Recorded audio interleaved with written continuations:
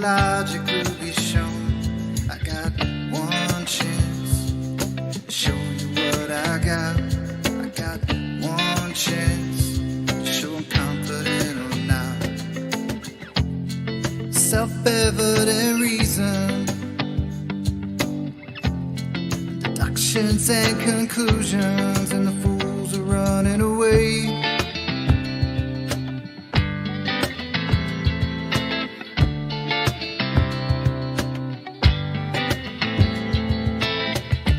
It's not what you say, it's only what you can prove. You better watch your step, you better mind your P's and Q's. You got one chance, show me what you got. You got one chance, show you confident or not.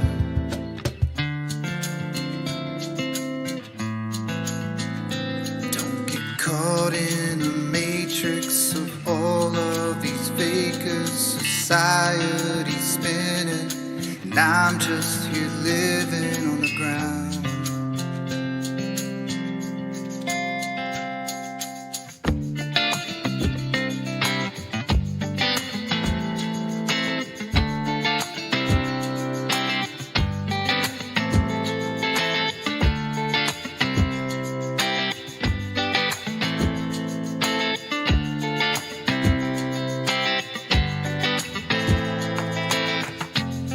Self-evident reason,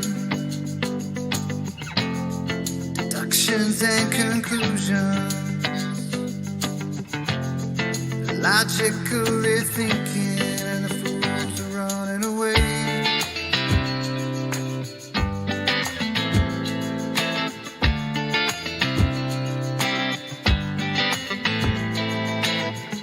You're flipping over backwards to show me where you think you are. Your model dictates that you never see too far. Shrinking in the distance, you can do fuck all with an angle, and the fools are running away.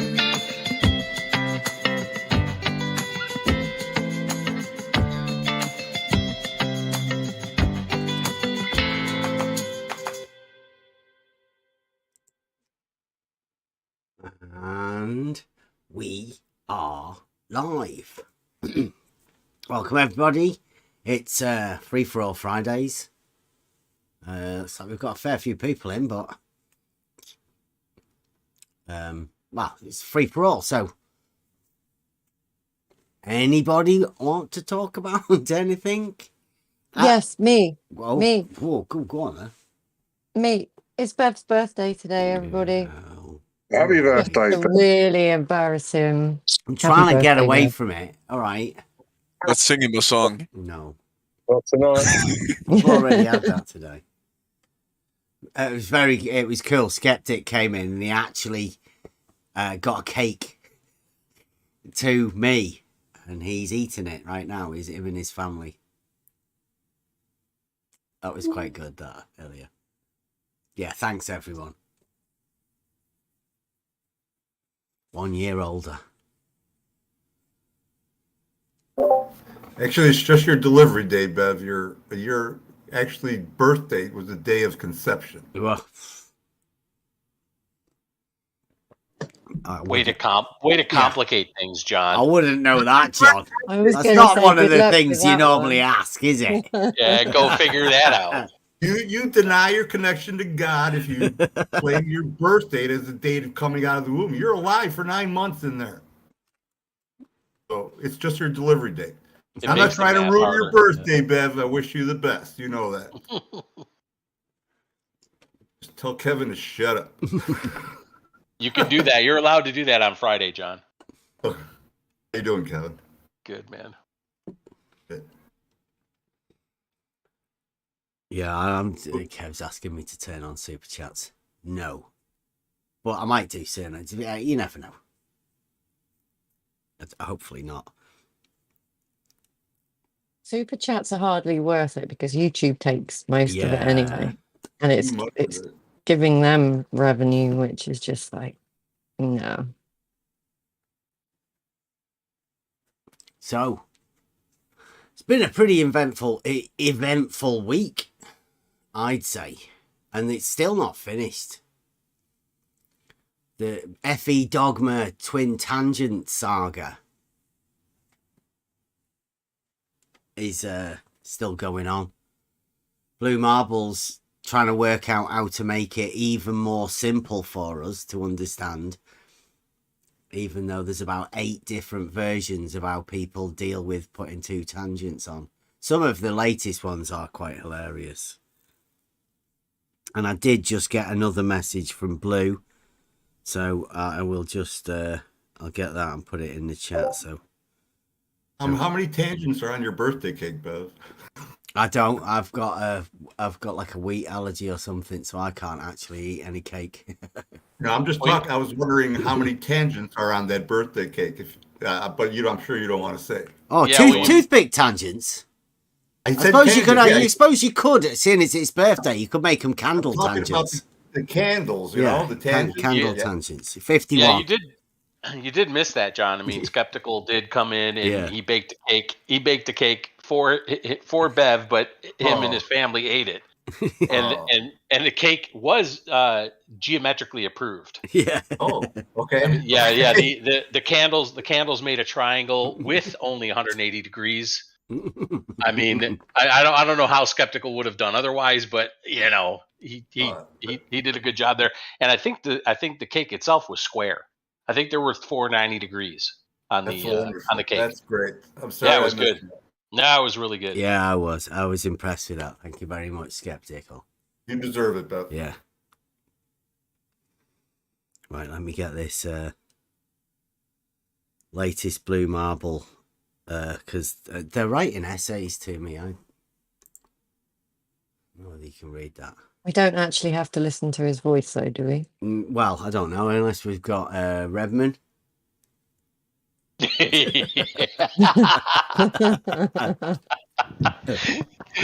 it, Redman. Read it. One wrong move, and you'll be banned up out of here.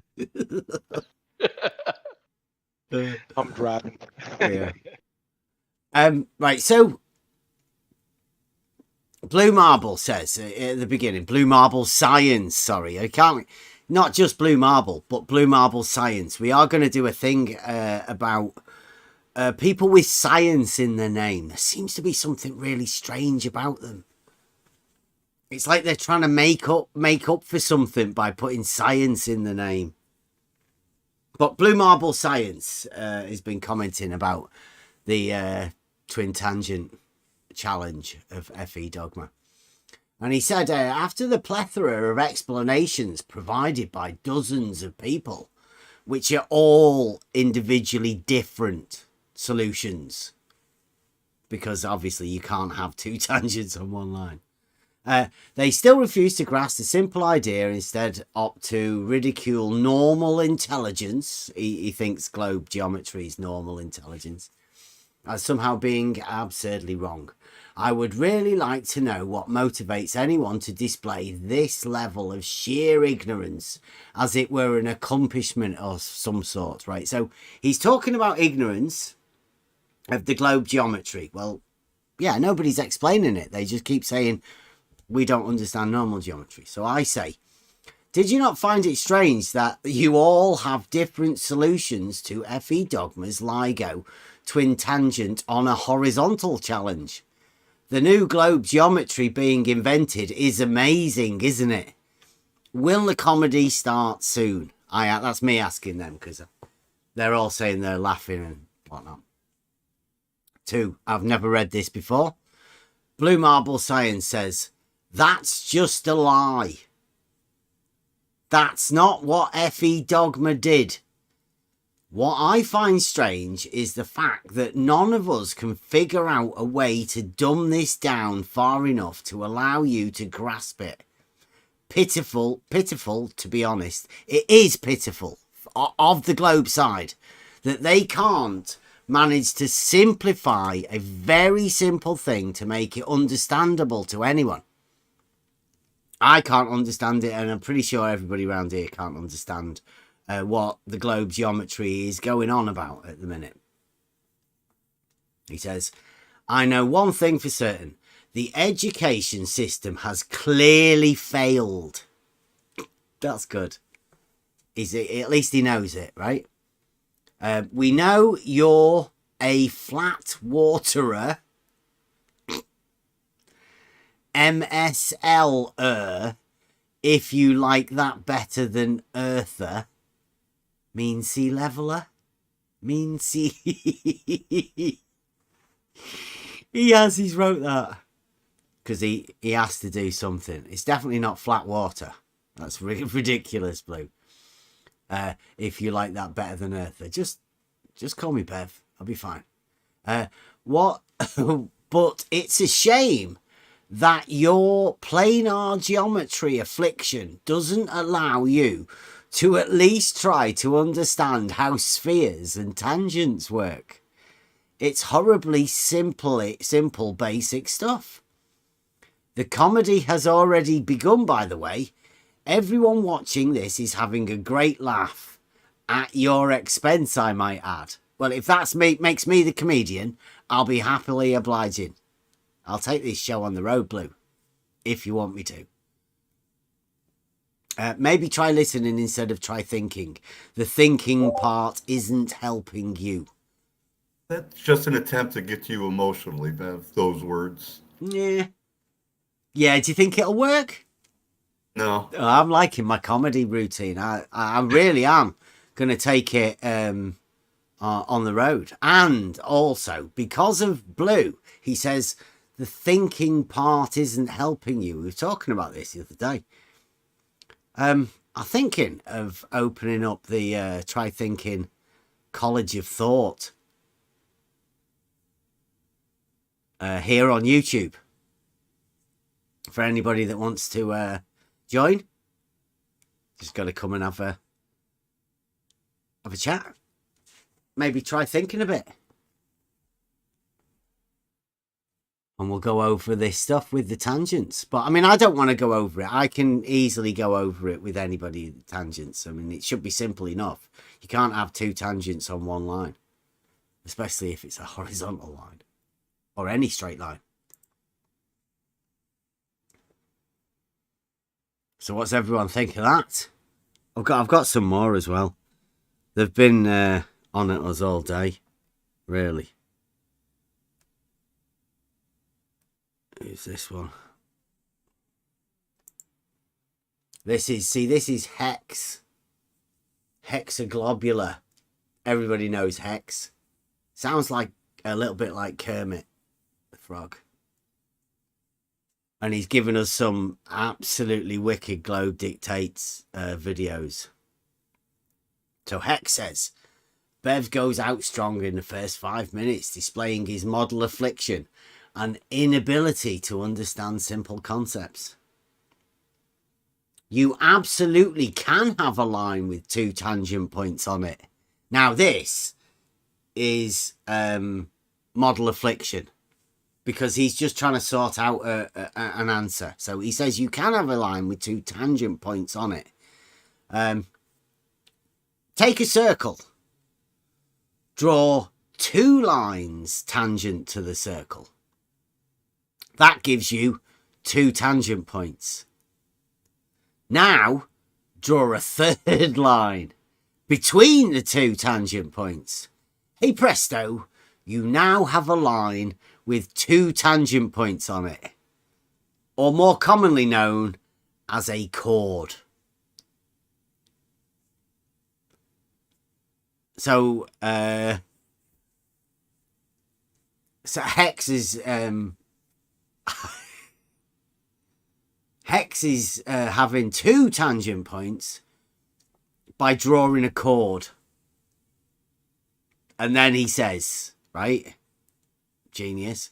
He says, of course, that line isn't itself a tangent to the circle at either point or at all.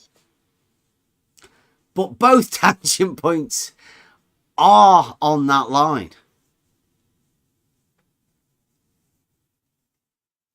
That's the same distinction that Bev fails / refuses to make regarding FE Dogma's video. See, it's all about FE Dogma's video. He's drawn a straight line, A to B, and he's put a tangent point at A and a tangent point at B. And then he's labelled the line, horizontal line.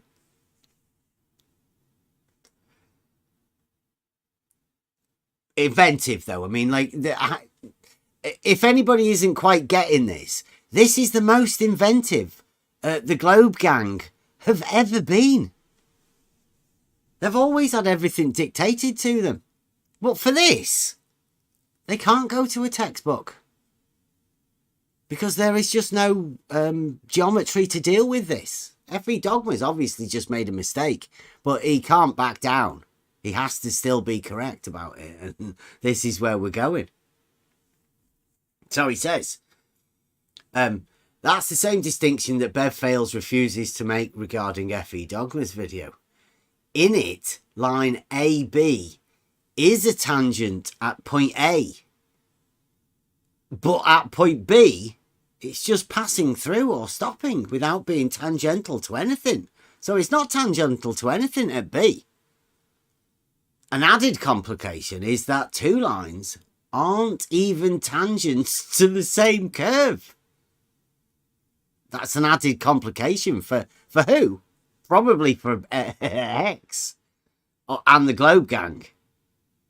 An added complication is that the two lines aren't even tangents to the same curve. AB is a tangent to the 529-foot elevation curve. And BC is a tangent to the 533-foot elevation curve. Brackets. I think it was.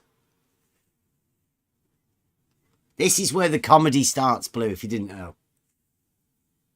The comedy starts when the Globers have to start redefining tangents. We've already had toothpick tangents. We've had extensions of radius, circles enveloping the old tangent to make a new tangent. We've had drawing chords to develop two tangent points at the end of it. What else is there? Where else can they go? I don't know. You forgot a tangent to that, Beth. What he's trying to do here as well. Sorry, go on. I say you forgot Jose's tangent to ashtray, tangent to his globe. Go ahead. You can have tangents anyway, yeah. Hey, that was Jose. But what he's done is he's got a tangent at an elevation point. And that's all they are. They're just points. The elevation points. They're the point where that elevation was taken. And it's just the height.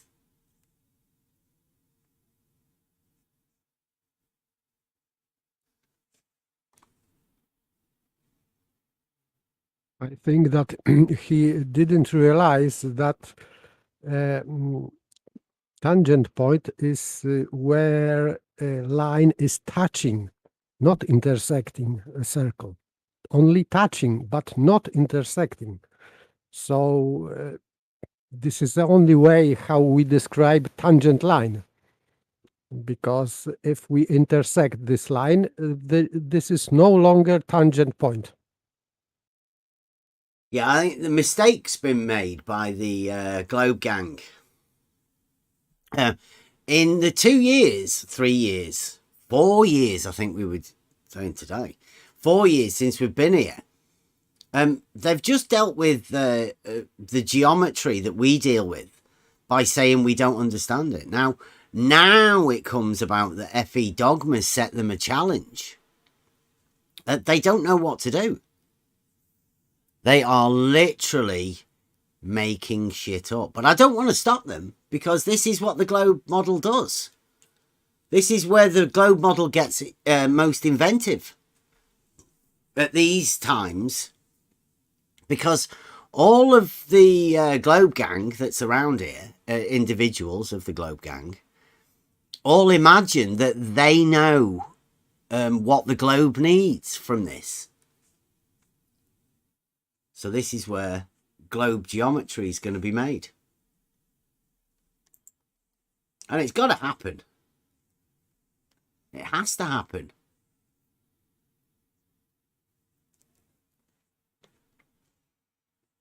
And we've been watching a few just recently. People go over the edge.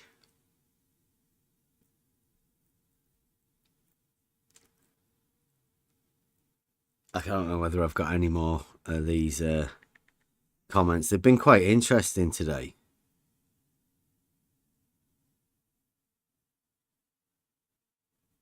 And here's another one. That's doofus. Point B is tangent point for the line BC. Also a tangent point for the line AB.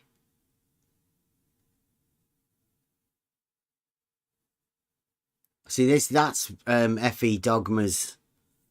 That's the FE dogma defense. Just draw a circle on the side of it. Extend the radius out through AB.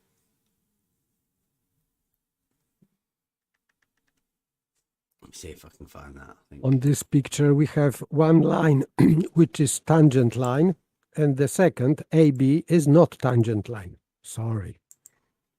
But it is that I'm calling this one. There you go. Look, it's pretty much exactly the same. The FE dogma defense to his own challenge, the twin tangent. He hasn't said where he's going to put the tangent at A yet, though. In that, it doesn't matter how they describe this. On that picture, last picture, line BC is tangent and line AB is not tangent. Simple. it's just an extension of the radius, isn't it? Yes, it cannot be because it is intersecting. So, and any extension will intersect. But at line BC, you can extend this line how long you want, and it still be tangent on line because it will not intersect. Yeah, that radius and the line AB would be perpendicular to the line BC. Yes. As a true tangent is always. But yeah, that is so. In these particular defenses that they've got, the FE dogma defense is just drawing a circle on the side, whereas Wally and Rumpus, I think, are going for the toothpick tangent, the extension of the radius of the original circle. That's what Hex was saying. Hex said here, the line isn't tangent to the circle at either point.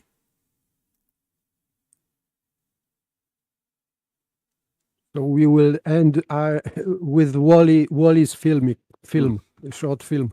Yeah.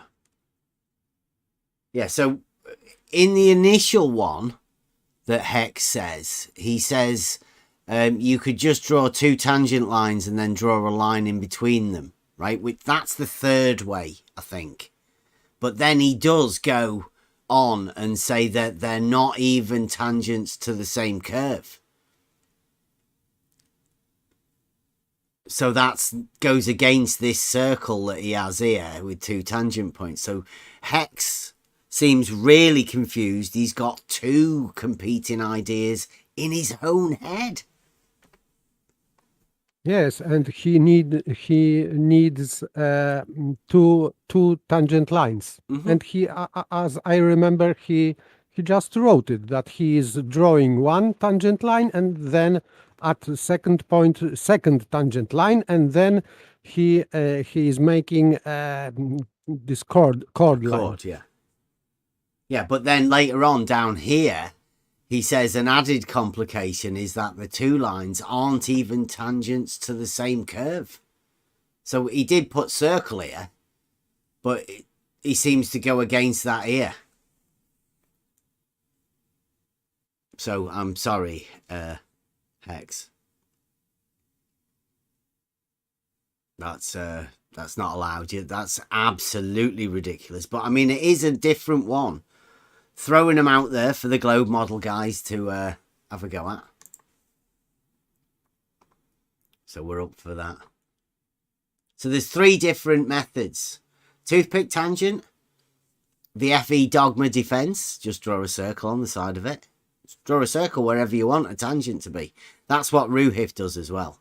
Ruhif says infinite tangents along that line. You could just roll a ball on it.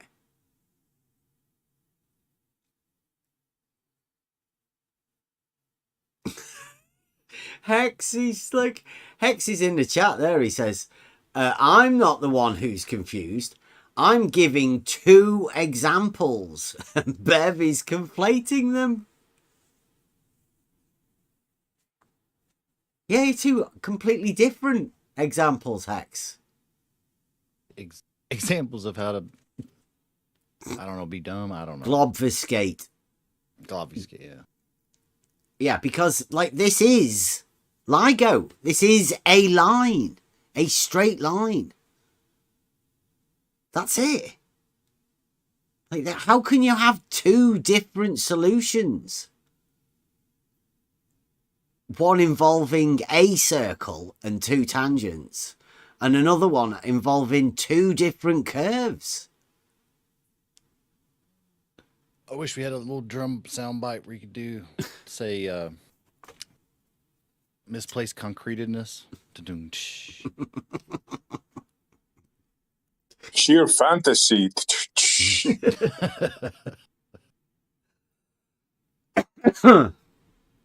They will get more inventive, though, hopefully, because they have to. I mean, it does seem ridiculous to everyone, and their best defense is just saying you don't understand, which we have already predicted. And I have experienced the you don't understand a fair bit, and they're right. I only understand geometric proofs that say whatever FE dogma did is impossible in reality. No question about it. Mm-hmm. That's the simpleness of it. I mean, I do understand that, and it's very, very obvious. What I don't understand is why there are a group of guys that can't see this. Well, their model affliction is what stops them from seeing it, and the fact that it's a paralogism. Good afternoon. Hey, Rob. Can I just say something real quick about that? When they say we don't understand, that's all they say. They don't actually elaborate and help us to understand, because they know that we do understand. They're just saying that to make us think we don't understand. But we clearly do. No. What it is they have their own model. They've all made their own globe model, right? Which isn't based on anything in reality. So when they come up with their solution, it's for their particular model. Now, they cannot explain it to somebody else because somebody else has a different model and they're going to do it to them. So it's much easier to come over here and tell us we don't understand than try and explain it to one of their globe friends. Because they are definitely not getting together as globe team and working a way out around this. Because they would come to the conclusion that F.E. Dogmas shouldn't have drawn it as he did. Because that's like a reality drawing where he just draws tangents and it's obvious that that's what he's doing.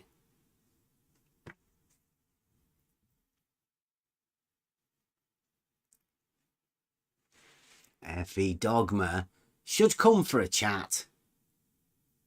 And then he can explain to everybody that he's just drawing circles wherever he wants. Because that's where it is. It's all in the meme. It's all in the words. You've just got to say globe and push this stuff out there. And it'll have to fit on the globe. Well, with geometry, it just doesn't. It's provably doesn't. Definitely not doing Euclidean geometry. Go on. I was just gonna say, I wonder if he knows that we have a song, shout out Buster, You Don't Understand. I think so. That's how many times we've heard that, my friend. There's a song about it. But trust me, we do understand. Sometimes we understand your model better than you. All of the time we understand the model better than them. Because we can relate it to Euclidean geometry and see where the differences are. They can't. Because they don't even know Euclidean geometry to start off with. As I remember, go on. As I remember, back into 2016, all discussions between flat earthers and globe earthers started with a long explanation, and flat earther had to explain in detail to globers how their model should work and what is impossible on their model, because they didn't understand. So this is very, very old. They don't understand their own model. It can't be understood. Of course. Yeah. Because this is full of contradiction. You cannot understand contradiction.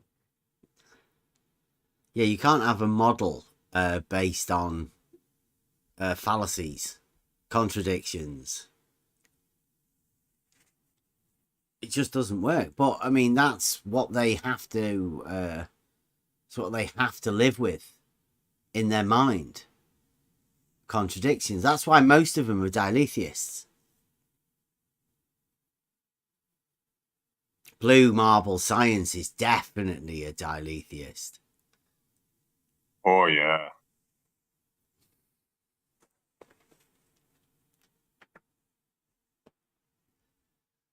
They all are. I don't know why Blue's talking about differential equations. I just come and talk about the actual geometry, Blue. We know you haven't got any.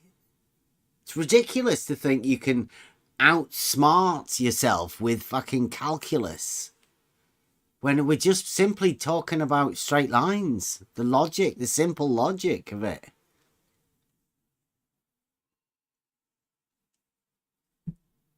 It's ridiculous. Would you like to come and have a chat, Blue? Would you like to come and me to come and have a chat? It is my birthday. Pop on over. Come on over with George. No, George is banned. Bring your team over. Get FE Dogma. I don't know who's the best second in charge. Who is the best globe geometer? Has Blue ever said? Ruhif said Charles. Math.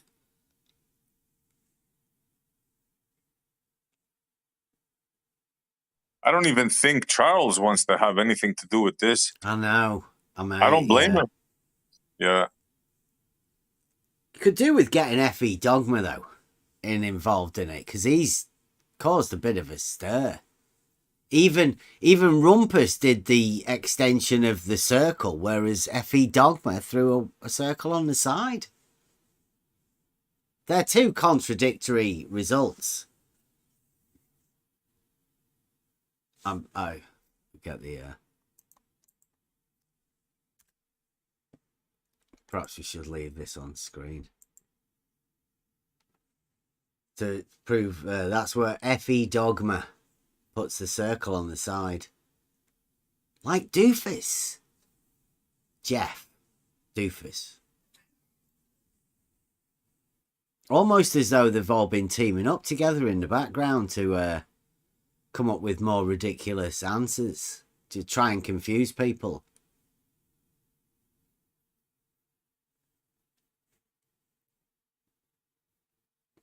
It is confusing when you draw a picture which is not relevant and it is not related to this problem.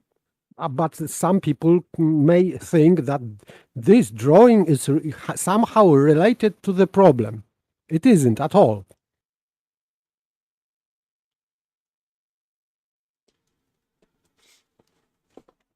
You know, Blue, we're not running from anything. We initially said that FE Dogma put two tangents. He put one at point A and one at point B. Well, if you look at this picture here, look what he's done with the point B in order to get two tangents. It's shocking.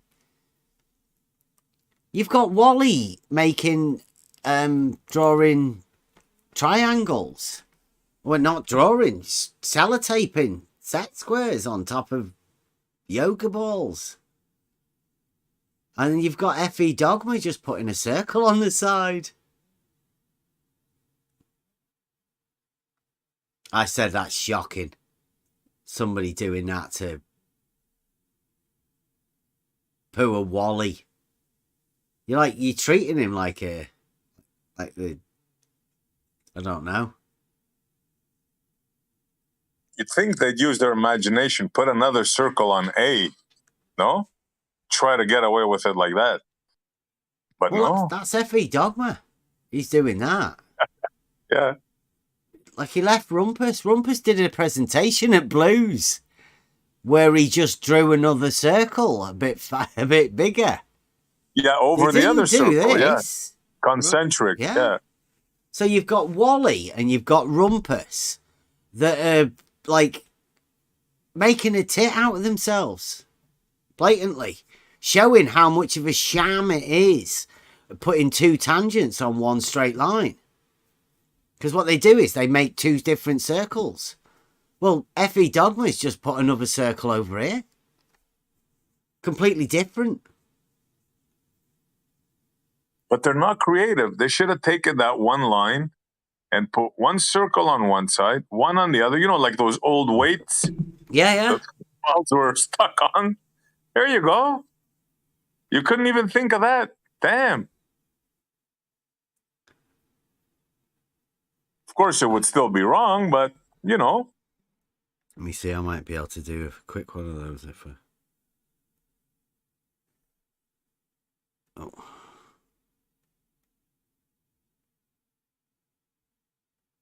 Maybe this is their way to make a preponderance of evidence with contradictory evidence.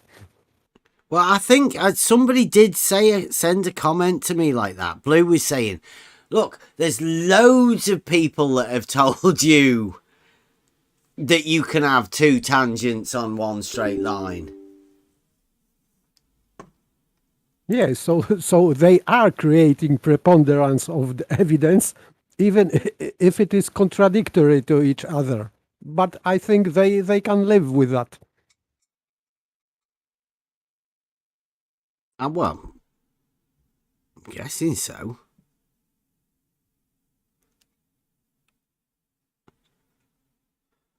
Oh. He does have good one-liners, though. I'll give that to Blue. He has a comedic... he can do comedy. Let's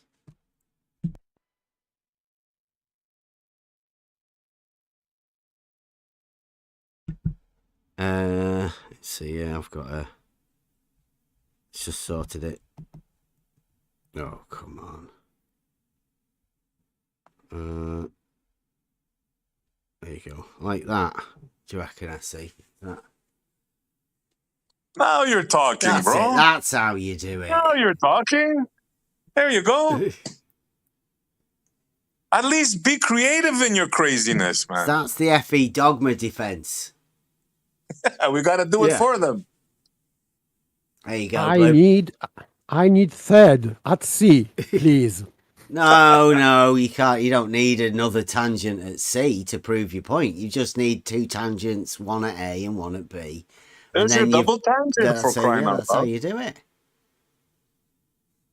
We got to do it for you. Mm. Damn. Even this we got to do for you. Did say to him at the beginning, you just draw two circles. It's dead easy.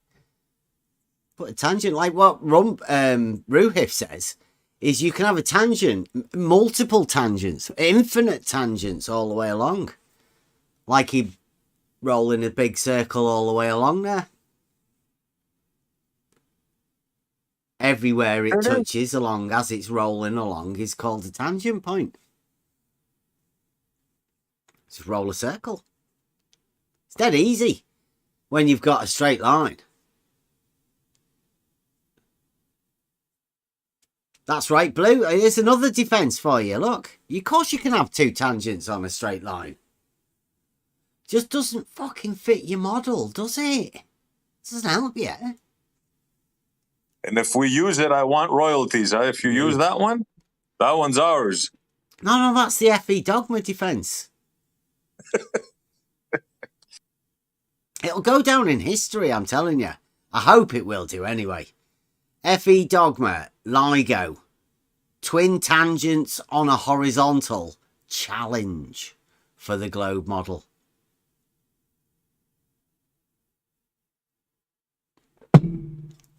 All you've got to do in order to keep your model is justify the two tangent points. One at A, one at B. Boom. However you want to do it. As long as you come out of it at the end with a firm belief of your model and the two tangents on the same straight line, you're fine.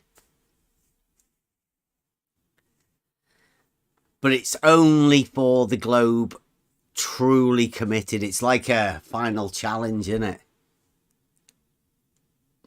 Do you reckon? Is there a stronger challenge? It's like the geometric challenge for the globe model. The double roundabout tangent line. It's like a road with two roundabouts.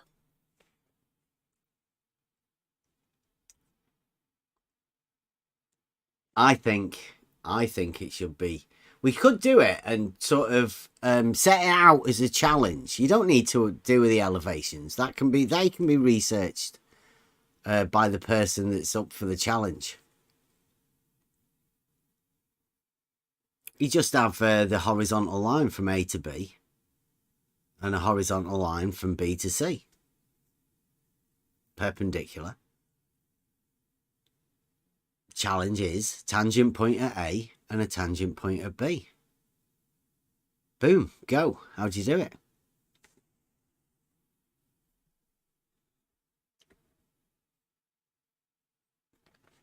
FE Dogma's not explained it. He's done some writing in a YouTube comment.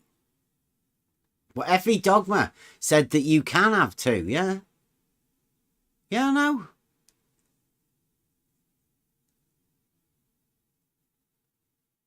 We've seen. Hex, yes. You drew a chord. An FE Dogma put a circle on each end. Just drew a circle there.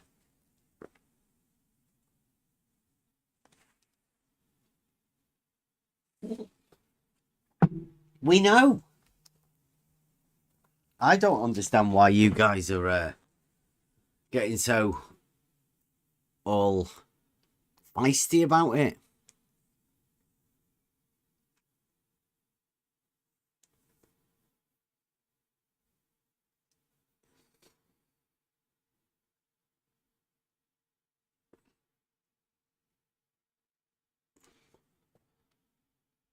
So, I don't want to play this twin tangent. It is free for all Friday, so I don't want to be standing in anybody's way.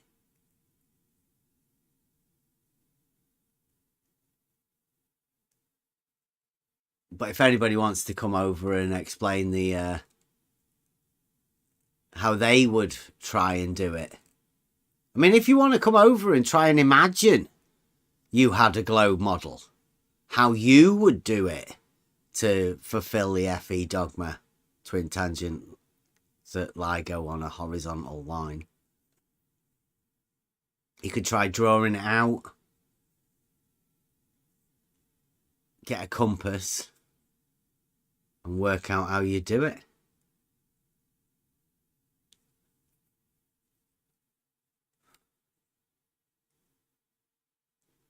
See, if it's not possible in Euclidean geometry, but obviously you're not going to be using that with the globe model, are you?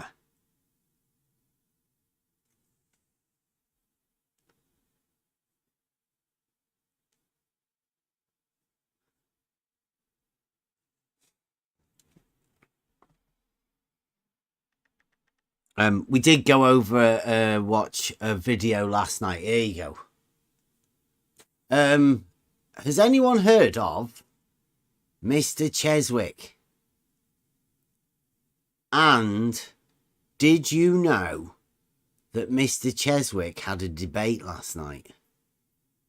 If you want to, well, if you want to call it, I think he would want to call it that. Wait a minute. Mr. Cheswick, isn't that the guy that used to make the flat earth songs that were making fun of flat earthers?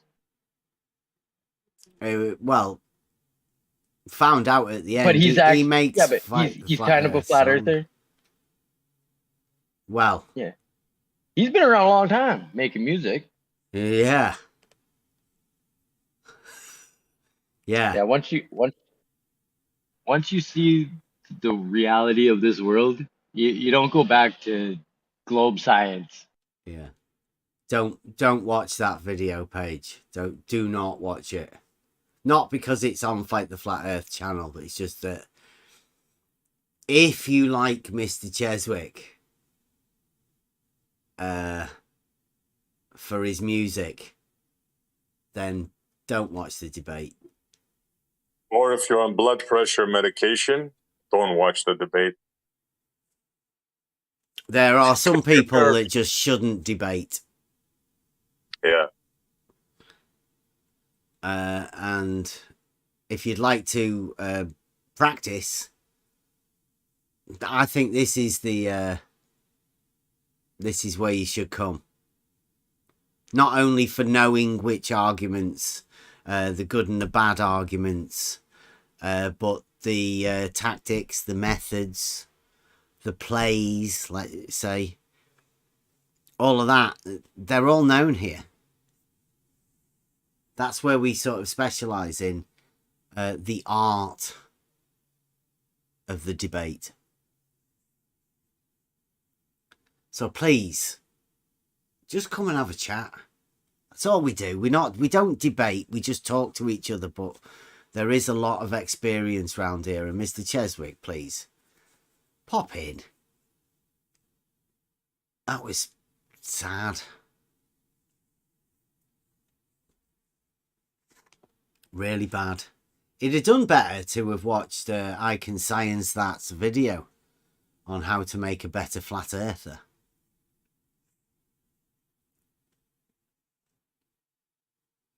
Because I think he fell into every one of the traps. It's like it's like he watched I Can Science That and thought, I'll have a go at all of those.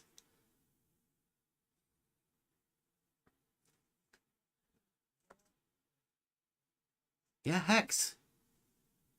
Yeah. See, he's put 2 tangent points on the line AB because he's drawn 2 different circles. 2 different curves completely. Yeah, we understand. It's not how a quadratic function works. You can't just restart it. You won't be able to match it up in reality. It means you're fucked. It means you've just unproved your model. Cannot be. You can't just restart a quadratic. Sorry. numbers do not match up. Cannot be done. You cannot have two tangents on one line and get the mathematics to fit. That's why everybody's struggling on the globe model. Proved wrong. Which is the oh, night sky, Jeff. Nice. Which is the line? Where's AB? He's done D. Can everyone see that? Yes, Yeah. I can see. It doesn't make any sense. Straight lines. I was just gonna say what paper said. He's trying to give us the D. Yeah. Wait, where did D come from? From the sky. I can You got it actually- wrong, SC. The A is the center of the circle, is it? Put me straight, Redmond. It's all of the above. That's the D.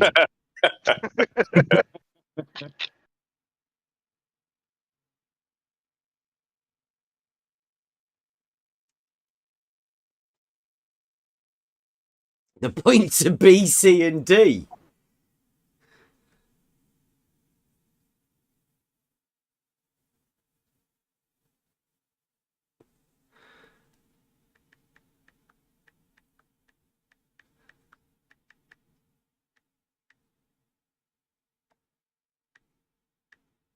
There you go.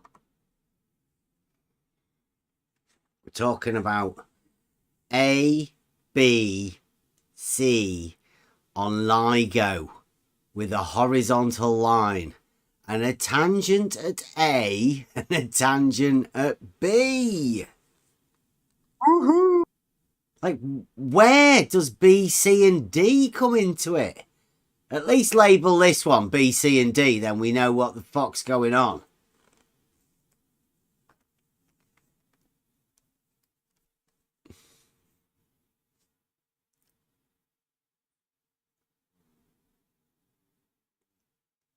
Wow. Would you like to stop tossing out straw men and red herrings and talk about LIGO elevations and why they aren't collinear on a flat MSL line? No, we're talking about A to B, a horizontal line, which I don't think has ever been addressed by anybody yet on the globe side. The fact that he has put a horizontal line from A to B and a horizontal line from B to C with a tangent point at A and a tangent point at B. Pretty simple. Oh, there you go. A, B, and C.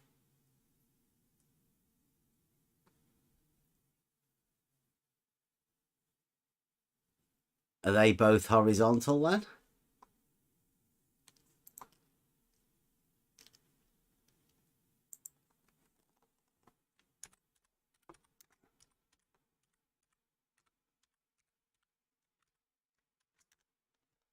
Yeah, there we go. He's not in the chat here, is he? No. Just talking from the chat. Text chat trolls. So we're going to have to be dealing with that. I don't know who... Does anybody know who Night Sky Jeff is? Is he the representative of the new globe geometry? I have no clue who he is. He spoke the other night, I think. Yeah, but he's rolling his sleeves up, isn't he? Hey, hang on, lads, I'll take this. Yeah, he came in here as an ambassador for some other guy yesterday. Yeah. He had never heard about the twin tangents before yesterday. So he is definitely fresh. So which one is the where's his toothpick tangent? Yes, he's replicating Wally's film. Yeah. He's just replicating this. Correct me if I'm wrong. Both B and C are above the circle, and A is below the circle. It's the way it looks. Yeah, that's No, this is a 3D. This is a 3D picture. Okay, so A is touching the circle. Yeah, but there's only A that's touching it. Yeah, yeah. And B and C are both above. Floating. Yeah. Yeah. Toothpick tangents. Yeah, well, if you've got a toothpick tangent at B, then you have to have a toothpick tangent at C. You're right. You've got 3 tangent points now. He's just developed them. Wow. A is on the surface, B is above the surface, and C, yeah. How can you call them tangent points in any way? Can't. Exactly. So B's not a tangent. He's going to say, Jeff will tell us that B's not a tangent. C is where most of the earthworks took place, I imagine. 4-foot slope. And B. Well, it looks like he's got a bit of a slope on both of them, but can't have a slope because they're horizontal.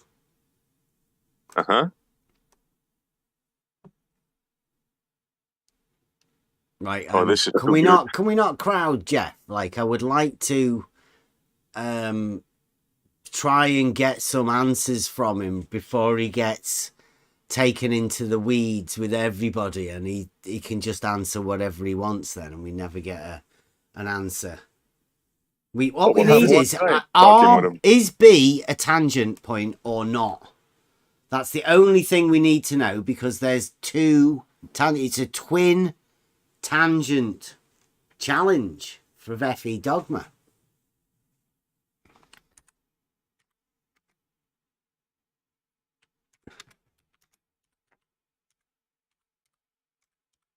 According to last drawing, we have only at A tangent point and nothing more. That's supposed to be not heard the Highlander.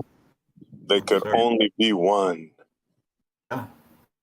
This is supposed to be representative LIGO as well, right? I think so, yeah. I mean, this is more of a representative of their model of LIGO than FE Dogma, and he's drawing a ball on the side. Right? Now, these guys, Wally and Night Sky Jeff, are making a good go at it, right? They're really trying hard. Whereas FE Dogma, the guy that started the challenge off, this is a bit of a poor effort, really. You've got Night Sky Jeff and Wally really trying hard to do this, but unfortunately they're dealing in 3D Euclidean geometry, and they're setting themselves up for a fail.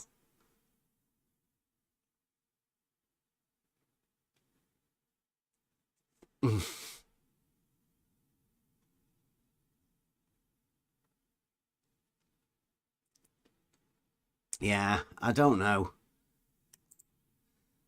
FE Dogma does have A and B on a horizontal line.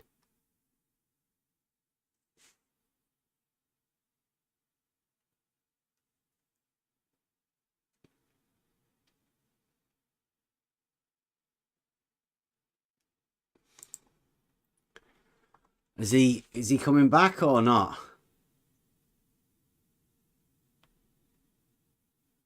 No. Night Sky Jeff's gone.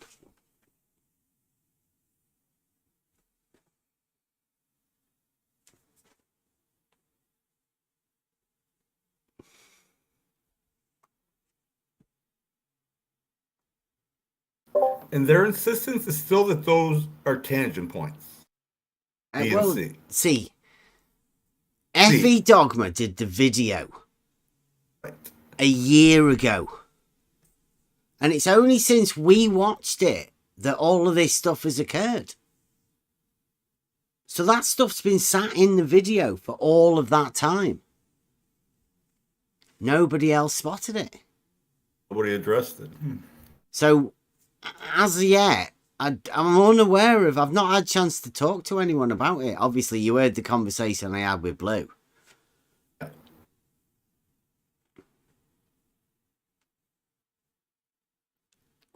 Blue, we're talking about the geometry of the horizontal line with 2 tangent points on it.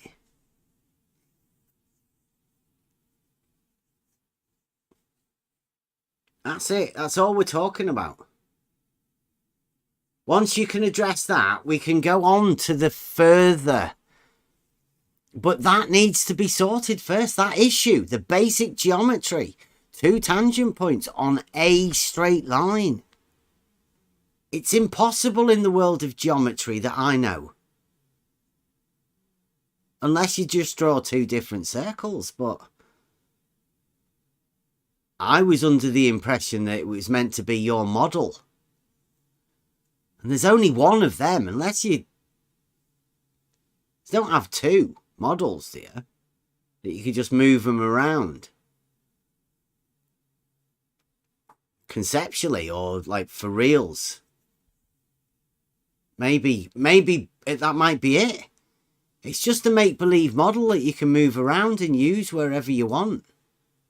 And if that's the case, let us know. That's good. As long as we know the rules that we're playing with, that you can just make up shit wherever you want and just inject it at any point wherever you want.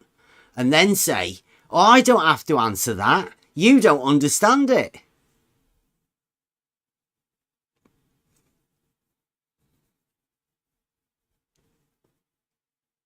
But hey, it's just me. I've been around here for a bit. I've never really had a proper answer from anybody for any of the questions I've ever asked.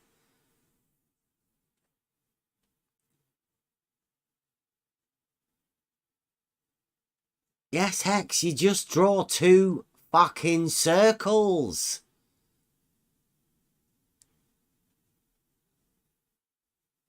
That's the only way you can do it. The only way. Toothpick tangents are globe model geometry. It's not Euclidean. You're going to have to come up with a whole new set of geometry laws to get away with the toothpick tangent. It's very inventive.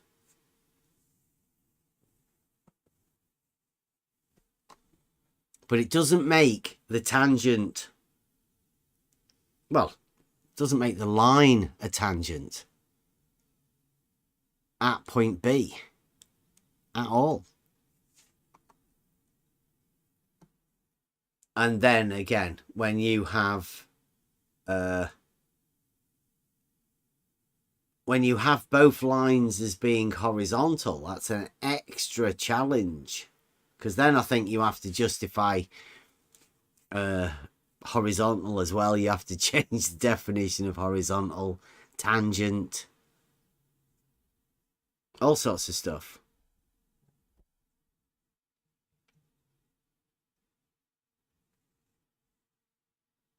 Yeah. I know Blue Marble and the Globe gang, they're upset. And don't worry, Blue, not a flat earther. So your model's not at stake to a flat earther. I don't want to come and take your model off you. I don't want a model. I just want to try and get an understanding of how the geometry works. I know how geometry works in reality, and I know how the basic concepts of Euclidean geometry work. And what FE Dogma has done is impossible. But I'd just like to know how the globe model deals with it. Let us know if I'm getting it right. You either draw 2 different circles, a circle wherever you want a tangent point, or you invent some way of extending a radius, and like this is in 3D reality. You have a ball, a 3D sphere, the spherical object, and then somehow extend the radius past the circumference, i.e. a toothpick tangent, which is it is a new thing to me. I didn't even know it. I bet most people didn't even know about toothpick tangents, but they've just been invented just recently because of F.E. Dogma's twin tangent challenge. Very inventively by Wally, the number 2. And that's why, if anyone was doubting why Wally is the number 2, it's undoubtedly because he has the ingenuity to do the toothpick tangent. And there's nobody else that could have done that.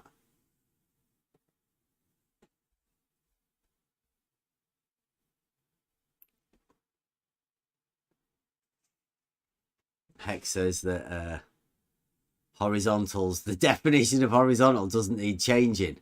It just fails to realise that horizontal is not universally parallel. But that would need it to be change its definition, because horizontal is parallel to the plane of the horizon. All of them. Which means all horizontals are parallel to each other. Geometrically, of course. Provably within mathematics and geometry. Only Euclidean geometry, actually.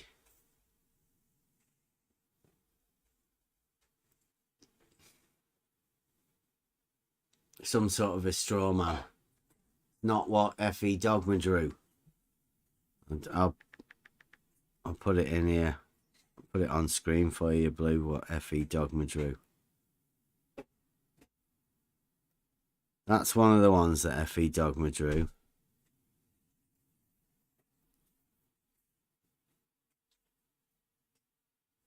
And then that's the other one that F.E. Dogma drew. I put the A and the B and C on it.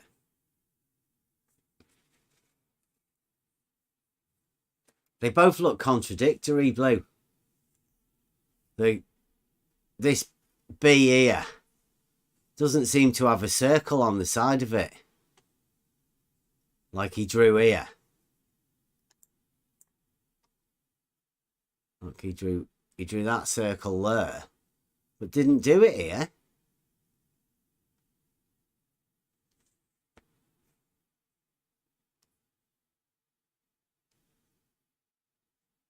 Really weird. In fact, I might see if I can get that on the overlay one on top of the other.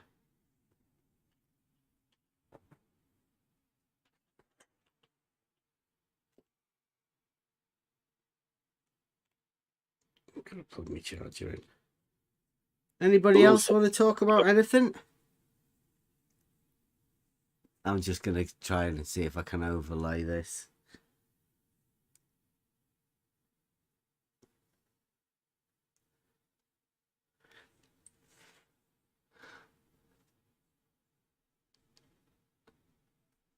Oh, that's good, Saragaki.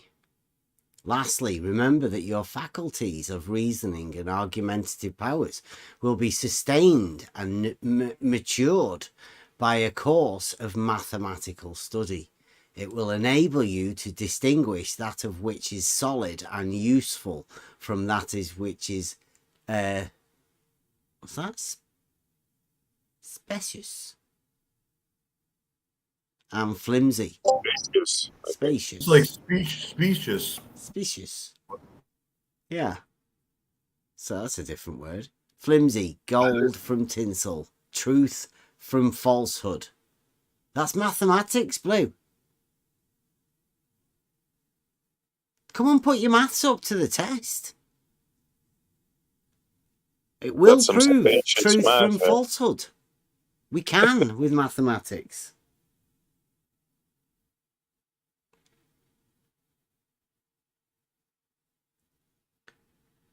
Just come along, Blue. Send your best.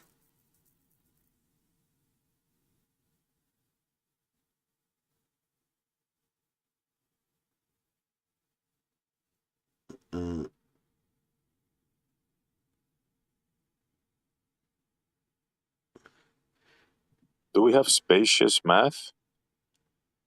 Blue?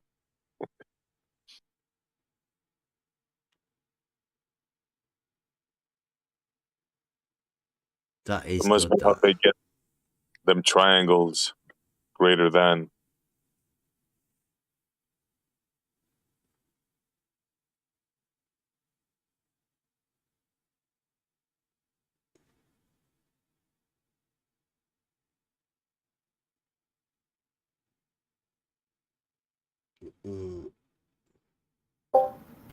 But specious means superficially plausible. Yeah, no way up. Superficially plausible. I like that. I'll give you a spacious truth.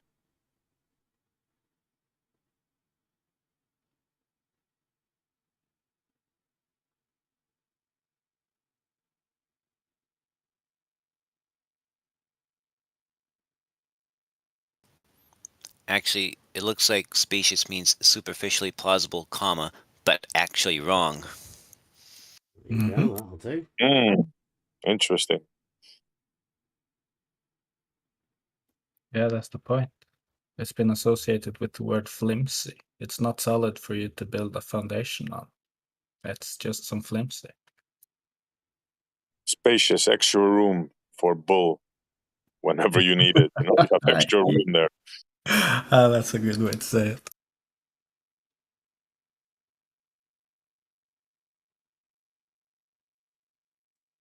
So you agree with that?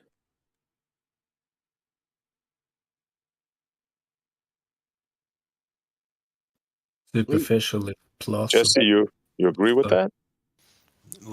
I was just stating the definition. I don't know what we're calling specious, but that is the definition for the word specious. Have you tried the FE Dogma Twin Tangent Challenge?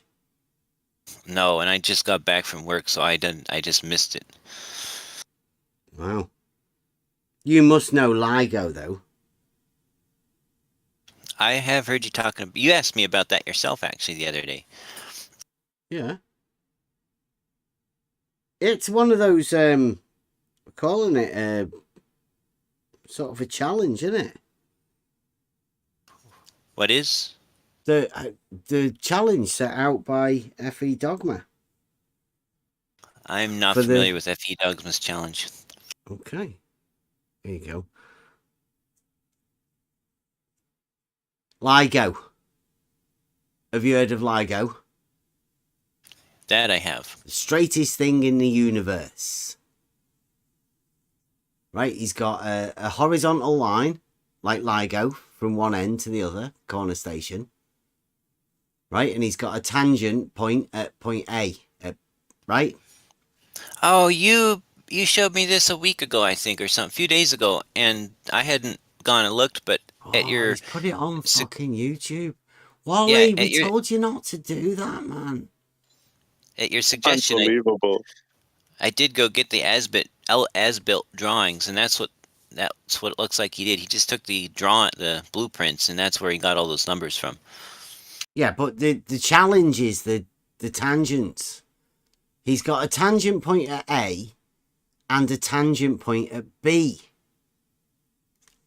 With A to B being a horizontal line and B to C being a horizontal line. The challenge is, how do you do that? Geometrically, how is it possible for you to have two tangents on one straight line? So what exactly am I looking at here? The northwest arm and the southwest arm. Oh, are you saying that the two lines are at right angles to each other?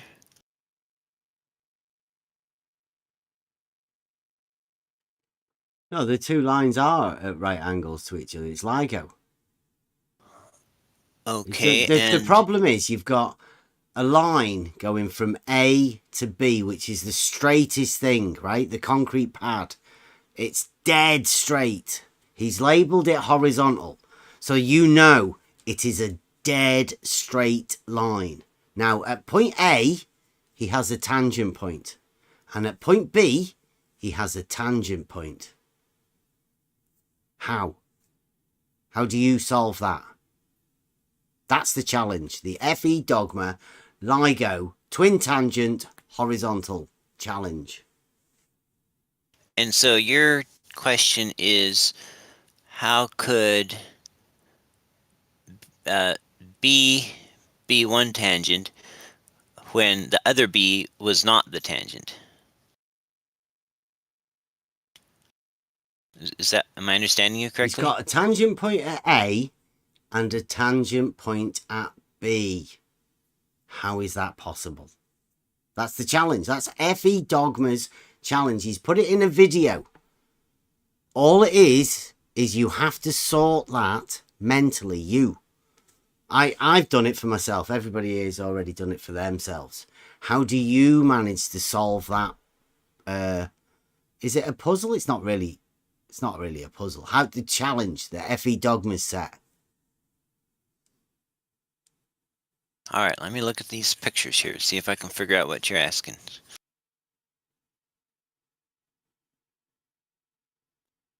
I don't know if I should just let that one slide.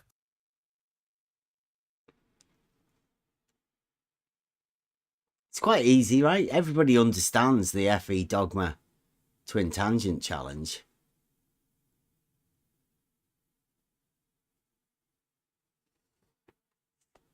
I think it's good. See, as far as I am aware, the Globe Gang have never really engaged geometrically with us at all. And like, hats off to you, Wally, but should you really have put that on YouTube?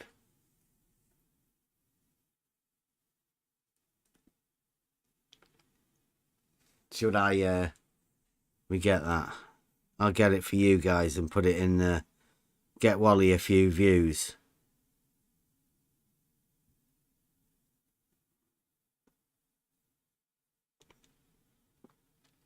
I didn't know you'd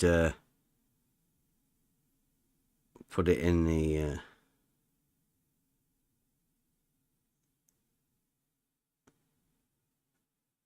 here you go, guys. This is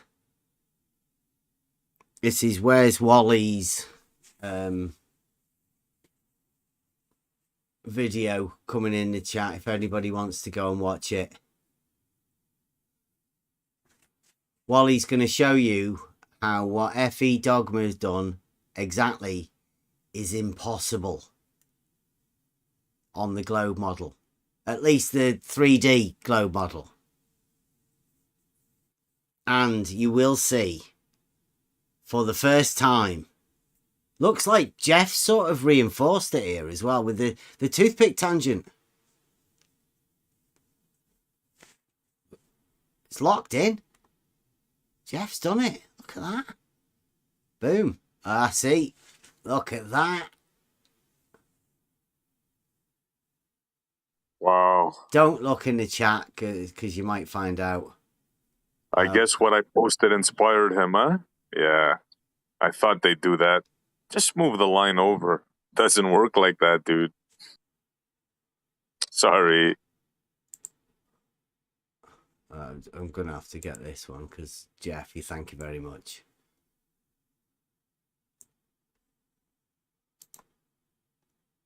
Save that one.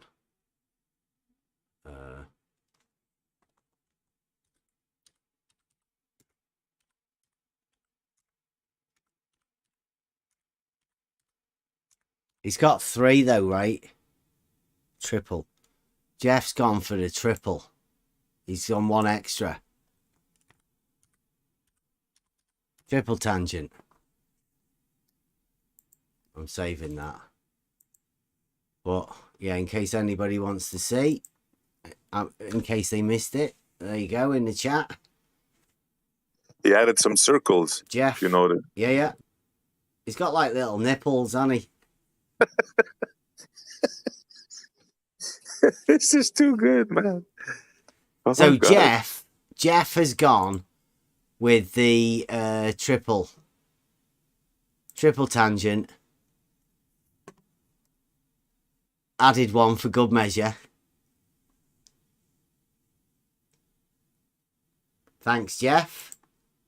Wally should be good. Wally might be making adding that to his video.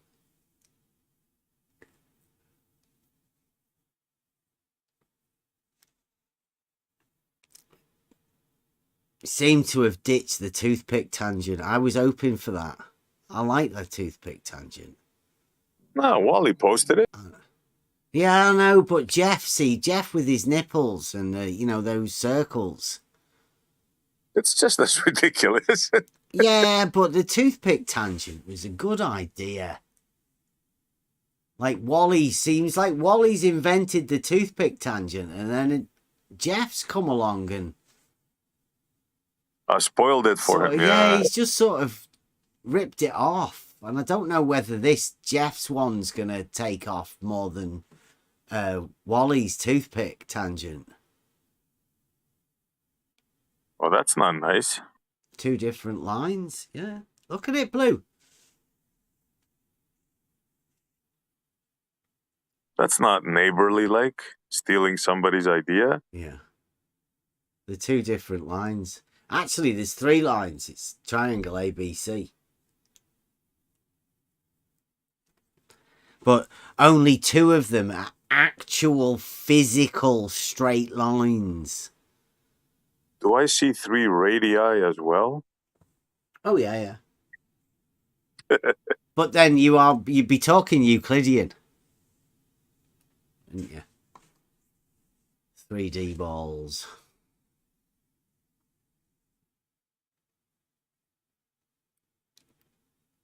One tangent point on each line, but you've got 3, Blue. There's a tangent point at each end of every line. You've got 3 lines, A, B, C, and each end of those lines have all got tangents on them. Even Jeff has drawn it. Blue. How can you not see that? It's like you are blinded to it.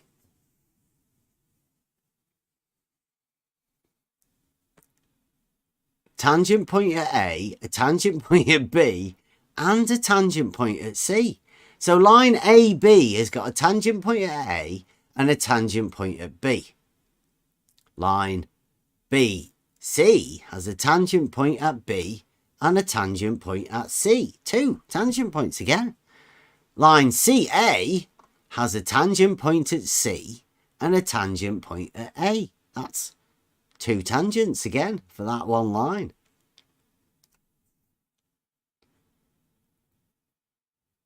It's pretty obvious. Sometimes people don't want to get. Sometimes people don't want to get topped, so that rumpus is tangential points. Yeah. And now we got tangent points.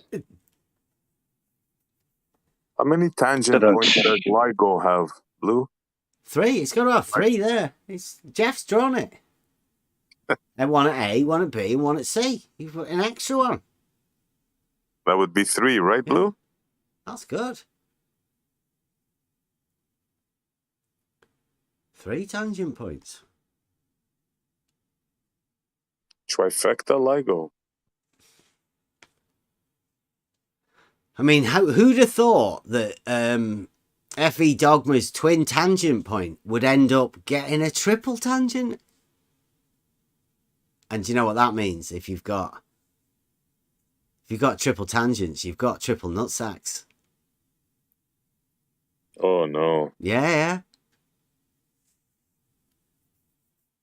The old triple nutsack. A maneuver not attempted. Yeah, this is the first attempted to see whether they can get away with the triple nutsack.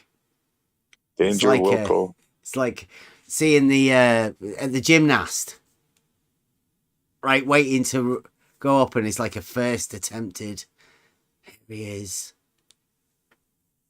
Triple pike. Jeff Night Sky, a new entry into the arena. It's attempting to pull off A triple nutsack. Triple nutsack, reverse pike. And you see the judges ranking it. Ooh, that was a nice entry. Little splash. Well, I I give don't it a know who 9. he is. I don't know if anybody else knows who he is, and we can't have him just coming in here. Imagine all of that time that Wally's spent in here. It's like nearly a year. Typing day after day, spending hours here doing that. And in comes Jeff Night Sky. Night Sky Jeff. Jeff. You reckon Jeff? Sounds familiar, doesn't it? Who else was called Jeff? I remember there's a surveyor on Twitter called Jeff.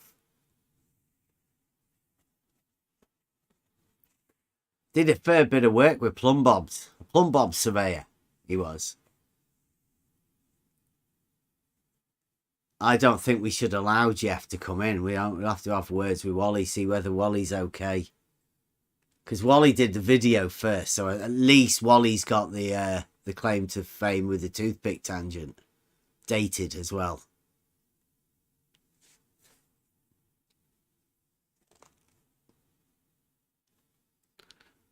Please save that video of Wally's. I've downloaded it. I got it an early copy. Straight to Discord. Exclusive.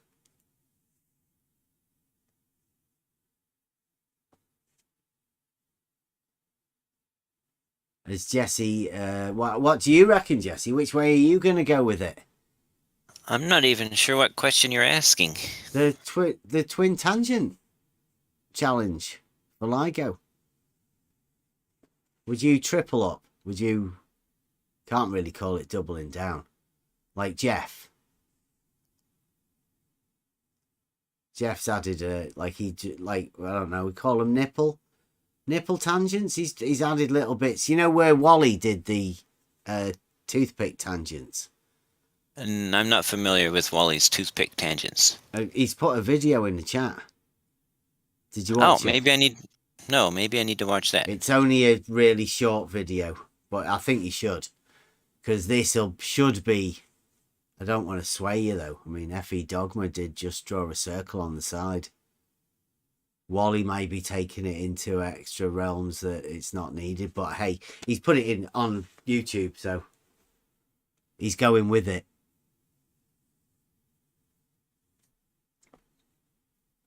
I'll put it in here.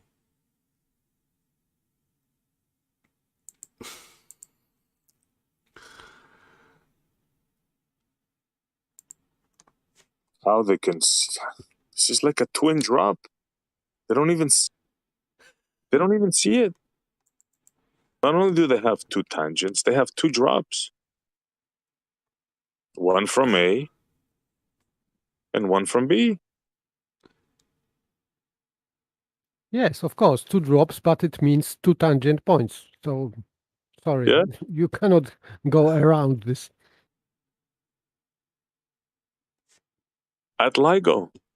LIGO has two drops. Have you ever heard of FE Dogma, Jesse? You always talk about it. No, have you ever heard of him, the guy, FE Dogma? I think I've just heard you guys talking about him. Okay. So, do you think it's a good idea to put two tangents, one at A and one at B? Bearing in mind, his name is FE Dogma.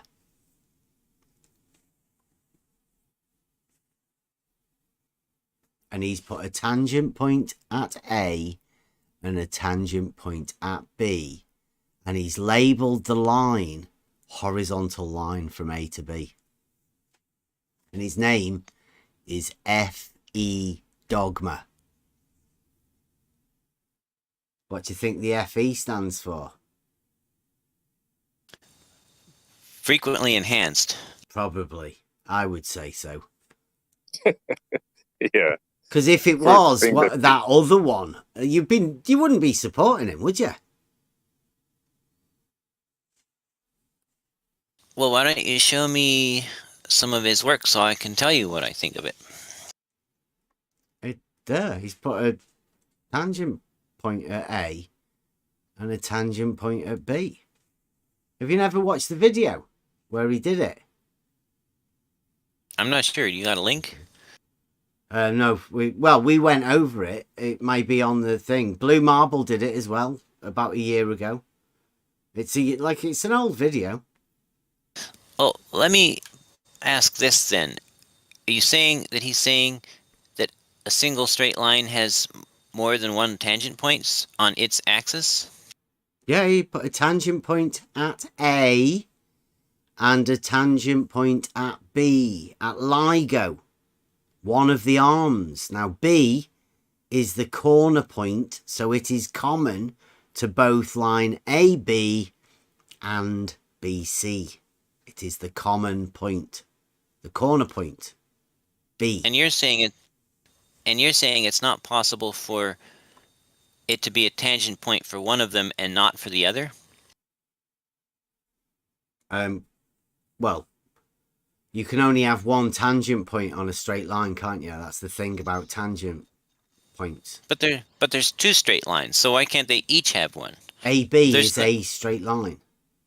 There's no rule that they both have to have their tangent point in the same spot, unless they're on a plane. It's a tangent point on a straight line, right? Two different tangent points, one at each end of a straight line. Now, how do you say that again? justify Wait. it? No, back up. It sounded like you just said that there are two. Oh, I see what you're saying. There shouldn't be, but he's saying there is what you're saying. Yeah, he's labelled it in his drawing. He has. He's also labelled the lines horizontal lines.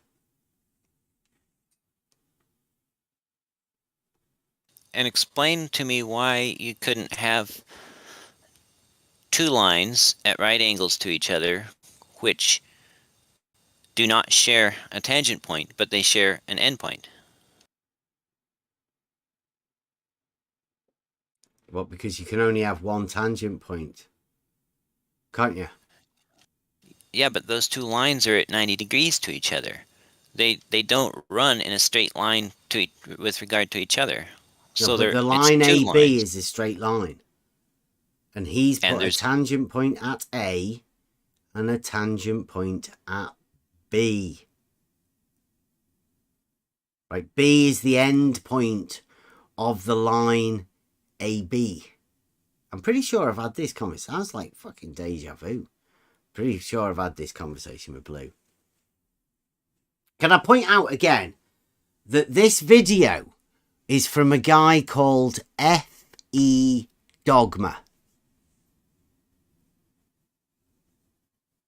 Right, and he's labelled a straight line with a tangent point at A and a tangent point at B. Now, I don't know how much geometry you did at school or at college, maybe university, but you should know it's impossible to have two tangent points on a straight line. Unless you have two different circles. Now, how do you, I may have given it away there, helped you out a little bit. How do you deal with it? Remembering that it's from a video from a guy called F.E. Dogma. Frequently excitable? I'll go with that. Although, I mean, I'd rather discuss the issue rather than a name of some guy, right? Why do we have to keep going back to that?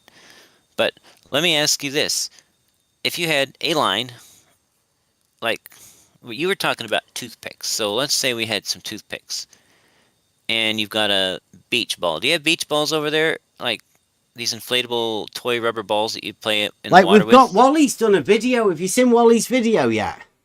I keep asking Please for it. have No a one will look. post it. I've put it in there. Oh. In the live chat. It's in there now. I'm going to click it. You guys need more Wally. Everybody can see it. Explain LIGO Which one is that? The Stark Otter one? Super easy. Barely an inconvenience. Yeah, Stark Otter takes LIGO tangents to a whole new level. And the elevation drawings as well. Which is what he has there. Discord lets you upload an 80 megabyte file. That's cool, I guess. Yeah, up to 100. Got a good Discord server. I quite like Discord for doing that. Best for presenting. And chatting, obviously, and you can play games and show all your screen. Do all sorts of stuff. But you can see that he has marked on the screen in a green, he has a tangent point on the northwest arm. And then at the other end of it, he's got another tangent point. I mean, these are LIGO arms. I know it looks ridiculous. And I didn't do these elevation profiles. And why do you think he labelled them horizontal? And then Wally's drawn a picture like that.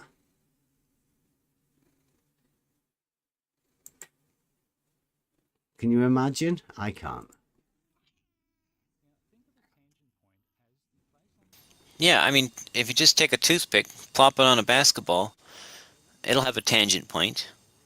Now take another toothpick, The lay it toothpick, across the first one. the toothpick will have a tangent point. It's that kind of toothpick. The standing up toothpicks, the one like Wally's done. The one I don't to know prop what up Wally the- did with a tooth. Have you watched the video? No, it's Why downloading. haven't you watched the video? I got slow internet. It's downloading, man. I clicked it. It's downloading. You can just press play. You don't need to download it. Huh? No, it's just the only option I had was to download, and so I did it. But it's downloaded. Let me play it.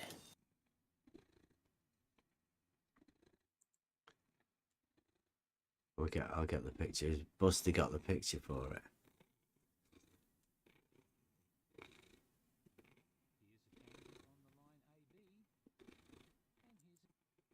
Tangent point of B.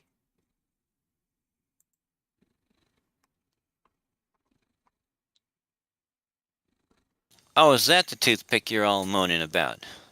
I'm moaning about it. I was just saying it's very inventive. A toothpick tangent. He puts point B at the end of a toothpick. So that's the toothpick tangent that he's talking about. That's how Wally solved the problem with a solid sphere. FE Dogma just drew a circle on the side of it. How do you solve the problem? I think FE Dogma's trolled the shit out of you, really. Especially by drawing a circle on the side of it. But hey, Wally's very inventive with the toothpick. So I don't see what the problem is.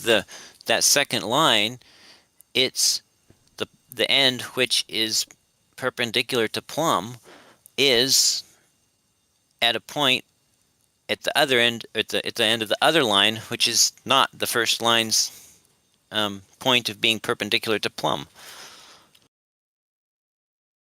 They obviously.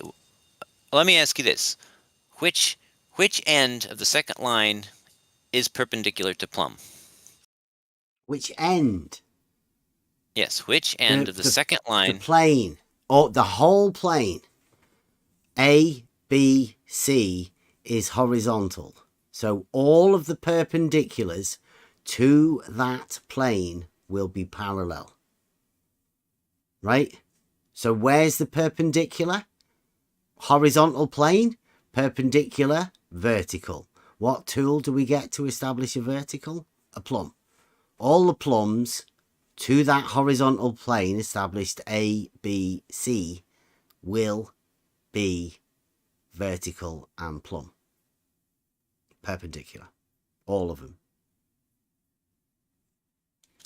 So tell me about the B end of the first line. Is it where at right angles? That's where he put a tangent. Is that line at right angles to plumb?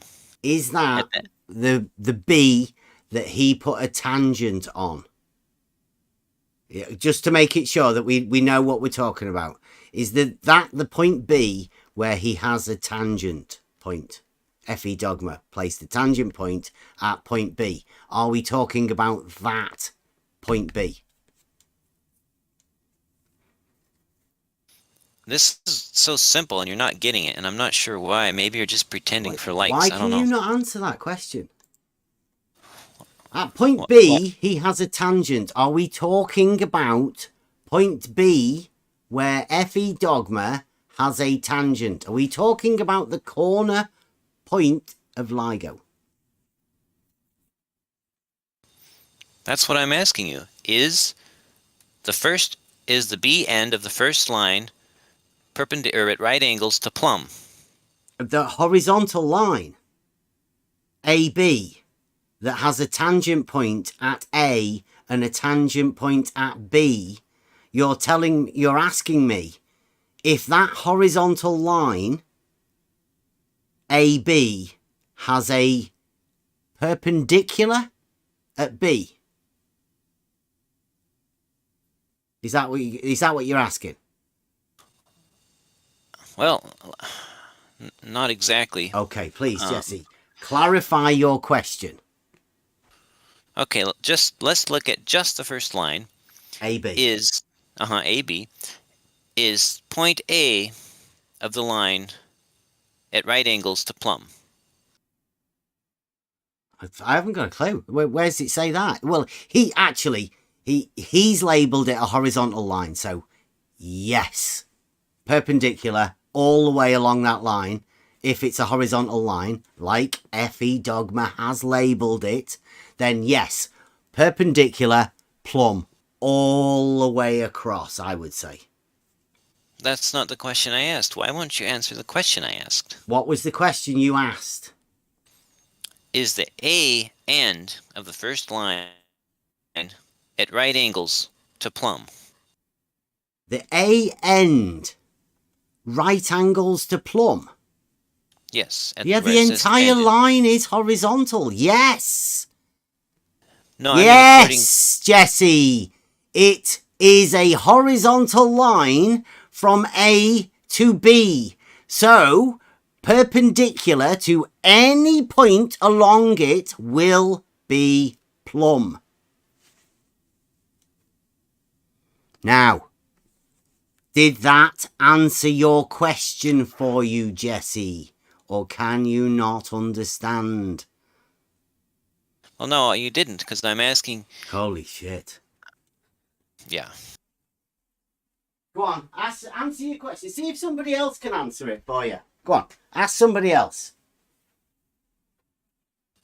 Me ask somebody else, or somebody else ask me? No. You've asked me 4 or 5 times. I've given you a very comprehensive answer 4 or 5 times. Please try and ask somebody else. I'm going to keep quiet.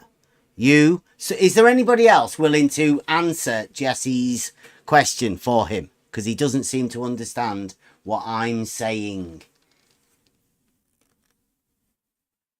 Go on, ask your question again, Jesse. Let's see if anybody else can answer it. Okay. According to Dogma's presentation and the triangle and all that stuff, whatever, is the first point of the first line, in other words, A, is that line at right angles to plumb at that end?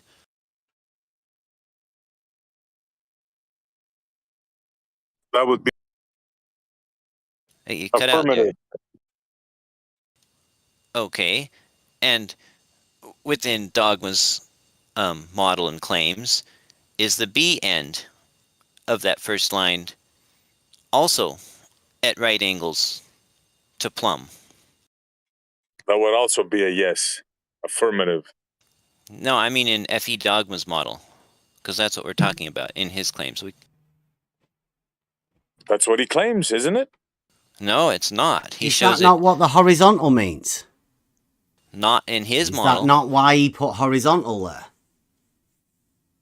Are you going to say at the other end, it's not perpendicular to vertical. It's not perpendicular to plumb. That's the way. Look, it's drawn. Look how it's drawn. He shows. He's drawn the them water. both horizontals. AB horizontal, BC horizontal. But he's shown level as curved. Do you see? I wouldn't bother. I wouldn't bother about the curved bit because he's put two fucking tangents. One at A and one at B. It's impossible. Forget about the fucking curve.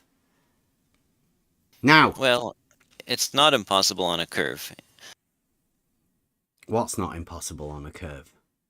It's not impossible for two lines at right angles to have separate tangent points. Really? Really? Wally seemed to struggle, didn't he, with his little thingy? He had to do toothpick tangents. How do you resolve the inability of having two tangents upon a plane or straight line? That was the question to you at the beginning. How do you resolve it? I know you've just said it's not impossible, but how? Go on. I tried to explain and you cut me off. I'll try again. Let's say you had a beach ball and you take a toothpick, or do you do pickup sticks? A little like they're longer. It's like a long straight matchstick. You lay a long matchstick, onto a ball. It's got one tangent point, right? Now, take another matchstick and lay it on that first toothpick, but at right angles, so it forms a cross or a plus or a T or an L, any configuration where they cross at right angles. That second toothpick, or that second matchstick, will also have a tangent point.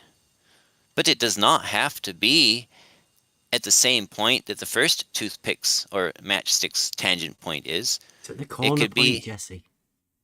I beg your pardon? It's at the corner point, isn't it?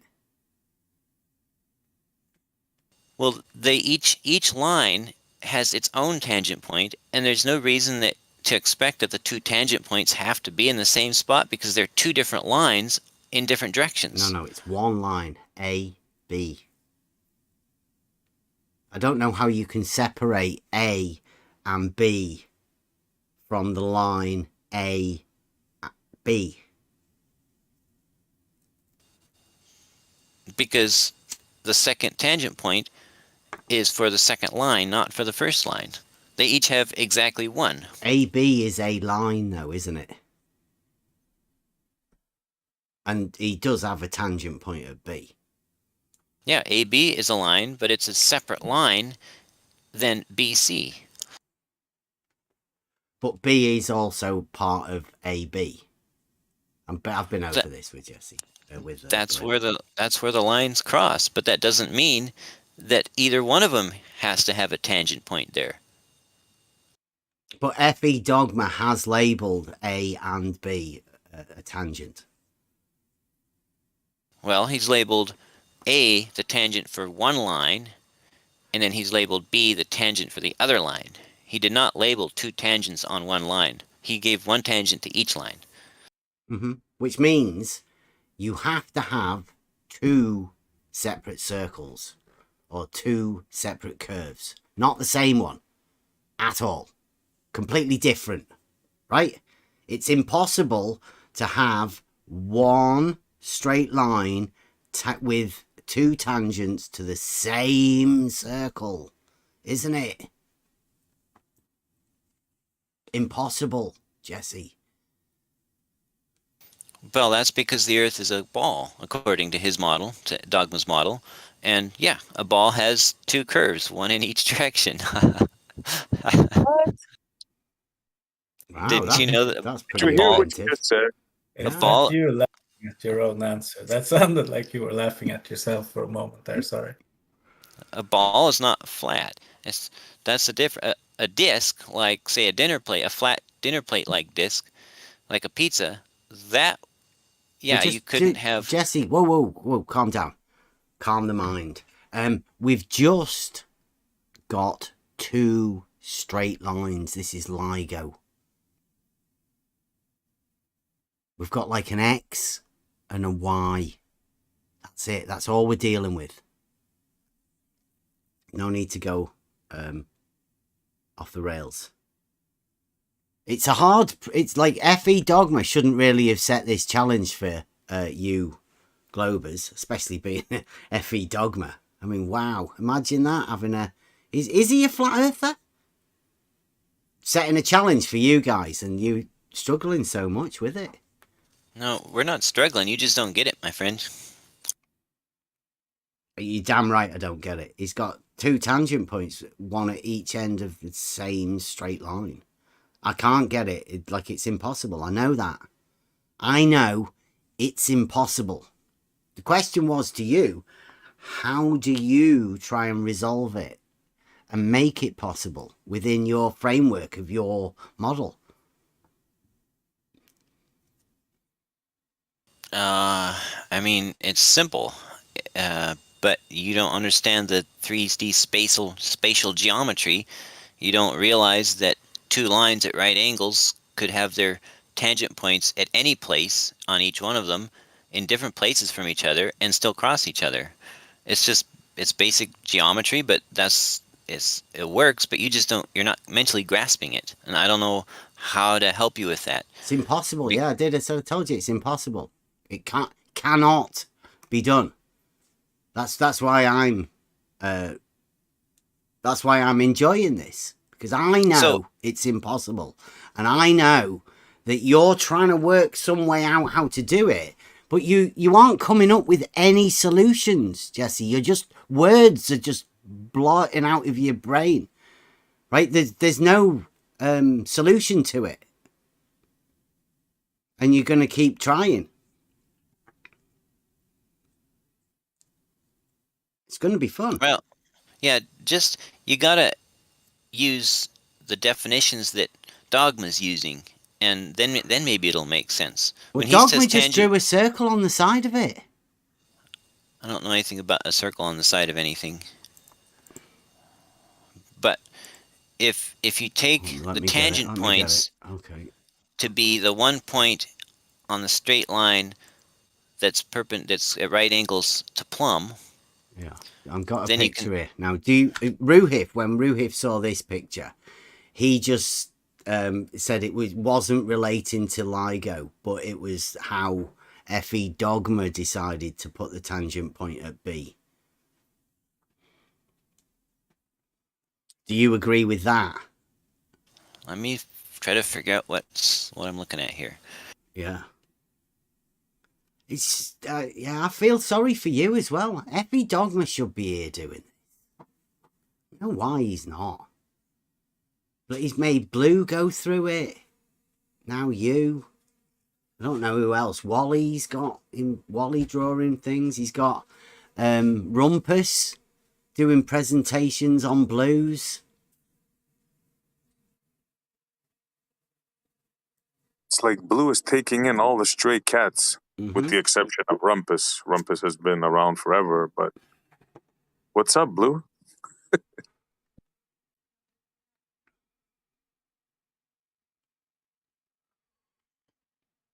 Are you feeling sorry for Jesse's mopping the floor with Bev. Carry on, Jesse. Keep going. Blue was loving this. Sure. See, FE Dogma just drew a circle on the side, but I'm not too sure. Ruhif said this wasn't LIGO. He wasn't trying to represent LIGO with this. He was just explaining how you could have a tangent point at B.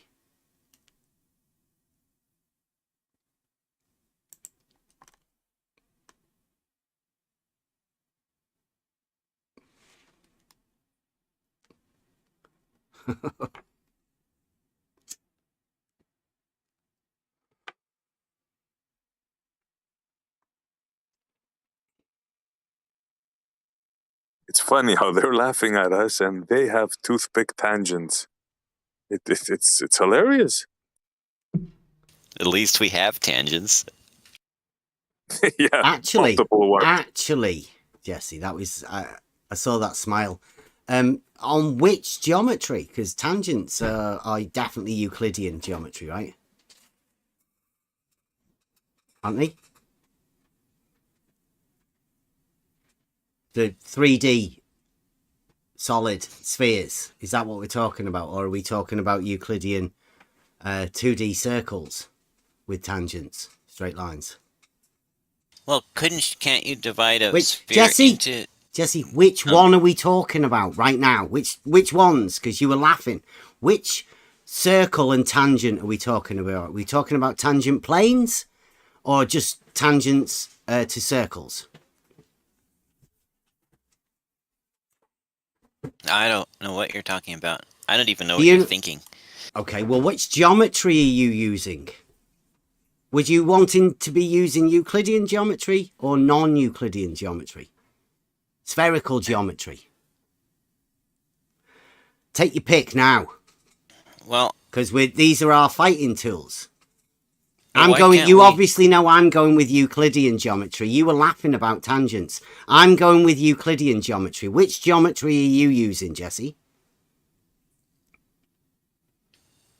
Testing 1, 2, 3. Okay. Don't answer it, Jesse. Go on. Well, you cut me off so many times. I wanted to see if I could get a word in. I don't know. I can get the tests in, but I can't get the words in. But anyway, can't we slice a sphere in half?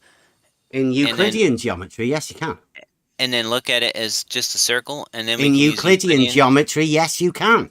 Is that what we are doing, Jesse? Are we using Euclidean geometry? Just so everybody knows that's listening. So we can all be sure we are using Euclidean geometry with circles and tangents, like everybody knows. So why can't we slice the Earth in? Hello. Okay, never mind. Are we using Euclidean geometry, or do you not know what Euclidean geometry is? Well, my friend, my kind of rule is when you cut me off that many times in a row, it means you're interested in talking to someone else. So thank you, sir. Once you don't answer enough times, Jesse, it's time you fuck off. Yeah, he asked a very pointed question 5 times. You avoided it 5 times. And that wasn't the first time that's happened, Jesse. So, yeah, okay. Thank you very much. See you later. Another one bites the dust. Nobody can actually go through the FE Dogma twin tangent challenge. I think he's done a good job for the flat earthers, really. I'm not too sure why the flat earthers haven't picked up on how good a work he's done for them.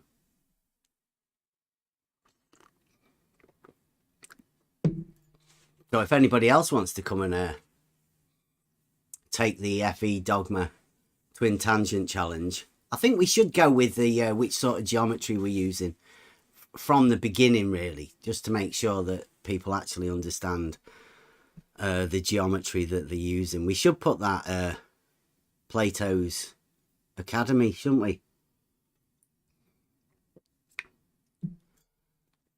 Basically, yes.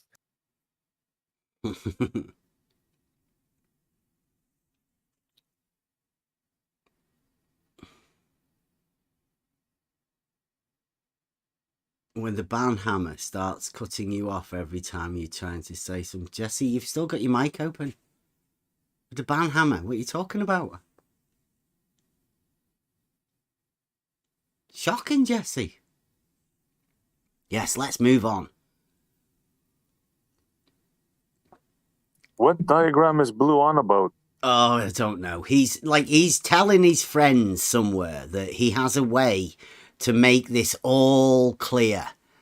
But as we know, Rumpus has gone with the 2D circle extension of the radius. Wally's gone with the toothpick tangent, which is the 3D version of that. All talking about Euclidean geometry, might I add. And Rumpus and FE Dogma have just drawn circles wherever they want to make a new tangent point. And Jesse didn't even know what the line was. He couldn't even understand that A and B are at each end of the same straight line. And that FE Dogma had put a tangent point at A and a tangent point at B. Jesse didn't even know that B was part of line AB. Yeah. It's a terrible thing. But the FE dogma twin tangent challenge is... Don't know, it's a tough one for the globe model. Rather ironic that he did the video, right? Because, I mean, he is called FE Dogma, and to hear these guys not say it's impossible, you can't do it. Why would they do that?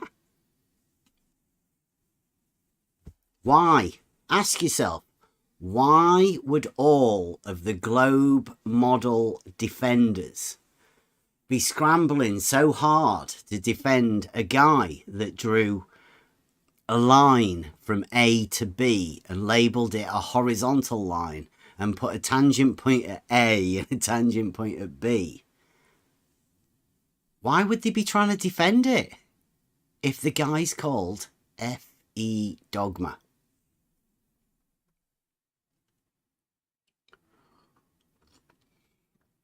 Not wanting to say that I'm into conspiracy theories or anything, but, you know,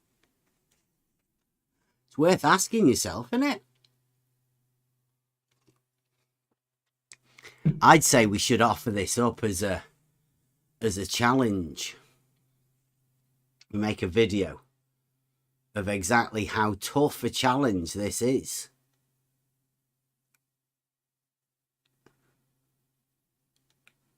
Could the model be at stake if you take the FE Dogma twin tangent horizontal line challenge? Can you come out at the other end with the globe model intact? Is it possible?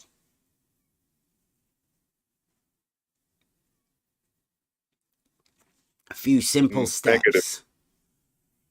Yeah, well, I don't know. I'm saying, do you think we'll be able to develop a test based around FE Dogma's video to be able to present to people just with the line A, B, horizontal line, tangent point here, boom, there you go. Very easy. Yeah.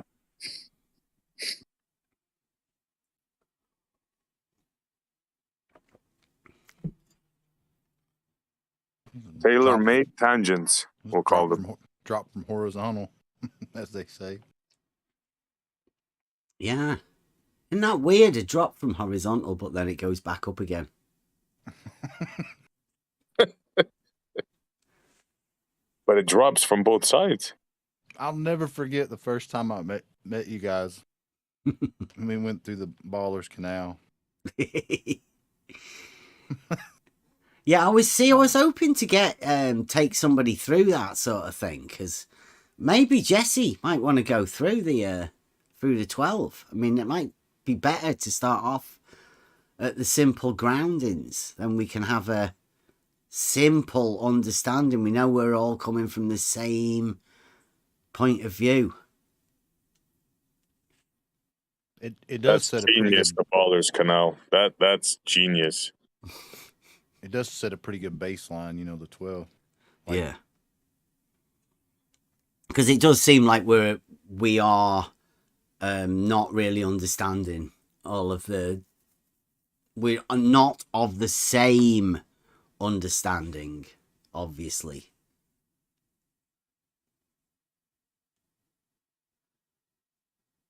Nah, I didn't play. Look, he's there. He's here on the screen. Look. Ooh. He's not booted or muted. He's just here. But nice try, Blue. Do you want to come in and help him out? We'll go through to 12.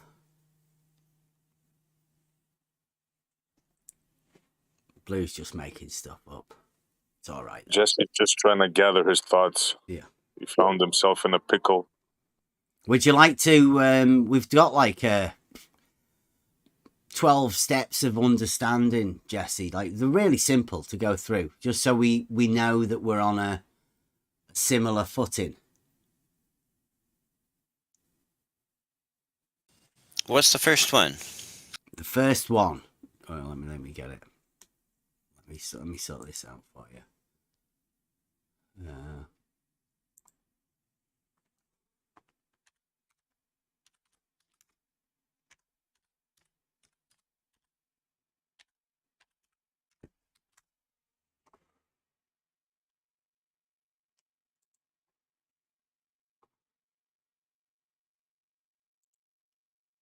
You see, there might be hope for Jesse Blue, unlike some of the more seasoned ones. There you go. And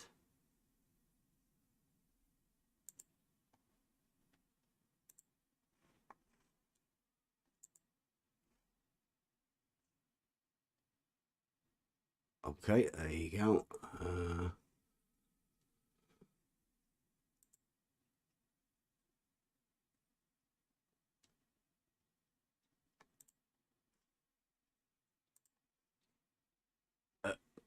Oh, wait a minute.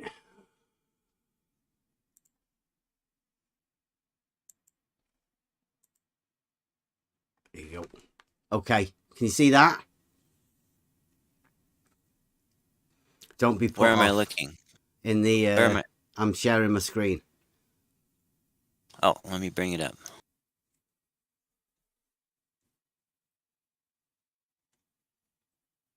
I see it. Okie dokie. Now, these are very, very simple. 12 steps to t-shirt logic, we call it. Straight line is right. A right line is that which lies evenly between its extreme points. That is, without curvature in any direction, being the shortest path between those 2 points, never deviating from that path. Not a concept, but a fact of reality and basic logic. Would you agree? I think you've given me a definition, so I don't know how I can disagree with the definition if that's what it defines. It's a straight line. Okay. It's a pretty comprehensive idea of a straight line, right?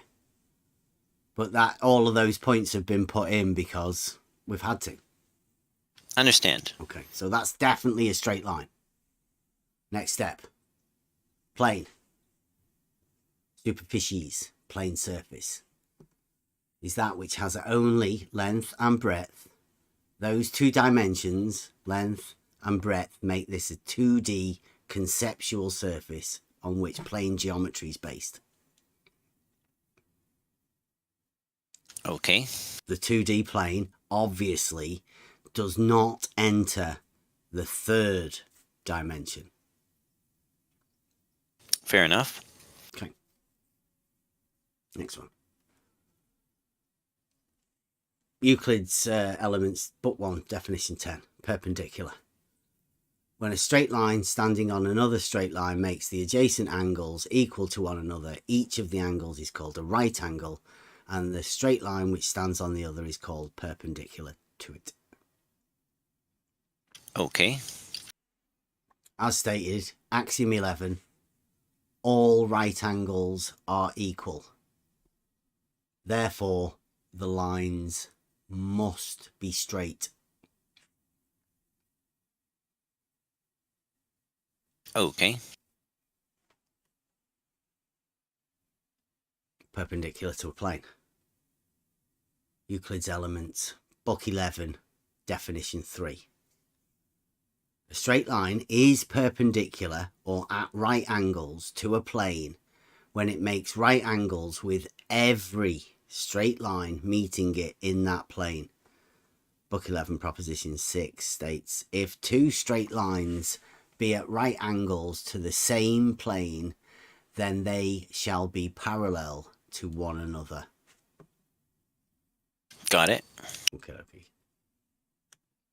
It's basic. Geometric basic. Now get real. Vertical. At right angles to the horizon. Perpendicular. Upright. In mathematics, it is a plane position or a straight line. I think it is a plane, comma, position, or straight line. Mm-hmm. You agree? Yeah. Not just a straight line. Horizontal plane. Parallel to or in the plane of the horizon.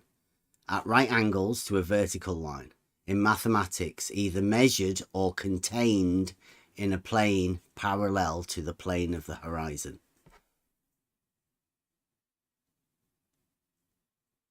Okay. Agreed? No problems? There are situations where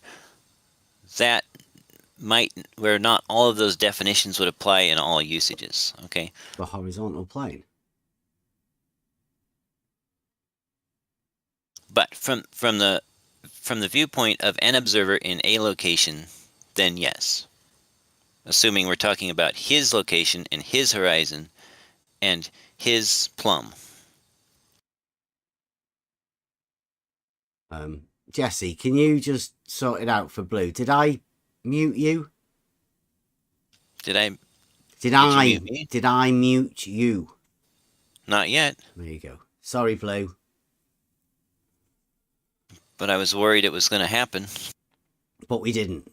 You didn't send Blue a message to say that you were muted or anything, did you? Because No. Blue seems to be thinking in the chat there that we muted you. He's telling everybody in the chat that we muted you. Oh, not yet. Why would he be doing that? Nothing to do with horizontal, you idiot. Why would horizontal Blue be is talking defined about... by being perpendicular to the vertical. Fucking hell, Rumpus. Don't talk about Jesse, horizon. This is sadly surprising that Rumpus comes in to do this. Get a grip, Jesse. The horizon has nothing to do with horizontal. Do not agree to that. Thank you. What? You came in to straighten get a JC grip, out. Jesse. Okay, Holy shit. Jesse, there's no need for you to be coerced or anything by Rumpus. It's just Rumpus. Don't worry about it. This is just a definition we're going through. Cartesian axis. I mean, you can go and check it. Check a mathematics definition of horizontal if you don't believe us. You see how triggered he got, Jesse? To a simple thing. I think we got to the next one, did we? Horizontal and vertical geometrically are perpendicular, with horizontal being the plane and vertical being perpendicular to it. They both have a common factor being the horizon, which they are either parallel or perpendicular to.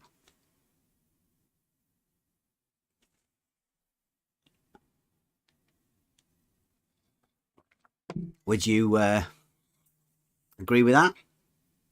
Let me read this one again here. Horizontal and vertical geometrically are perpendicular. Goodness, who wrote this? What book and chapter and proof was this? What? Yeah, you're quoting Euclid before, right? Yeah, that other one was, yeah. But who wrote this? Where did this come from? With the words, where did the words horizontal and vertical geometrically are perpendicular? Is there anything wrong with that? Well, I'm just asking. Have you got a better spelling, or what is it? Semantics, or what? Well, I just want to know who wrote. That was Euclid's cousin. Yeah. Oh, twice Spiro. removed. Yeah. Twice Yeah. removed. Okay, Euclid's cousin. Euclid's Twice. cousin Spiro, yeah.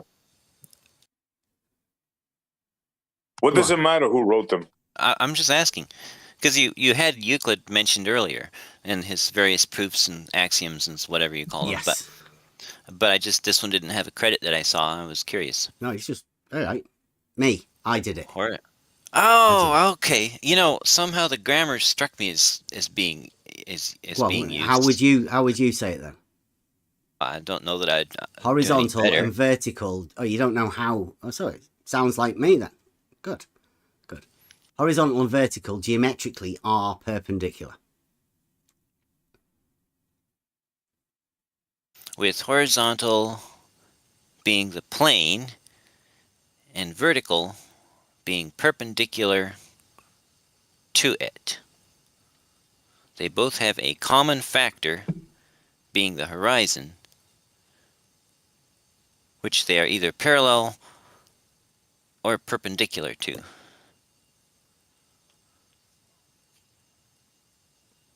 So from the perspective of somebody at a certain location, from a perspective of anyone at any location, I would add.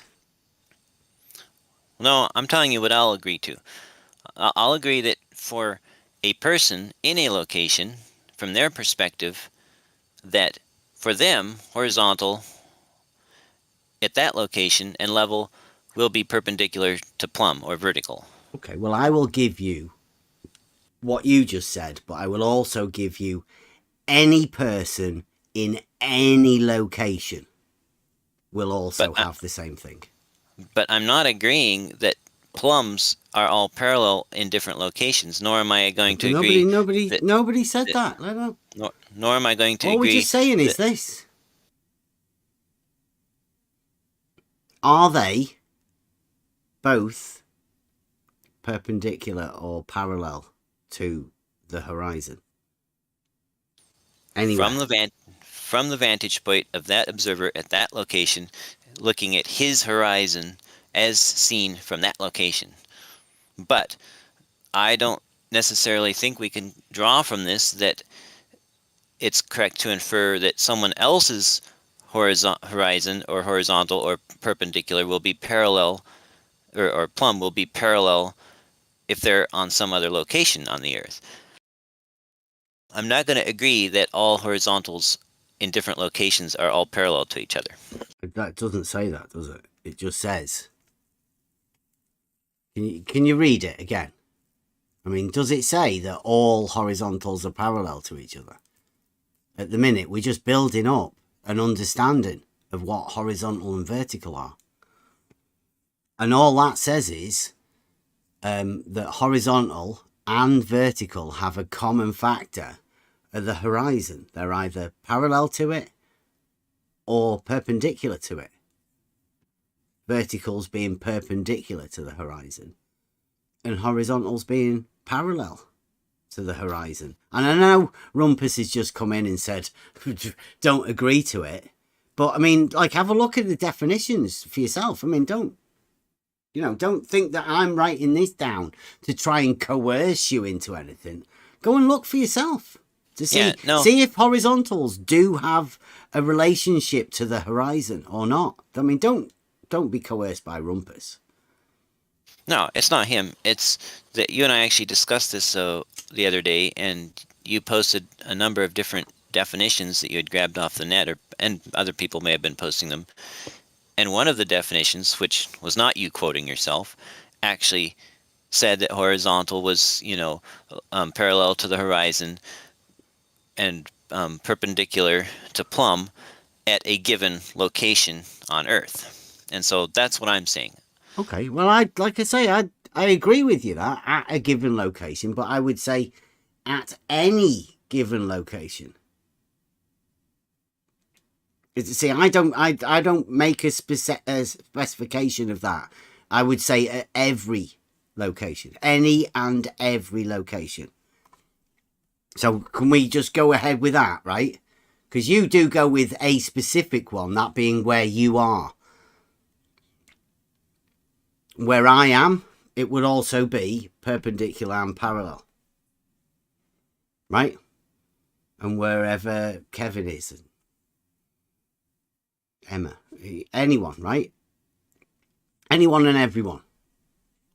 So can we carry on to the next bit?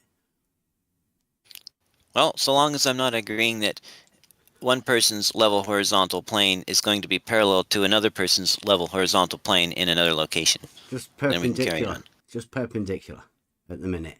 Horizontal not and vertical geometrically are perpendicular. perpendicular to plumb in that location. So Okay, that's what you yeah, get. wherever, yeah, always, at any point. Got reference frames. And I'm also not agreeing that a horizontal plane is level in all locations. As I've said many times before, a flat horizontal plane would only be level at most at the tangent point. Mm-hmm. We're just going through horizontal and vertical at the minute. We'll get to the bit. No need to jump the gun. This is this 12-point step, right? So next one, reference frames, horizontal and vertical. So in reality, horizontal and vertical are the reference frames we use as our baseline. Any inclined plane will be measured as an angle to one of these reference frames. I cannot agree to that. You can't agree to that? No, because a lot of times when we measure an incline, we're referencing it with reference to sea level. And an until incline, we can reference to sea level. No, it'd be rise over run, horizontal distance, vertical distance. Right. If you're driving a truck up a road and you're gaining vertical, and you're gaining 1 foot every mile, that's measured relative to sea level, right? Mean sea level. Well, that 1 foot would be a vertical, and the 1 mile would be a horizontal. So, therefore, in reality, horizontal and vertical are the reference frames we use as our baseline. Any inclined plane will be measured as an angle to one of these reference frames. You've just said there, to measure the slope, you would need a horizontal and a vertical. So there you go, proved. They're the two reference frames you're going to use. But in reality, we don't always necessarily use a straight reference frame when measuring an incline. Because we don't always use a plane when measuring an incline. Rise over run. We use sea level. Rise over run you'd use, though. See, this is also... Please explain then. Sorry, I may be putting in. Please explain by what you mean your incline. Tell me exactly again. Who is this? Is this page also you quoting yourself? Quoting myself. It's just I wrote some words down. Okay, so it's not from Euclid's book. So in reality, horizontal and vertical are the reference frames we use as our baseline. I mean, it depends on what we're doing. If we're building Lego, then yeah, it looks like we do use a flat horizontal plane, but it's not level at all locations. If we're talking about a road that's gaining so many feet a mile to get up over a mountain, we're talking about referencing it to sea level, which may be curved, in which case we're not using sea level a plane. Be curved. No, just a point. It's an elevation point, right?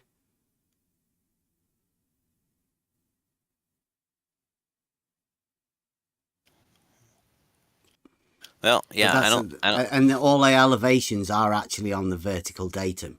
So you would be using, if you're talking about elevations that are on the vertical datum, you are obviously referencing vertical. So I think you would be once again agreeing that that is one of the reference frames that we use as the baseline, the vertical datum. Elevations. The thing is, according to the surveyor's manuals, the vertical datum is based on a geoid of some sort. It's vertical. Read it again, please. Like, in reality, horizontal and vertical are the reference frames we use as our baseline. So if we use the vertical datum, that is us, in reality, using the vertical as a reference frame. It is exactly what is wrote down there, is it not?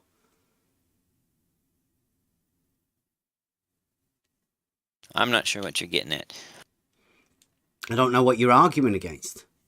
You're trying to tell me that the elevations that we use, reference to mean sea level, the vertical datum, seems to go against me saying that in reality, horizontal and vertical are the reference frames that we use as our baseline. Maybe we could do this. Could we change it to say that in reality and in a strictly rectangular coordinate system, then vertical and horizontal are reference frames we use as our baseline? Do you not use vertical as the reference frame, as the vertical datum? And why do you have a problem of me saying that vertical is the baseline of us using for the vertical datum? Like, what's up? Well, you're trying to slip in some false definitions at this point so you can then tie it up to prove something, or to pretend like you proved something at the last step that isn't true. No. These are just the 12 steps so we can have a clear understanding of what we're talking about. Do you not agree that a vertical datum is part of the vertical reference frame?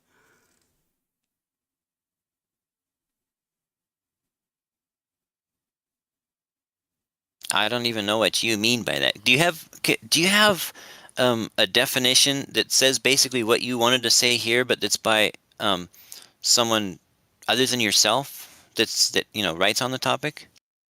Is somebody else, anybody else in the room, No, I mean like having a problem with this? Rumpus might be. Doesn't seem like there's I'm anybody not. else having I a don't problem know. with it. I'm not. Does anybody else understand why Jesse might be having a problem with it? I think he's worried about his model. Already? We're just talking about vertical and horizontal. It's obvious that they are the reference frames we use. Can you think of any other reference frames that we would use instead of vertical and horizontal? I think he wants to use a curved line instead of a horizontal. But he doesn't know what it is. Don't be leading him. He wouldn't know what to call it or anything, would he? How would you use that as a reference frame, Jesse? You can't. You're not trying to slip in some sort of a curved axis somewhere. What would you call it?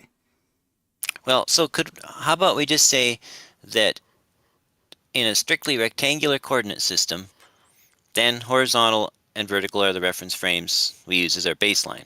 Yeah, it does say at the top there, Cartesian axis, X, Y, Z. Surely you've heard of them in mathematics. Yeah. Okay, we can move on then. Yeah. So we are of the understanding that the Cartesian X, Y, Z coordinate system that everybody knows, vertical and horizontal, right? We can use those terms if you like. Okay. Ooh, good.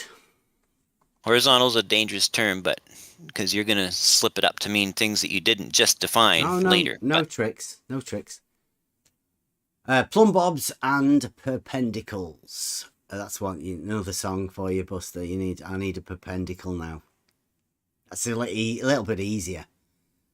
Perpendicle? Yeah. Maybe you might need some backing singers. Maybe Tina. Yeah. Perpendicle. Right, a perpendicle is anything hanging down by a straight line. A plumb bob is a tool for establishing a vertical reference. This is used in reality daily by many people. A vertical line is a straight line. Try to keep it as simple as possible.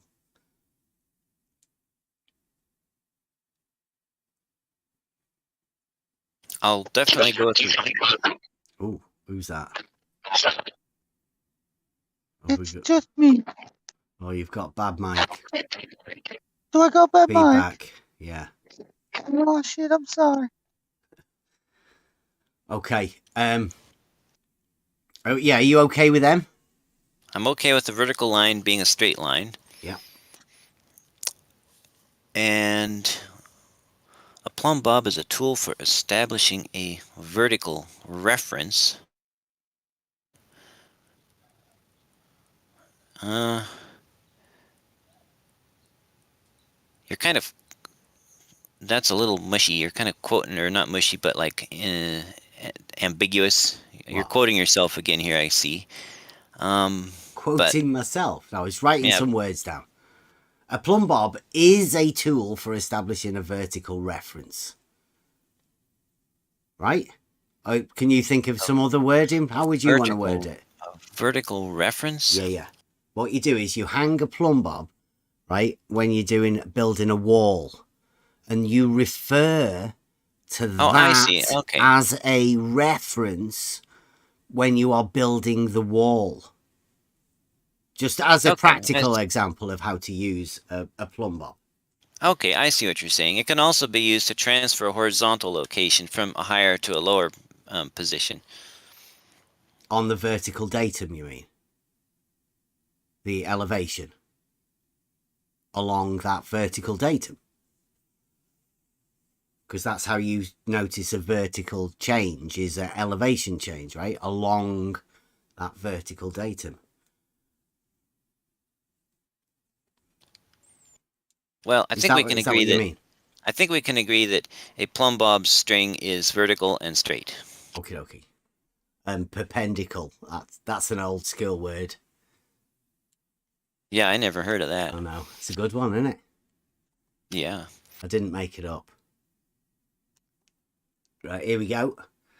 You might have a problem with this one. Level. Level is a straight line on a horizontal plane. A level is a tool for establishing a horizontal plane of reference from which vertical distances can be measured. An instrument for determining whether a surface is evenly horizontal. From Latin. Can you do that one, Essie? Libella, is it? Libella. Libella. Balance. Level. That balance thing, I think, is the key. Right. So this is normally where certain model afflicted people come to a bit of a halt, let's say. Right. So basically, you're saying that a straight horizontal plane is level at all points. Yeah, level is a straight line on a horizontal plane. Yes, level is horizontal. Yes, that's what I'm saying. Right. And see, that's where you get in trouble with the definition. The definitions of horizontal is because in some cases it's used to mean level, and in some cases it's used to mean flat or straight. And so that's where you can prove one definition and then you switch to the other definition and pretend you proved the first one. And obviously, until you can explain this so-called optical phenomena, which you mentioned the other day, which causes the water to appear to drop away from a laser beam at the rate of 8 inches per mile squared, then obviously I can't accept that flat is level at all points. Nobody said that. That a straight line or a flat plane is level at all points. It would be level at the tangent point. Whoa. Okay. Time out. Calm the mind. Let's have a breath. We're just saying there's no mention of flat in this at all. Just a level is a tool for establishing a horizontal plane of reference. Which it is.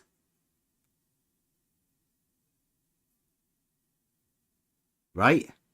I'm going to go with saying that a level is a tool for establishing perpendicular to plumb. Okay, well, that's the next one, perpendicular. So that's a straight line, because we've just dealt with perpendicular. Perpendicular is two straight lines, and as we've just done, plumb, vertical, perpendicular to it, horizontal. Boom. Yeah? Say it again. You said perpendicular to plumb. Yes, level is perpendicular to plumb. Okay, now, perpendicular, as we went over a little bit earlier, is two straight lines. And if perpendicular. plumb right. is a straight line, a vertical, which we just agreed to, a straight line, perpendicular to that would be another straight line at right angles. Now you just said level is perpendicular to plumb. So level is that straight line that is at right angles to the vertical. Therefore, horizontal. Let's see, you're assuming that a straight line of significant length is level at all points along that straight line. No, I'm just assuming, like you said, perpendicular. That's all. We went over perpendicular and what perpendicular was earlier. Two straight lines. You just said level was a straight line. No, I said level was perpendicular to plumb. Yeah, you just said it again. It's a straight line. No, that's you saying it. No, you said perpendicular. To plumb. No, perpendicular is a straight line. Mm-hmm.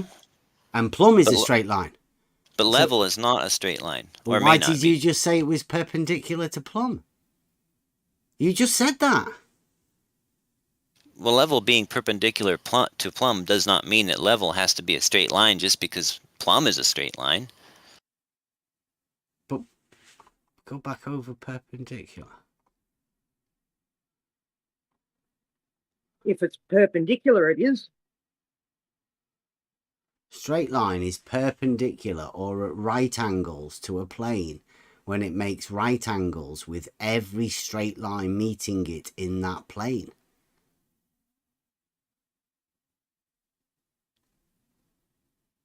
Perpendicular, when a straight line standing on another straight line makes the adjacent angles equal to one another, each of the angles is called a right angle, and the straight line which stands on the other is called perpendicular to it. Two straight lines.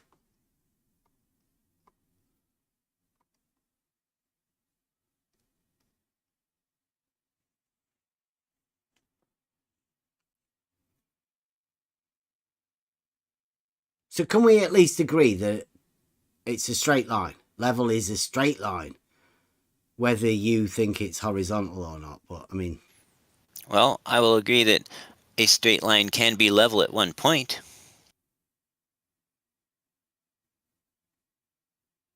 Okay, like the vertical and horizontal being perpendicular. See, you started out with this rectangular coordinate system with no concept of the direction of down. But see, now you're working in the direction of down, which is outside of that rectangular coordinate system. No, it's plumb. We just did it. Vertical. We just went over that. That was the last one. We did just go over that. Plumb bobs. Plumb bobs. You agreed anyway, a vertical is a straight line. And then we've got here, now you said level is perpendicular to that plumb, and that's a straight line. And perpendicular is a straight line, so level must be a straight line. Level is a straight line on a horizontal plane. I'm sorry, that does not logically follow. Well, it doesn't logically follow. You've just said it was perpendicular. Go on, try again then.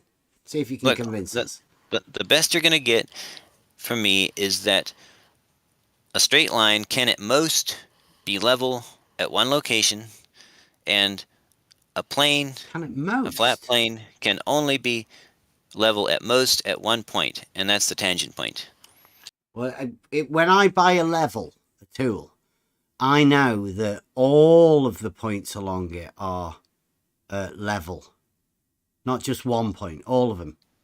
You don't know that. You assume it, but you don't know it. How do you know it? It's a level, I bought it. I mean, obviously, it's within a very, very small error, but you don't know that it's actually level. You don't know that if you were to somehow measure level at different angles with an infinitely sensitive instrument, you wouldn't find out that they were actually at different angles slightly. What was at different angles? The perpendiculars. Let's say you're let's say your level was 1 mile long. Okay. Okay. Like a, And let's say, like a water level. Like a canal. Well, Let's say we've got a stretch of canal 1 mile long with No, a no, lock at no. one end and a lock at the other, right? A water level. No? No. No. I'm talking about a bubble level, a carpenter's bubble level, like A you got in 1 the mile picture there. long carpenter's bubble level. Yes. Well, I don't care. We can make it 2 kilometers for you. You'd be better off with a water level. It'd be a bit more practical. Are you sure you don't Well- want to go with a water level? Well, we're going to go with both of them. I am trying to sell the water level. I quite like water levels. But go on, carry on. So if you had a 1 mile long carpenter's level Yeah. that was straight, you don't know that it's actually level along the whole length of it. You might suspend that above a canal and find that the canal actually curves compared to the level. So obviously, if there's an angle difference at the ends of your 1 mile long carpenter's level, then how can it be level at the ends? The water curve, would it drop away? What if it does? The water. The water drop. Right, that's what my Of a observations canal. seem. That's what my observations seem to be telling me that. And the best answer you have to that is there must be some optical phenomena, even though you have no evidence that there is or that it would act like that. So do you think then, if you were to put that level out, the water would drop away from it? That's what my observations are telling me would probably happen. You know how? Do you know how water flows? I don't think he knows what drop That's is. what I just typed. Wouldn't the water be flowing? Oh, don't give it away. Do you know how water flows, Jesse? I'm talking about stationary water, non-flowing water. Yeah, but you just said there's a drop.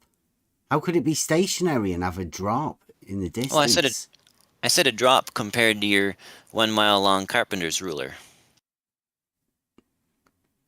A straight one. Correct. Like a measured vertical drop?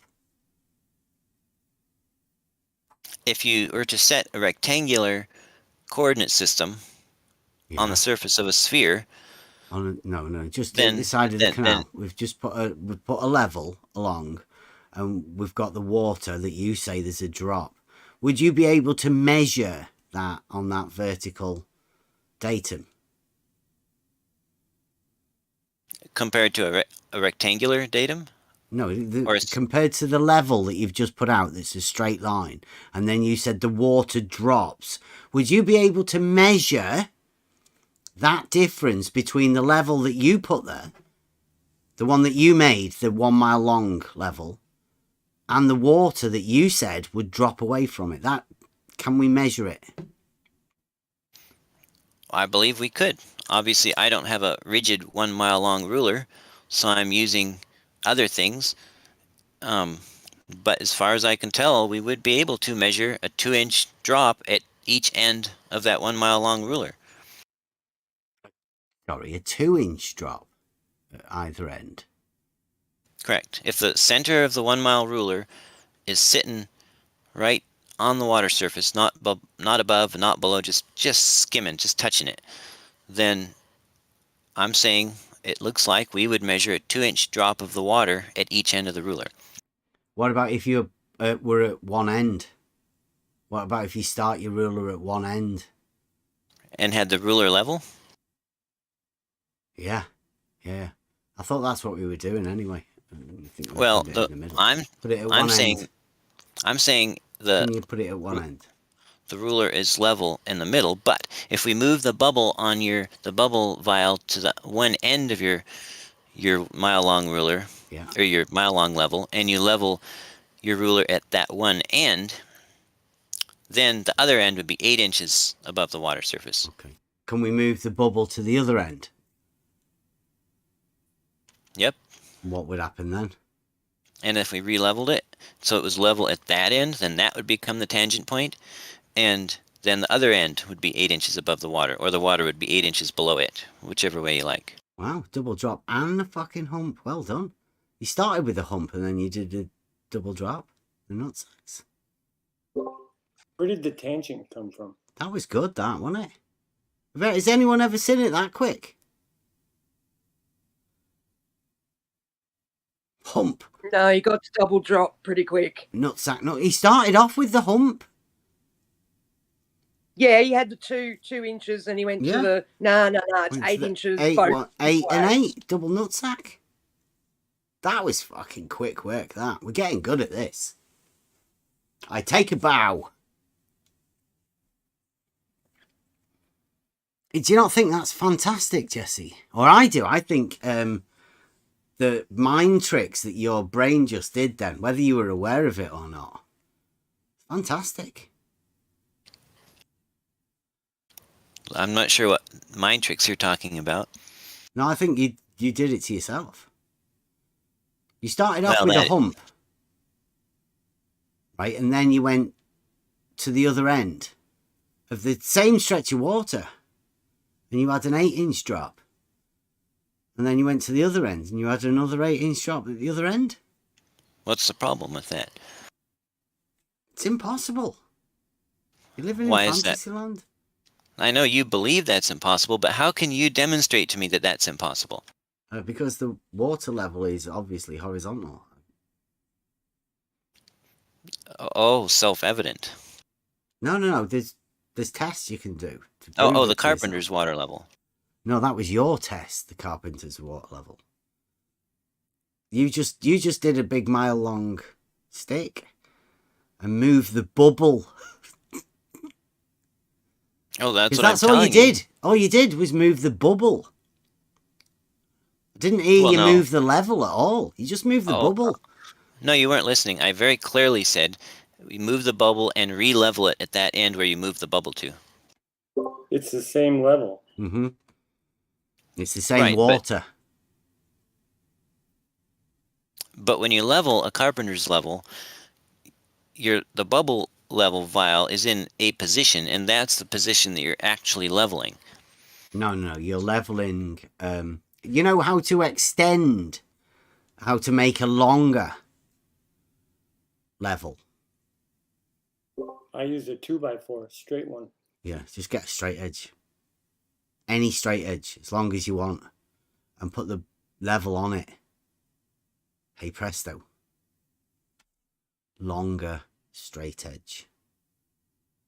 Pretty much like LIGO. You know, if I would say if you had LIGO and that was 2.5 miles long, that would be your straight edge. You'd just be able to put the bubble level on it.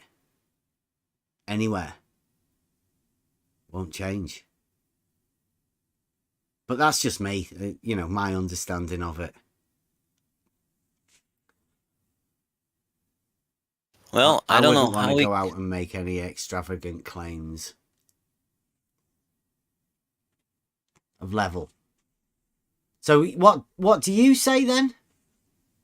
I say that a straight line or a flat plane will at most be level at one point, and that is the tangent point. Okay. So how would you reword this statement? Level is a straight line on a horizontal plane. How would you have a go at rewording that?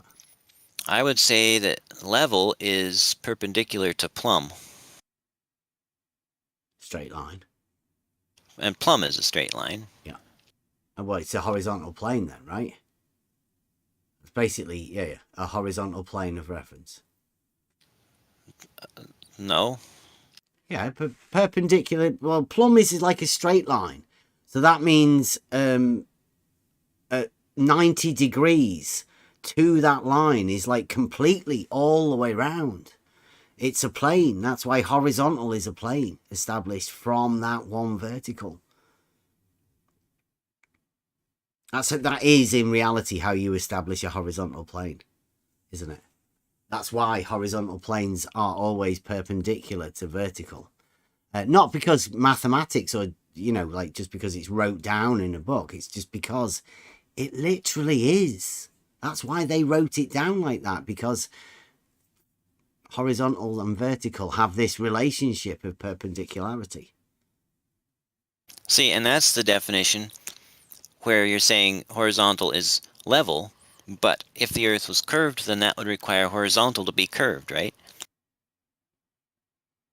Sorry? Horizontal just said- isn't curved. I didn't say that. But what if not all plumbs are parallel? Then horizontal, if horizontal is level at all points, then horizontal could not be flat. It could not be a plane. It wouldn't be a plane unless it's flat, right? Well, that's what horizontal is. It's perpendicular to vertical. Well, your definition is not working with the reality that I'm observing when I go out and measure the deviation between the path of light and the path of water surface. Okay, so what would you call it? Horizontal then? Can you... Like I said, it's a word that's been used by a lot of people for a lot of things to mean a lot of different and sometimes contradictory things. And what, you horizontal? Can't... Yeah, one definition says horizontal is a plane. Uh-huh.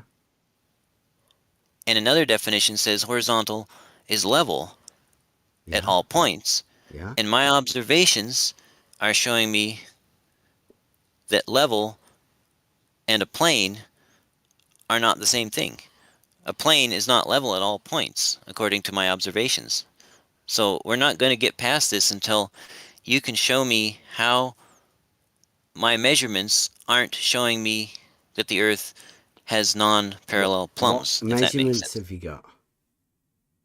Well, I've measured the water drop from distances of from 1.5 miles to 105 miles. You mean an angle? You've measured an angle?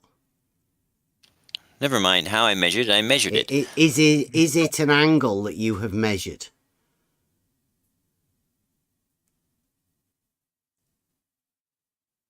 Look, you don't understand how angles actually could Jesse, measure height. please don't answer whether you don't understand. Is it an angle that you, Jesse, have measured when you say you've measured something? I used angles in the process of some of my measurements, but not all of them. Okay. The angle being measured from an uncalibrated tool. Well, that last measurement I made was just a telescope looking at two lights that are in the telescope, and the lights were all exactly 48 inches above the surface of the water. Okay. Is this because you're struggling with the horizontal? It's just we were at level is a straight line on a horizontal plane, but you seem to want to redefine. Is it the level or the horizontal plane that you want to change? Is it just the horizontal? So could we say level is a straight line on a plane? Would that be okay? No, level is perpendicular to plumb. And which would make it at least a straight line. But because of the relationship of vertical and horizontal, that would make it a perpendicular to a plane. No, a straight line can be level at most one point, and that's the tangent point. Which straight line? We're talking about vertical. We're talking about the plumb bob. No, a horizontal straight line can be level at most at one point, which is the tangent point. What tangent point? It's just perpendicular, right? Well, it's only going to be perpendicular to plumb at one point, according to my observations. What's only perpendicular to plumb at one point? Because you do realize that perpendicular is the relationship of one straight line to another straight line. So where's your point? What you talking about? I'm missing it. That Isn't you are. A point on a vertical is just a vertical datum.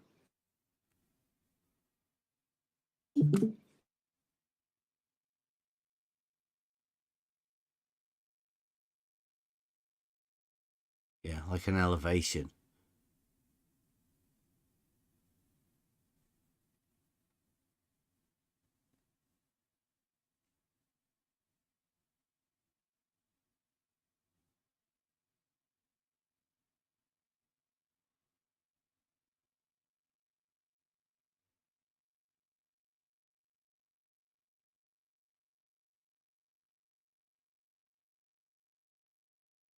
So can we just go with level is perpendicular to plumb?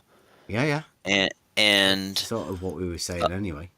And a straight line and a plane can be level at most at one point. And Every point. Perpendicular. I can't agree to that. My observations tell me that is not true. Every point is perpendicular to, like you said that earlier. No, I didn't. What, that everywhere you were, vertical and horizontal are perpendicular. Oh, for different observers or at different locations. With wherever you are, Jesse, wherever you are. You right, can have that plumb bob, and you can walk along, and there will always be perpendicular to it, wherever point you are at, always, anywhere. And perpendicular to that straight line will be another straight line. Since you've got a plumb bob that establishes a vertical, perpendicular to that is a horizontal plane. No, that's what I'm saying, is as you travel with that plumb bob, it becomes out of parallel to its original starting angle.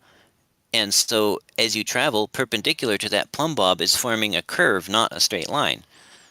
Oh, no, perpendicular is a straight line, though.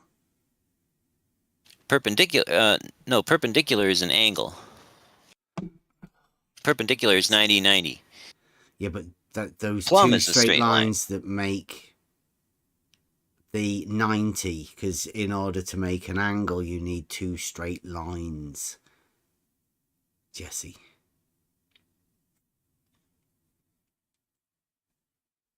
I don't know. You could have the angle with respect to a curved line, a curve. I mean, if it butted up to a curved line, like if you balance a toothpick vertically on a curved line? soccer ball. Where's this curved line coming from? Well, I'm telling you, when I measure the height of water or the height of on the vertical flashlights. datum. So I had those two flashlights at exactly the same height. Imagine that was a flat, level, horizontal plane. I had two flashlights right at that plane and the camera right at that plane. The light goes in a straight line from the camera, or from the flashlight to the camera, and it goes in a straight line from the other flashlight into the camera. How could one of those lights, which is on the exact same flat plane that the camera is, and the other light, how could the one light appear drastically higher, even though it's on that same flat plane? Is this a cog-dis reaction? No, it's until you understand that, you're not going to be able to sell me on this claim that level. So it was the level bit that you stopped at. Is this your bridge? Well, you're saying that. Strange, isn't it? It's level. That all points of a straight line will be level. A straight horizontal line will be level. And my observation is that that's just not true. Unless you can show me a demonstrable phenomena which is causing light to somehow bend in a way that causes that one flashlight to appear higher than the other.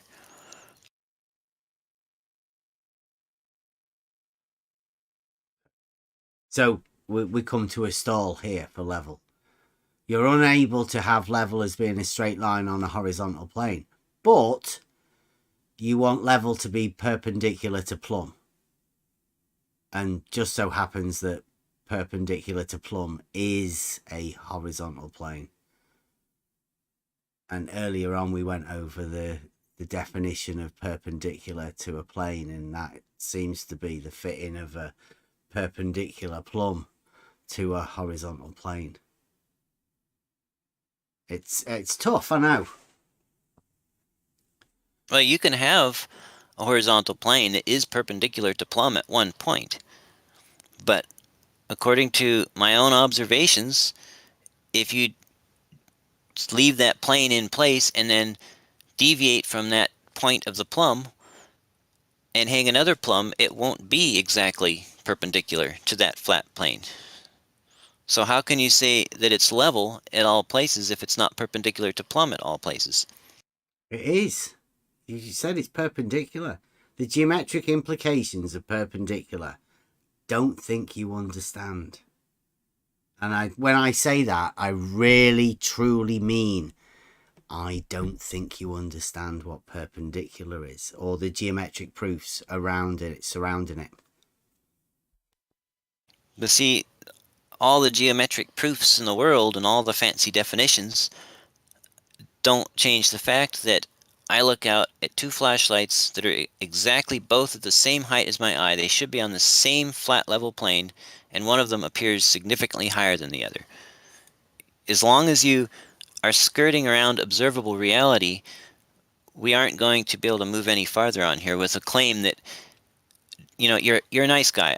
You know what? I really like interacting with you, but I gotta tell you, I can't just disregard what I've seen with my own eyes just because you say so, right?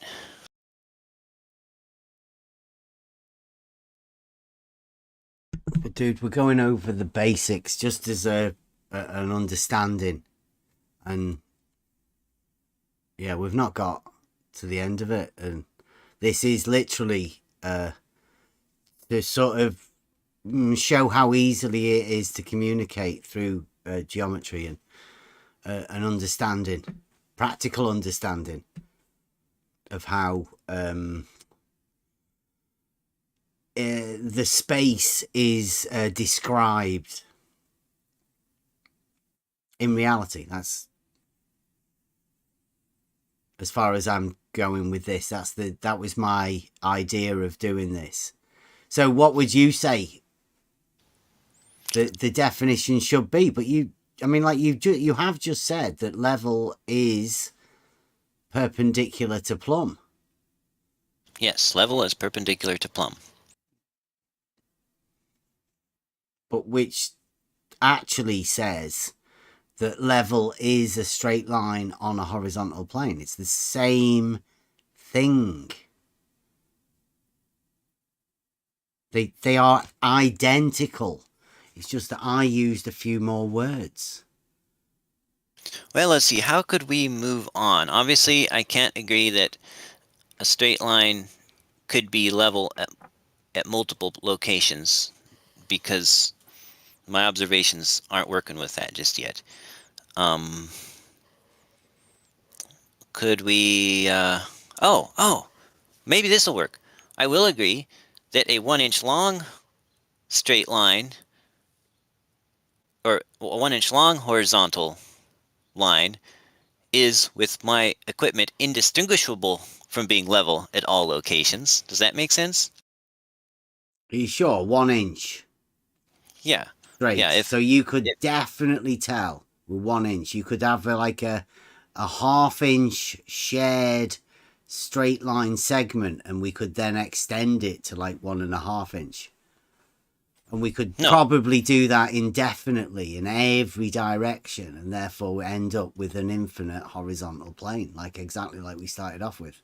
Yeah. No, I'm saying that if you'll let me, if you'll let me go with saying that a 1 inch flat horizontal straight line. Why do you only want an incher? Well, because I have no way to measure whether or not any point on that is not level. Okay, we can say for the sake of discussion that a 1 inch long horizontal straight line. Have you ever heard of a water level? But see, we can't use the shape of water to measure the shape of water. That's circular. We're not measuring the shape of water. We're just trying to establish what level is.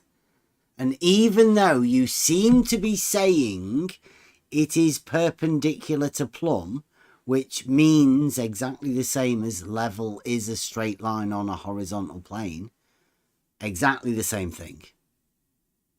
Well, that's where we're at. I'm not going to agree to an infinite length horizontal line being level at more than one point, but I will agree to, for all practical purposes, a 1 inch long horizontal line being level along its full length. Okay. So far So as I think we're done with this then, Jesse. I don't think we're going to get past this. I think you have hit your particular bridge. Yeah, observable reality is a bugger, isn't it? No, not really. Well, yeah, but I observed Having those a two clear lights. understanding of what that is isn't difficult at all. I personally observed these sorry, two guys, lights. I tried. I got all right, didn't I? How far did we get through? Now you did a good job, Bev. Okay, clean up. So, if anybody else wants to come through, I mean, there's not much reason for me to try and explain the test to you, Jesse, if you're struggling to understand the basic concepts of how we actually understand our reality.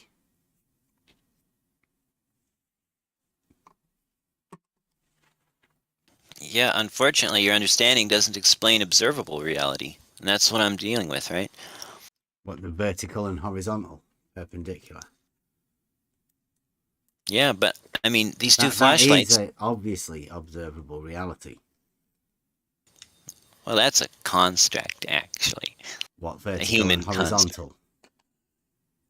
Horizontal and vertical are observable in reality. So then these two flashlights and my camera were all on the same horizontal plane, right? I don't know, Jesse. It's your test. Well, let's just say... all you've done is just come with some pictures. I mean, you cannot agree that perpendicular to plumb is the relationship of two straight lines to one another. Those straight lines being vertical and horizontal. You struggle with that. There's a block somewhere. Something that happens. Yeah, I saw those lights that were both 48 inches above the water appearing at different heights. I think it's more to do with a model myself. Well, let's say a person did do this experiment, and that is what they saw, because I did, and it is. Why does that have to be model affliction? Why can't that just be me doing an observation? The problem is that we were talking about level being perpendicular to plumb. And your diversion has gone to some lights that you've seen. Rather than you face the level being perpendicular to plumb.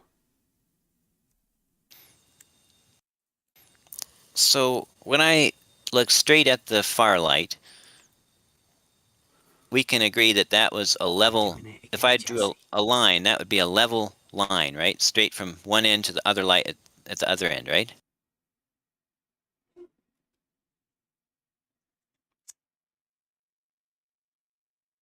And then, but if I wanted to look straight at the middle light, then I have to look up. So which one is level? Which one is a level path? From me looking at the far light that's at my same height, or me looking at the closer light that's the same height? See, they're not the same level. Which is level? See, you see the paradox there?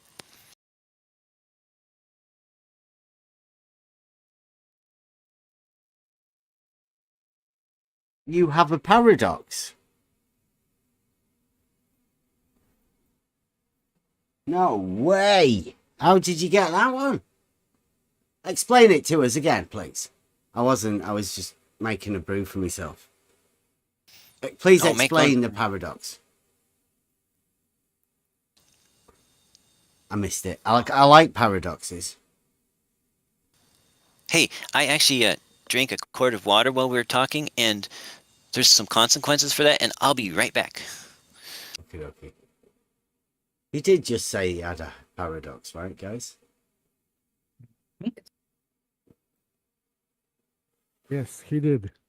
He said that these lights, if he would draw the straight line between these two lights, and he would put some third light in the middle of them, Higher. If it were on a level, I think Uh-huh. it would be higher. Yeah, so higher, he's creating hump in the air. I think. Yeah. Maybe I am wrong. He started off with the hump before when we were doing the original straight line thing. He starts off with the hump every time. And by the way, he didn't notice that you cannot have perpendicular to curve because you cannot have the two 90-degree angles then. Mm-hmm. He knows So- that. He said it's perpendicular to plumb. Level is perpendicular to plumb. That most people will say that.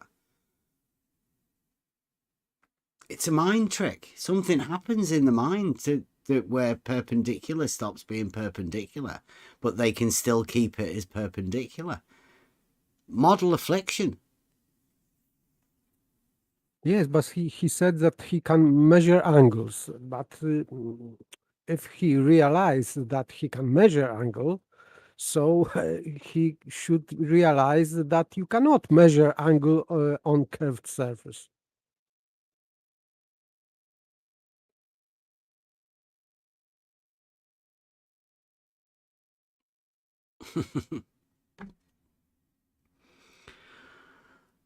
I'm back. Okie dokie. I'm making me brew. So is that like a coffee brew or is that like a craft brew? No, a cup of tea. Oh, wonderful. So, can you explain the paradox that you have? Please. Yeah, let me try.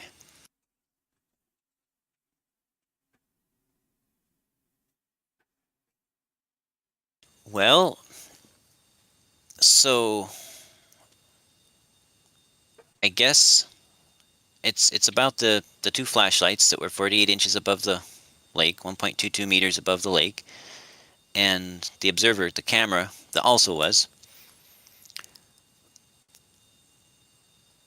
When I point the camera straight dead at the far light, we would agree that that line formed between that light and that camera is a straight horizontal level line, right?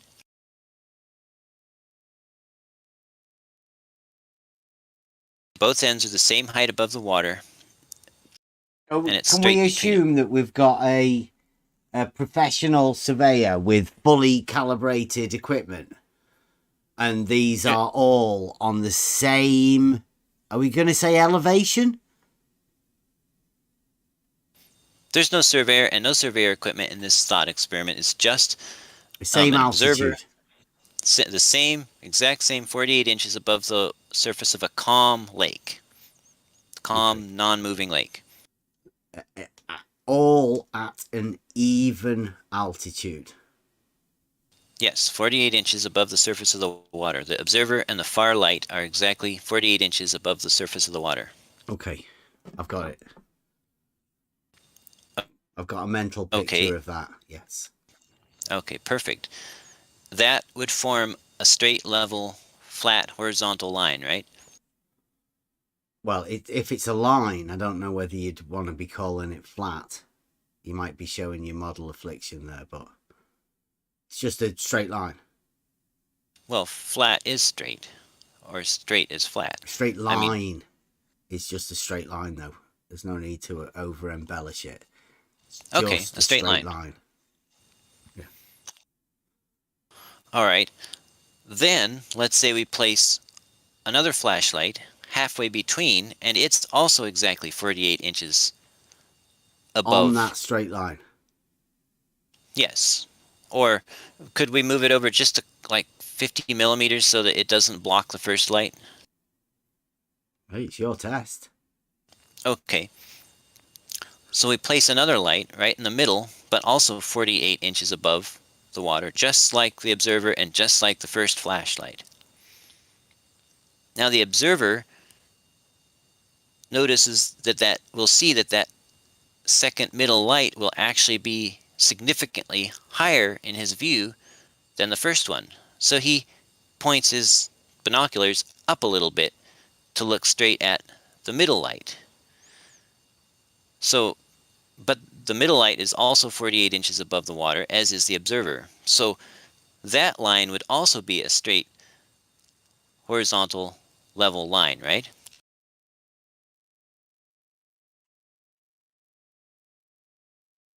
Don't know you got what you binoculars. Would it like a Or are you, know just those little, using those measurements that you've made? If you want to establish a horizontal, I think I'm pretty sure I told you this the other day. If I were you, preferably use a tool for establishing a horizontal, not a ruler for measuring vertical.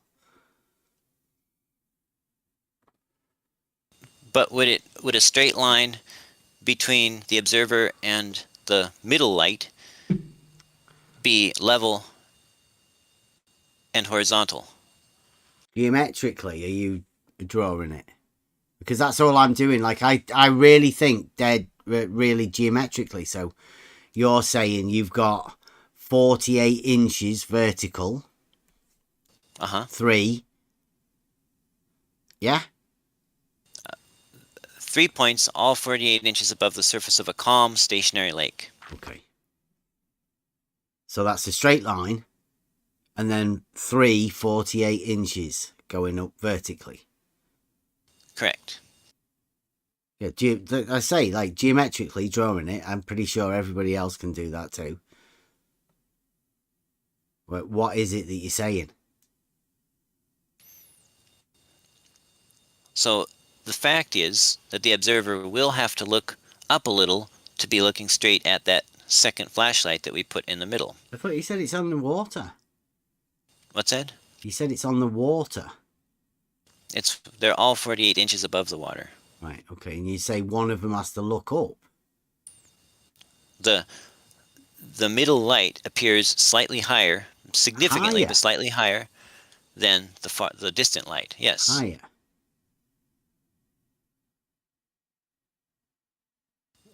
Yes.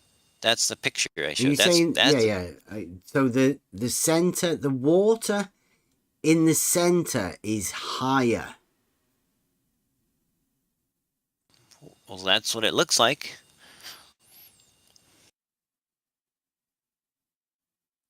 I'm not sure what else would make that flashlight higher. How does but not the water. How the water can't go up, can it? I've never heard of that before. Well, is that a globe thing? You having never heard of it before doesn't really make it not so, of course. But if so the water is going up. It must be. That's the way you said. You have to look up. Water doesn't do that. You think the water's going up? Well, I mean, I placed a flashlight 48 inches above the water in the middle of the run, and it appears higher. So you tell me how it appears higher. How can it can't actually be higher because water doesn't do that, right? How can light in the distance appear to do something? Are you really asking that question? Yeah. Sorry. Over water? Over water. You're not really saying appear, and he still doesn't get it. He keeps saying appear. Sugar cookie, you sound like dead low. I put a light over water at distance, low level, and it appeared to do something that... What? Please say that again. That again. Yeah, he's going for the hump. I know you got to get there. At least an optical hump. You could make that argument. You would, and I'm you glad would, that- would you commit to saying at least you're going for the optical hump? Well, I would need some evidence that there is an optical Would hump. you be assuming that the two lights at either end were level and the other bit was higher, was also level? And when you have the two, one at each end, is that like level or is that like dropping down like you said earlier? I'm not sure I'm following your question. Well, earlier you said that the water drops away from the horizontal. So where would you put the horizontal in relation to those lights that you've got there? Because you said the middle one's higher. Would that make the horizontal across the other two? Well, I think that's what I'm asking is if they're all on the same plane, a line between any two of them should be level and horizontal. And yet they're at different angles, and so how can two different you angles... can't be doing this for horizontal, right? All you've done is measured 48 inches vertically. You can't be seriously considering this as a test for horizontal, can you?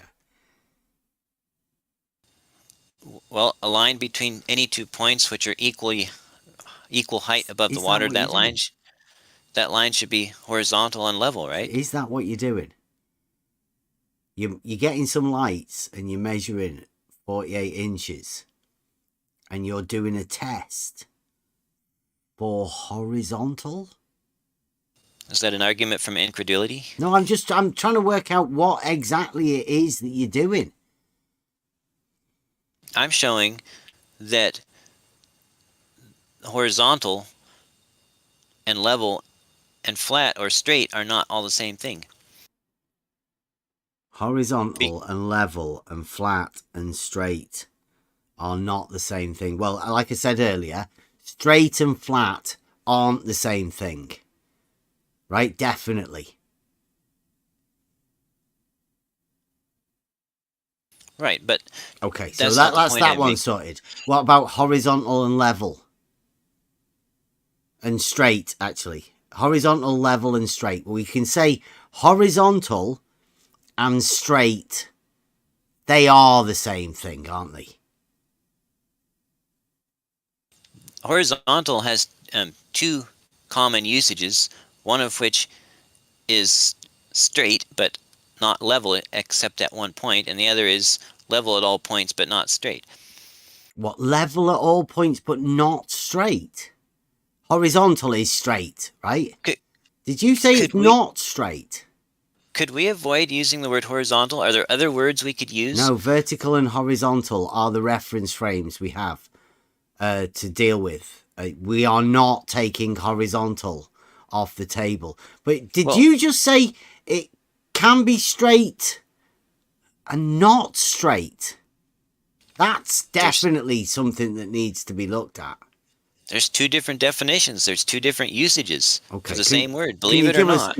Go on, give us definition. Give us definition 1, please. Can I try to add something here? If what No, he's no, saying wait, is, no, please. just for clarity, no, just for clarity. please. Okay. Jesse, definition 1 for horizontal, please. From what dictionary? Well, the one that you just said just then.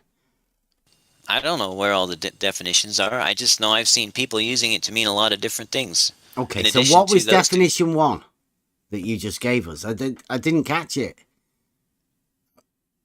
I'm not defining it. You're the one that needs to define it, but you're no, the one that's using it. You said one was straight, and then one was not straight. What was the defining factors that made one horizontal straight and one horizontal not straight? What was that? I missed it. May I? Please. Okay, so when we say that horizontal is parallel to a person's horizon at a certain location on Earth, then we're not saying that that horizon is parallel to the horizon of somebody somewhere else on Earth. That horizon would curve, it would change angle depending on where you were, compared to someone else's horizon at another location. And in that case, we're saying horizontal is level, not necessarily flat.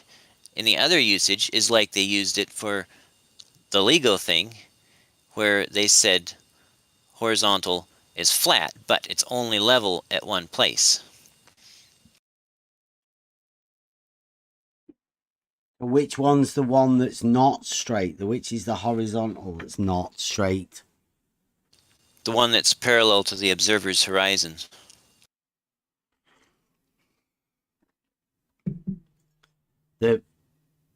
But parallel is straight lines, right? Okay. So the one you're saying, the one that's not straight is the one that is defined as being straight. That seems a little bit contradictory too.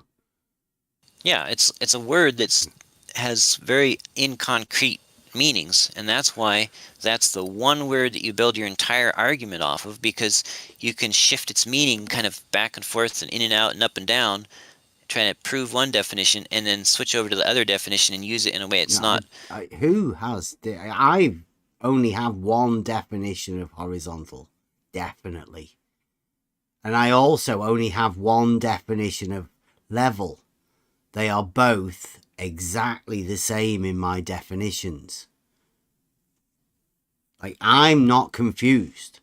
I don't swap and change at all. Seems like you do, though. You seem to have two different definitions of horizontal somehow.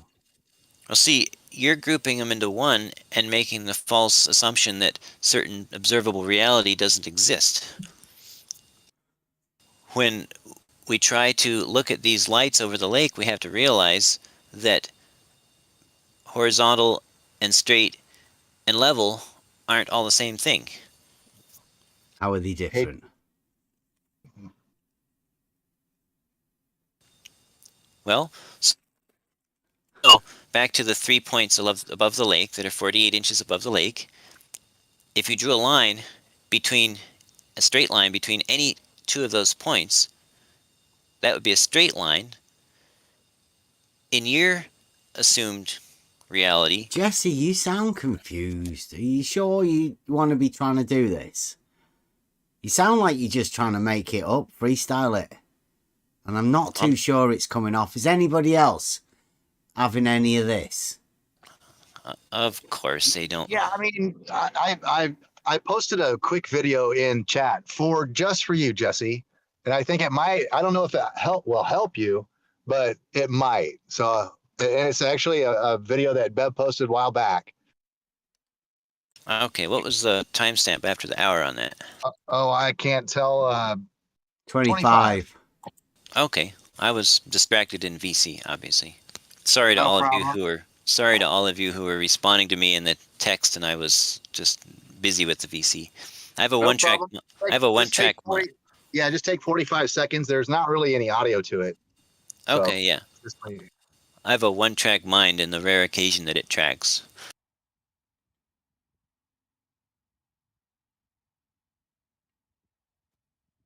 I posted a screenshot of Axiom 1 earlier. I feel like that may be quite relevant to the discussion right now, personally.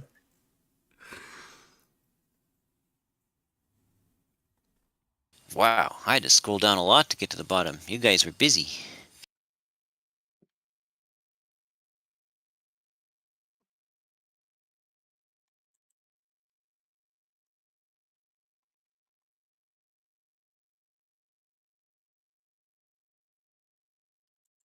Okay, it's downloading. Do I need to hear the audio? I doubt it. I don't think so. I think it's just mainly some wind noise and stuff like that. Okay, cool. Because I have a USB headphone set that actually has the microphone, which I use for Discord, and then but actual videos play through my analog speakers, which so I don't actually hear when I have my Discord headphones on. I don't hear movie sounds. I got 3 hours 20-ish, something like that, on the timestamp. I'm gonna have to go back if somebody wants to go and check it. Pretty sure Jesse did a bendizontal. He defined it, I think.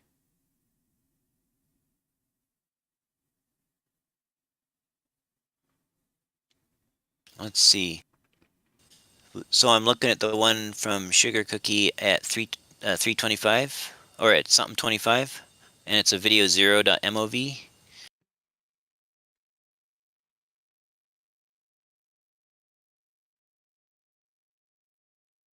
I think that was the first video I ever made, you know.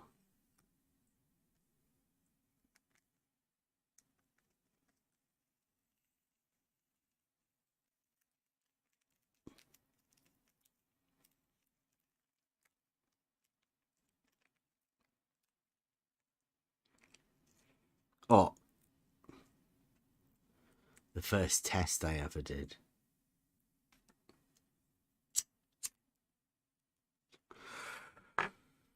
Okay. You've got a guy here. Do you know Das Oven? No. He's Do you need any help? I just started watching the video. We've got 2 camera tripods and a builder's level, right? Yeah.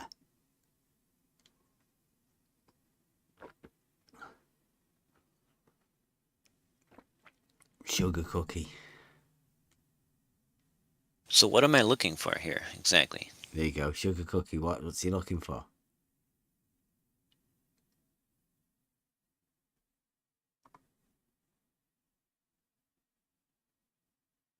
It's cameras sighting past a builder's level on 2 tripods. Mm. And it's level according to its little bubble. In the center. Right. Yeah. But that's the only place it's level, is it?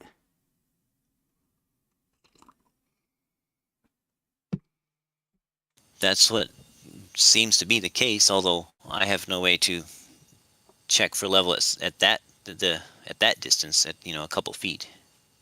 That would be a very, very small amount of change of level.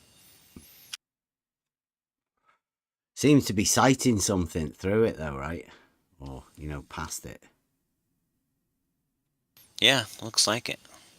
What do you reckon that is? Looks like clouds to me. But there might be a hill in them clouds. Could it be the horizon over there?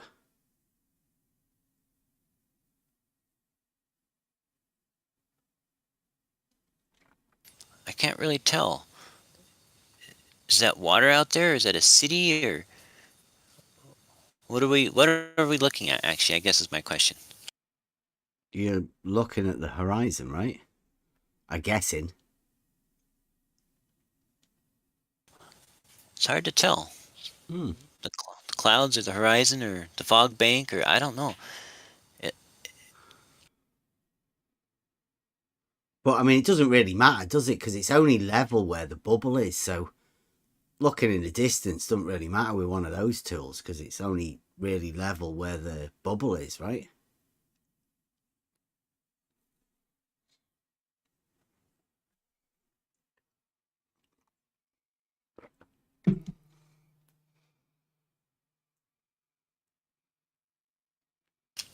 Well, thanks for the video, Sugar Cookie. It's nice, but I'm not sure what I'm looking for.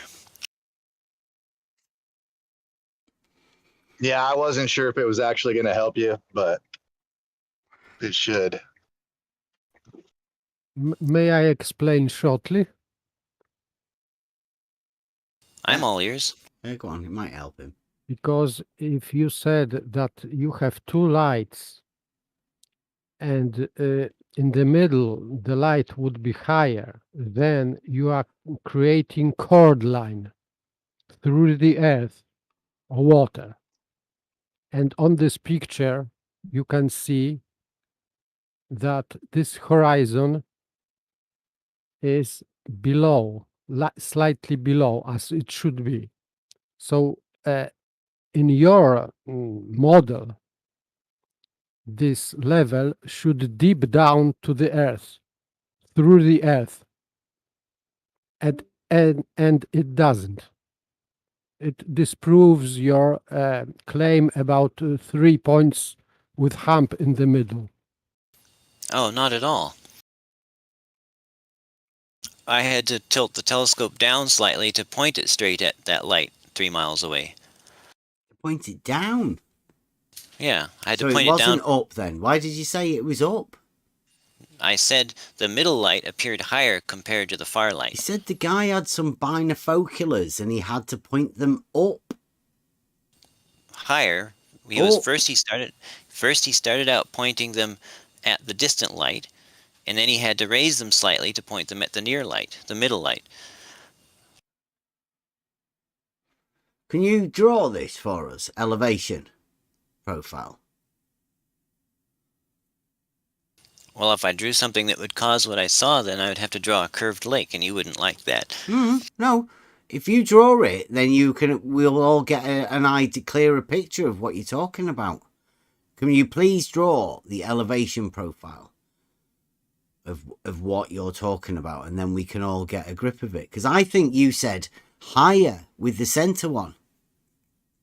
But if you draw it out, elevation profile, I'll be able to see whether you actually mean higher or not higher. I'm pretty sure that you said look up.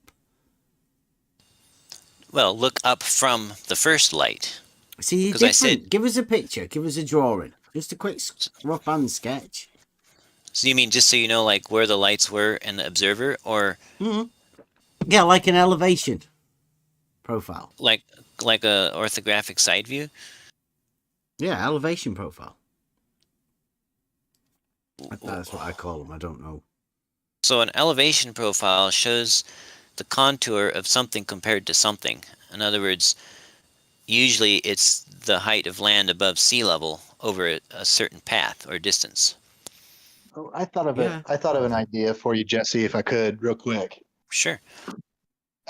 In that video of the level and looking at it from one end to the other, can you imagine that each of those ends is a flashlight in your experiment or test or whatever it was? And then kind of, does that give you, then at that point, when you look at it from that perspective, does that help? I'm not sure. To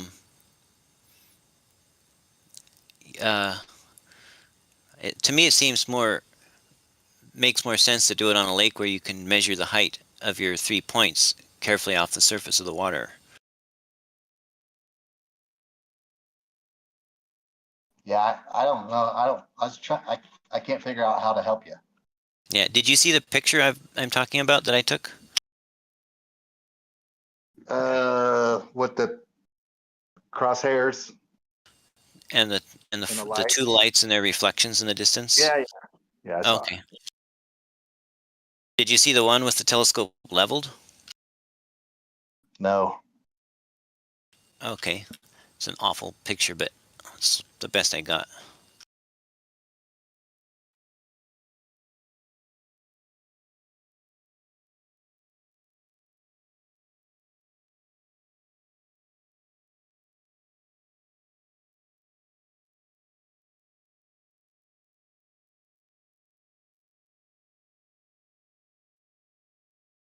Okay, I tagged you in the text chat.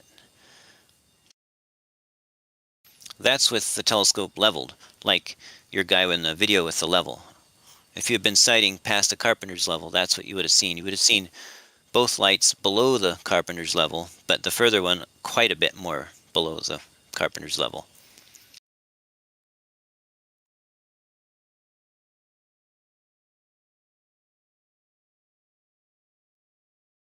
So it's down. It's dropping down. Yes, but that measurement did use the instrument's ability to level, so you might want to complain about it being not calibrated for that picture. So what is it you're saying? The middle one is higher. It appears higher. Yeah, obviously. Now, do you think that the water in the middle is higher? Well, that's what I'm asking you guys. If it's not, Absolutely then what's not. causing it? No, the water level is a horizontal plane. There's no hump. There's no drop. It's horizontal. Now, So why? What is it that you think? Now that you've asked us, or asked me particularly, I don't know, you can ask anybody else if you want. To me, this is pretty good evidence that not all horizontals are parallel.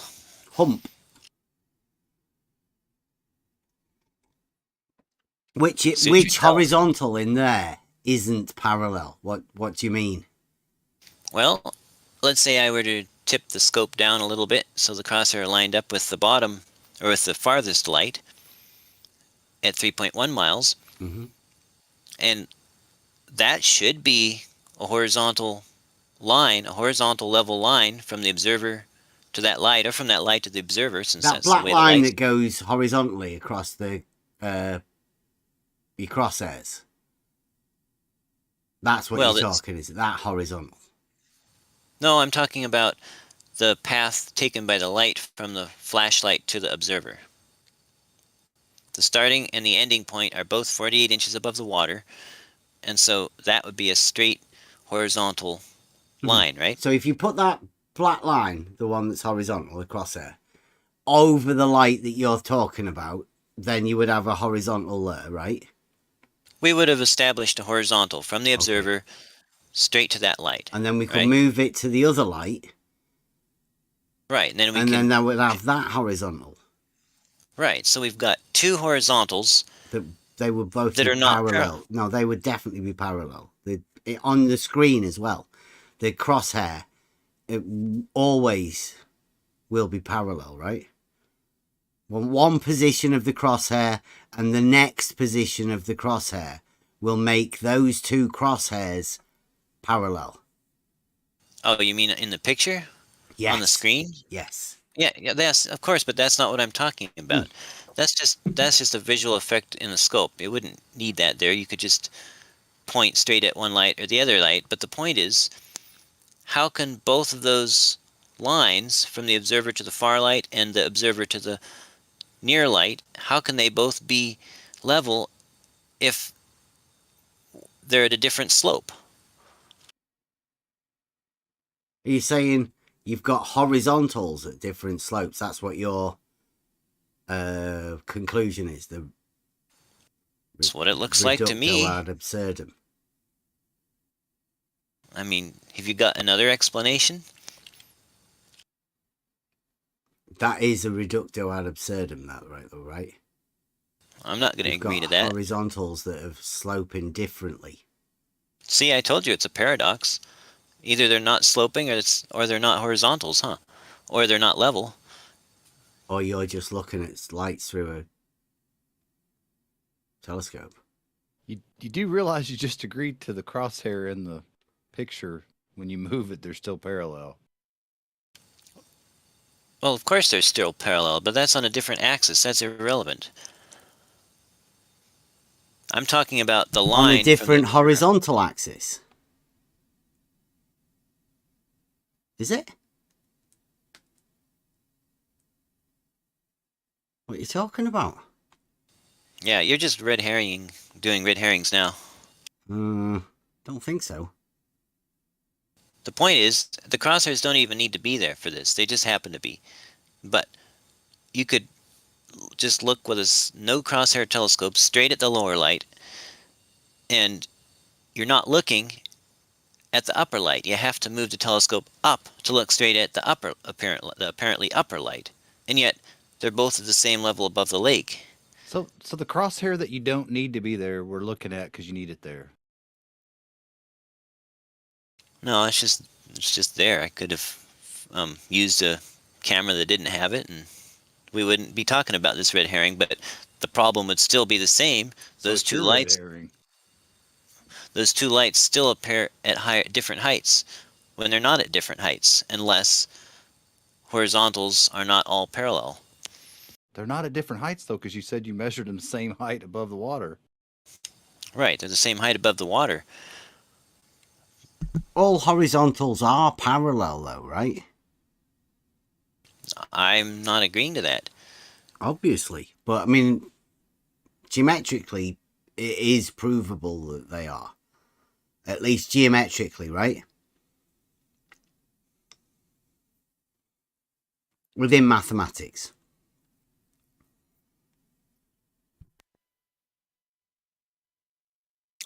Hold on a sec.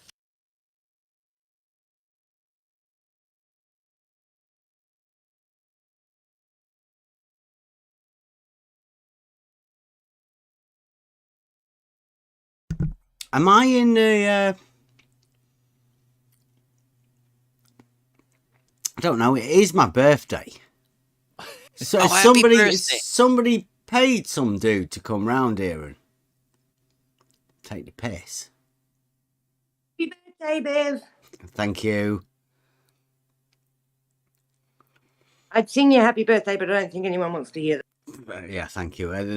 Other people have already, so I've already heard it too many times. So, but thank you. Nice. That's why I missed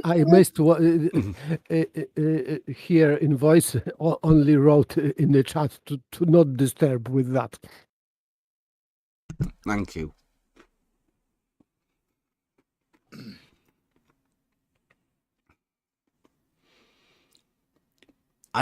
This paradox thing is a bit too much, I think.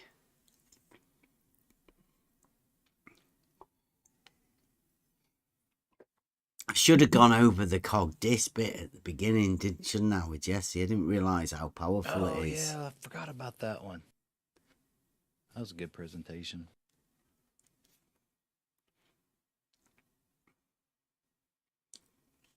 Well, so I'm not sure where we go from there, Bev, but thank you. Well, I can't even remember what I was saying, but I was asking you a question, and it appears that you've gone away from that. Well, go on. Sorry. Oh, it's okay. At the end of the day, the lights should appear at the same height if they're on the same plane as the observer, and they don't appear at the same height. So that either means the water isn't straight, or the light isn't straight, or some heretofore undiscovered fact of reality. And so far, no one has been able to show me a demonstrable phenomena which would cause light to do this to me. So I think it's reasonable of me to consider that perhaps the water isn't straight until further evidence comes forth. How's that? You think there's a drop to the water? I know. I got that. There's some deviation between the water and the light. You did say there was a hump as well at one point. I mean, that just depends on how you look at it. It's the same thing with a basketball. Well, that's a paradox. That's obviously, that shows. You've got a paradox. And it's a bit hard to resolve it, isn't it? And kudos for spotting it yourself, you know? Mm-hmm. Yeah. It's hard for someone who denies a curve to resolve it. For those who think the Earth is curved, it's no problem. So it's a paradox for you. Say that again. Was that a reversal?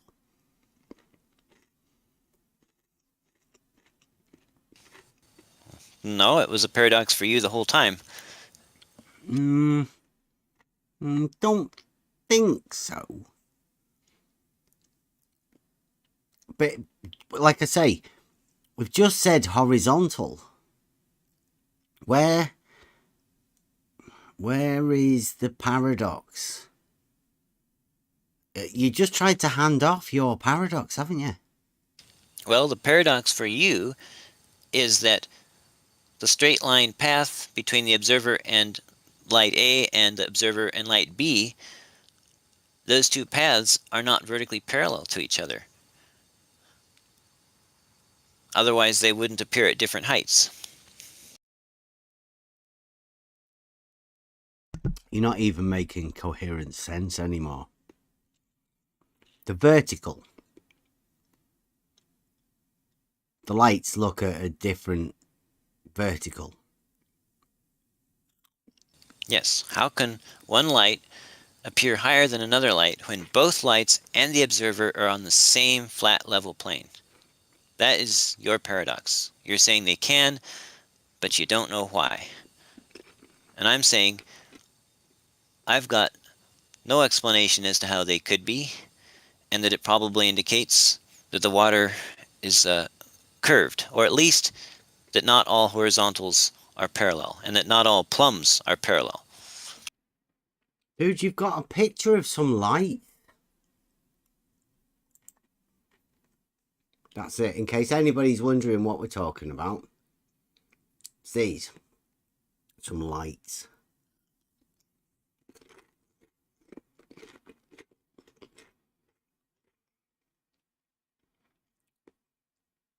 From this picture, you've decided that horizontals aren't parallel, or verticals aren't parallel. Like, what is it you're getting from this picture of some lights?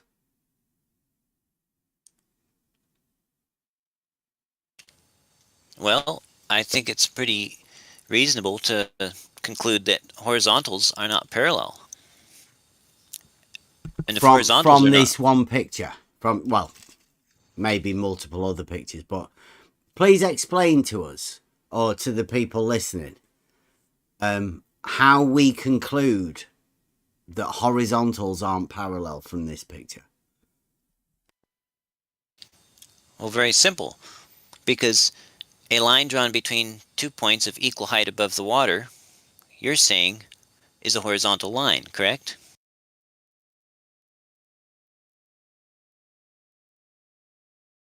And so we have two flashlights at different distances. So if we draw a straight path from the far light to the observer and a straight path from the near light to the observer, according to your understanding, those two paths would both be level and horizontal because all endpoints involved are exactly 48 inches above the water. But it's clear... Jesse, please don't speak of my understanding.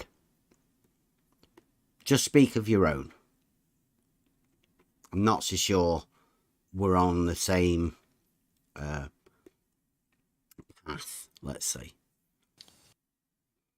Well, how can I debunk your claims if I can't reference your claims?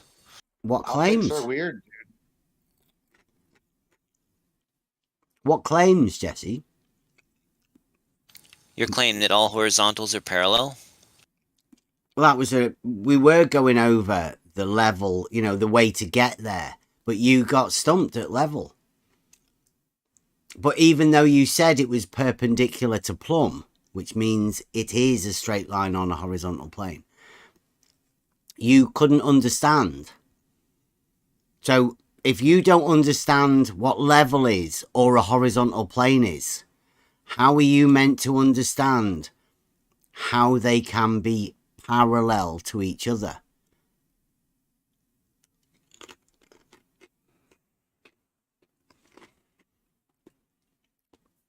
Because we got to level, and then you had a sort of a cog dis moment, and you started pointing out that you've took a picture of some lights in order to explain level. But then it's developed into you proving with this picture that horizontals aren't parallel. Debunking mathematics of some sort. I don't know how you managed to do that, but I mean, bravo. Bravo. Thank you. Thank you.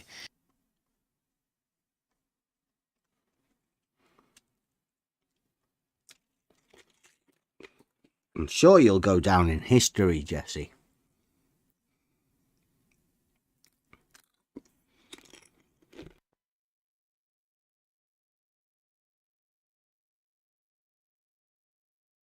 On my birthday, too. Stealing my limelight.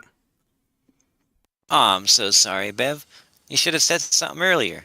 I would have baked you a cake or something. Of course, I would have had to Really, eat it. don't lie to him like that. It's his birthday.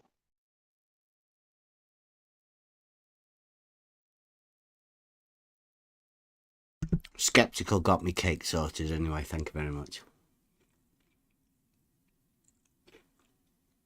And he actually did bake me a cake.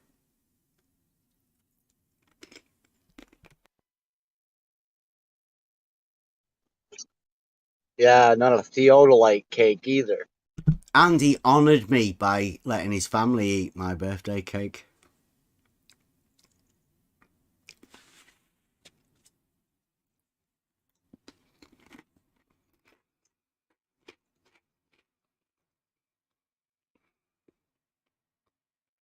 Does it trouble you, Jesse, that horizontals are parallel?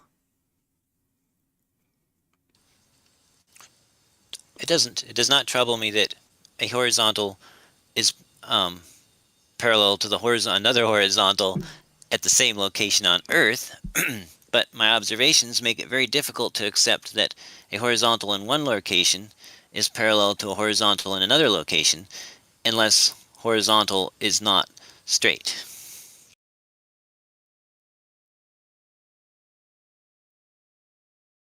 You just keep saying the same shit over and over.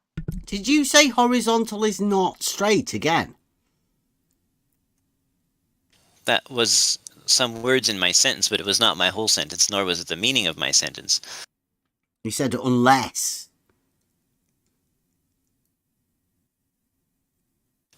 Well, sir, I think you're just quote mining me now, which is fine, but do you think we're going to move forward more on this, or are we just stuck in a little circle now? Don't know, I think you hit your bridge ages ago. Level, it was.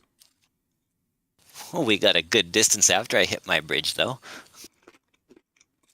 Yeah, destruction. I don't think we did, actually. Where did we get to?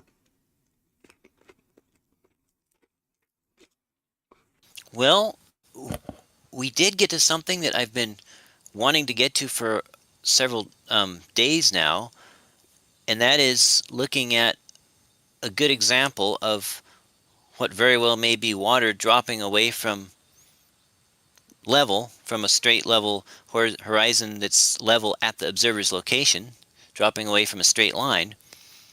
And we had a good opportunity for all of you to help me understand how it's possible to see this. And Rumpus there is was your nothing. man. Rumpus is your man. Well, yeah, he's just going to say it's curved. How does that help? No, because he's got a test. Dropping. That's what you're after, isn't it? Water dropping in the distance. I think what's he shooting? 6 miles? Yeah. He's your man. Get him. Get on his team. He's doing a video presentation. He's going to have cameras all over the place. He's actually supposed to be using an auto level, which is not an angle measuring device. Yeah. You'd be right on that. Is he taking that to the Bedford? Wish I could be there. He's even got a dark shark. A little water level sighting thing. Like you have.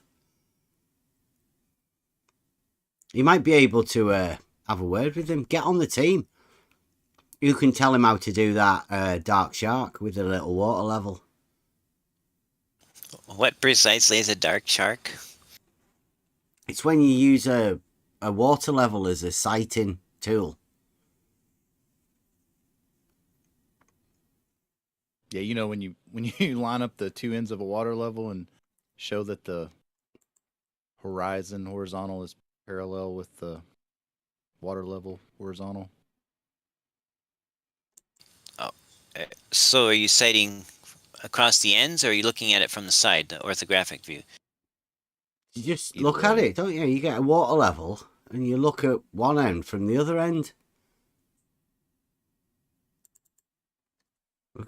We did a few.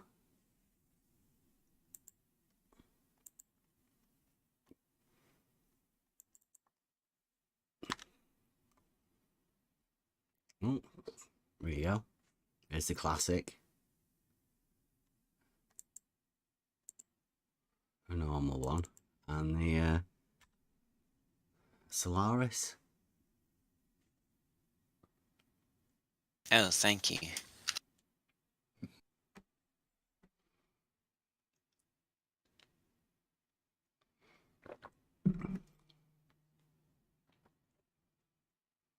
It does say tubing and water not included. You have to get your own water level. I was thinking of doing like a mini one, like you could get it and just put it on your finger.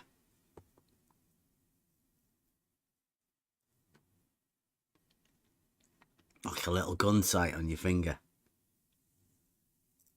Do you like that?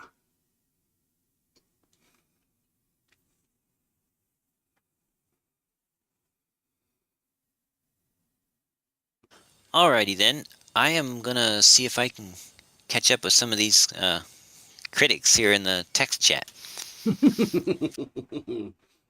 Well, have fun. And Thank you. I hope you've enjoyed yourself today. Absolutely. Thank you very much. Yeah. I hope I wasn't too much of a pain. Thanks for coming. And I guess everybody, it is free for all Friday, so take it away for a bit. I want to eat some crisps and make myself a brew. What do you think about tonight? I don't know. I would say it's getting close to Alice in Wonderland, isn't it?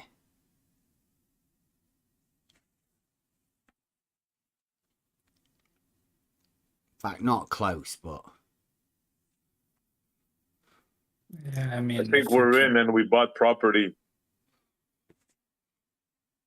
Yeah, you know something is straight because you've measured it straight, but then you look at it and it looks funny. It appears not. Or level, I should say. Appears not. I'm Appears, struggling. I am struggling with these lights because the first light was like 1.5 miles, and the second light was like 3 miles. So, with my understanding of perspective, if you have two objects on the same elevation and one is farther than previous, this one which is closer to you should be higher, visibly higher, because it is going down, for example, to horizon. So I cannot see any problem here, because the farther you see on the same elevation, the lower it is closer to horizon. It means it is going down in perspective. So I cannot see any problem here. We could ask an expert builder that if you want to level something or make something straight, can we just look down it? Nobody. Rucky. I don't think that's, I wouldn't think so. No, Buster. I mean, I wouldn't. Just look at it. You just look down. Well, I mean, the stuff that I've done, I would never just look down something to line things up. What would you do? String lines, level, square, those types of things. And then once you've got it all set, like say posts or concrete, you measure it off of objective tools. That makes sense to me. Yeah.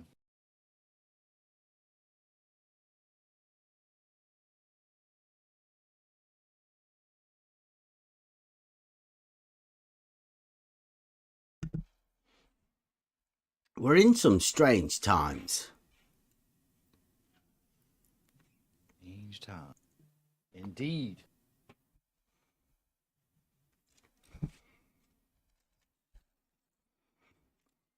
It's interesting. It goes back to what we talked about yesterday, in a sense, with just changing the identity of the subject right then on the spot. How it's an instant contradiction, also right then on the same spot. And I had an interesting conversation today. Somebody said that, how would you translate this? He said, binary thinking is a fallacy. And to me, in general, I'm thinking to myself, like, but the identity, though, you have to be able to say this or not this. It's binary. That's the whole point. So, yeah, excluding the middle. Yeah. Don't be bringing logic into this. Come on. Is that my bad? No, that's right, though, right? That excluding the middle is part of logical system. It's vital to it. It's one of the laws. Yeah, that's the point, right? Mm-hmm. And he agreed to it. Perpendicular to plumb, to vertical. Mm-hmm. But then just no, say no right afterwards. Like, but no. It's not like there's somebody somewhere has severed the connection from perpendicular and plumb. Stay in those words, level is perpendicular to plumb. Doesn't mean level is a straight line on a horizontal plane, apparently. See why I use those words at the beginning. It's genius. No, and nobody will disagree. Level is perpendicular to plumb. That's what everybody will say. They just imagine a curve that obviously isn't there. Not within the geometrical statement.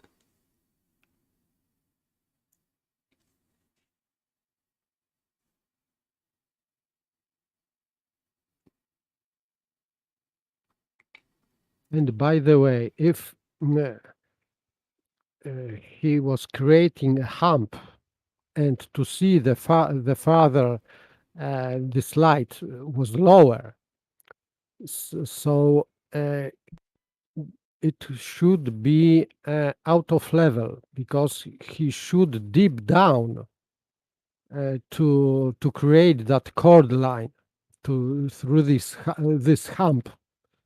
So he immediately would go out of level with his level tool.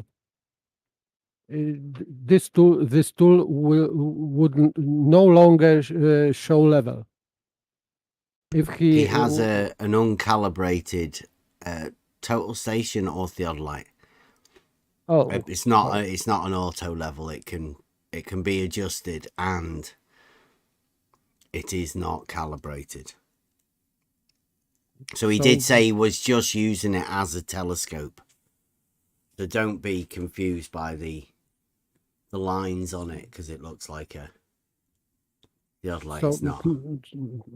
Therefore, he cannot prove anything with that. That's what I was saying. Like, you can't just take a picture of some lights and say that horizontals aren't parallel. It's a little bit silly.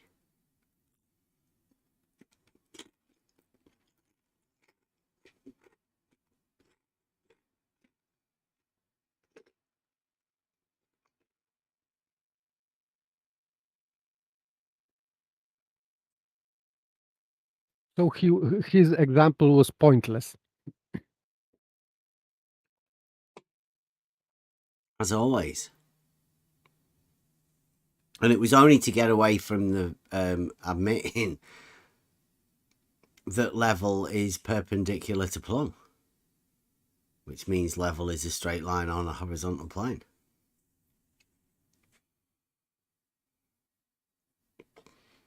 Yes, that I think that this was job of Rumpus. So he was aware that you are leading him to a trap. So don't go there. Don't go there. Don't say that. Don't say that. Don't And agree that level horizontal is parallel to the horizon, is what Rumpus said to him. Rumpus must have been DMing him like crazy in the background. Well, I think he wouldn't have listened to those. That's why Rumpus came in to give him his orders vocally. I mean, like, Rumpus doesn't come in here that often, does he? Rumpus obviously tried to intimidate him into some globe thinking. And, well, which I think's pretty, I don't know, it trying to influence somebody else by coming in and shouting like that. Jesse, if I was you, I'd be checking your DMs. I'm sure they're pretty full by now. Blue said he was doing really, really well. Slaughtering me or something like that. Oh, yeah, making you look really bad. Yeah, yeah, according to Blue. Of course, I don't think he was watching the same conversation as us, but, you know. I do. I think they are. Like, Jesse couldn't see that level being perpendicular to plumb is a straight line. Blue can't see that, you know, the basic statements that we've made and what they mean. Yeah, the horizon's got to go. It's got to get sacrificed. Something has to go, so it's the horizontal. I'm pretty sure Jesse horizontal, but definitionally, he placed horizontal side by side with horizontal, and one of them, pretty sure, was horizontal. Did anybody else hear it? I've got it on the board. you have to have this conclusion that he was talking about bendizontal because otherwise his explanation cannot make sense. Yeah, now I don't know whether that's I don't know whether that's an order or whether they're preparing anything, but I think the LIGO elevation profiles have forced them into a bit of a corner, and they're going to have to develop. I don't want to say it. I don't want to influence it. I want them to do it all on their own.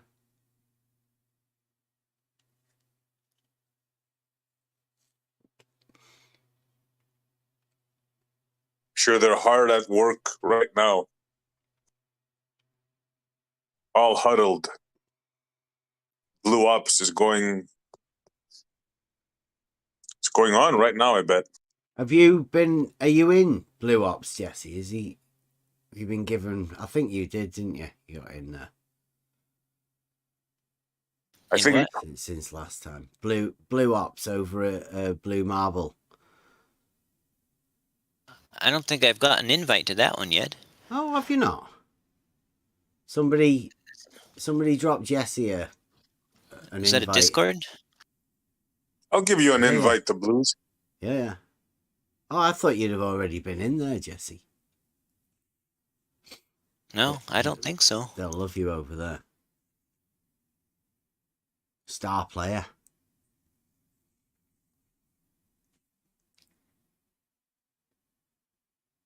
Rumpus does presentations over there. You could do some of yours. There you go. There you go, Jesse. Dang it. Still banned. Tell Blue I sent you. Oh, thank you. Oh, I'm in. You're still banned. Yeah. Boo. I got in. Boo. Who, you? No way. Yeah, he's in there. Cheers, Blue. Take Buster off as well. Come on. It's about time, Blue, you came to your senses. Buster off. What's Buster done? Take Buster off, and then we'll come over and do a shindig. A group hug. I'll play a song for you. Me, Bev, Rakia, Mobius, Buster. We'll do you a new theme tune. For this occasion. I'll sing at your next wedding. Holy shit. Sing you a theme tune. Yeah. Now that's an offer, Blue. I don't typically do it, but I did put some words in there for, well, you know who. Maybe that's why I'm still, no. Yeah, I can't Rakia will understand. do the catering. He'll furnish the catering.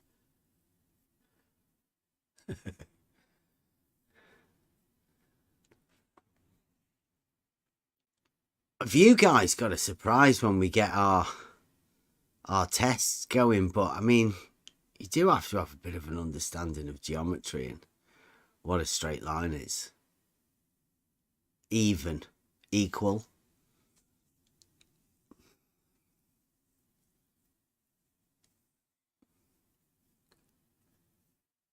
Darren, I shouldn't have mentioned Rakia. That Blue, that I ruined everything. I'm sorry, Blue. I didn't mean that. Forget I mentioned that name.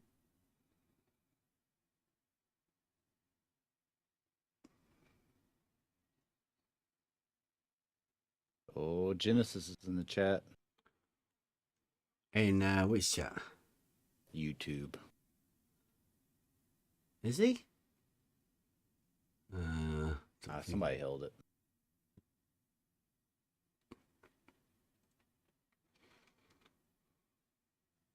Two points on a canal 27 miles long establish a chord. Really? This guy's nuts. Wazinski. Wow, look at this. They're going for it, aren't they? I'd be careful. Don't feed the trolls.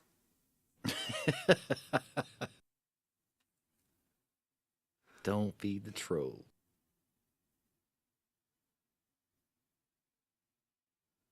And if he establishes a chord, it means that he needs to deep down. So he is going out of level immediately. Yeah. It's got a hump. And water doesn't do that. It doesn't rise.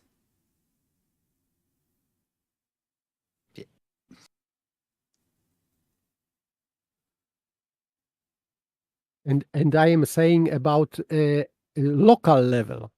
So he is going out of level in his location, not over all level, earth level, whatever. Just on this location. His device showing level would go off level immediately if he is creating chord line. And it doesn't happen, so it is impossible and absurd.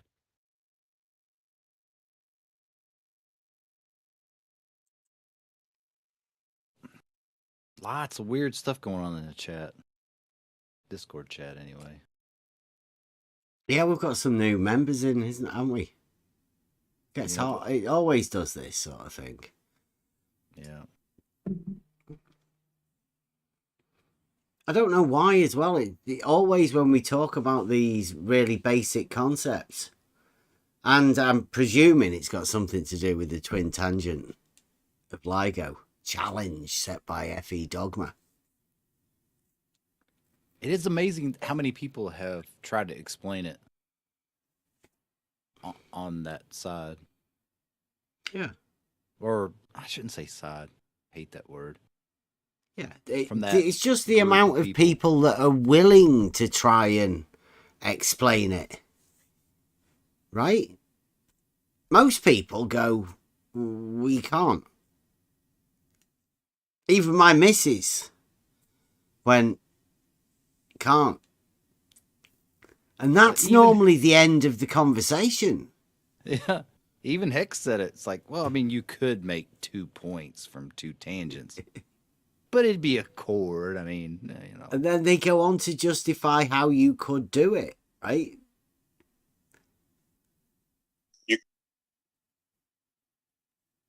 rather than just most people. I like I say, when I say most people, I do.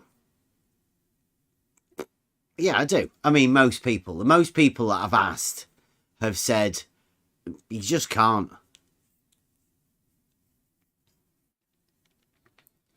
But I guess they don't know the implications for the model when they say that, or most of them are those of us round here that have probably just dropped the model already, right? We don't have the model to cause a conflict, to give us paradoxes.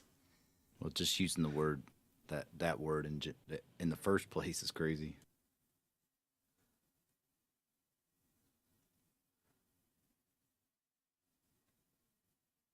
To describe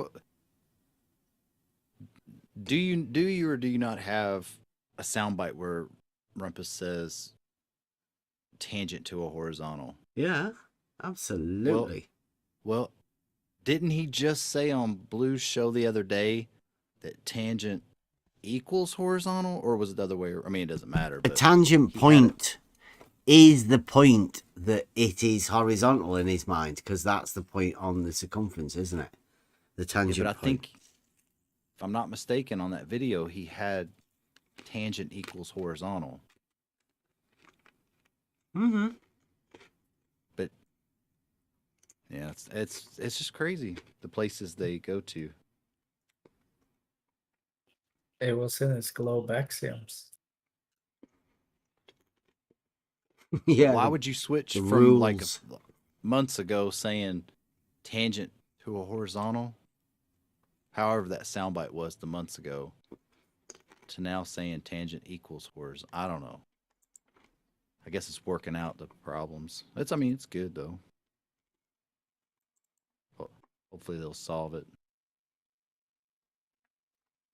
I think that they are going wrong way, because now they are saying that it is horizontal or vertical, whatever, at a point.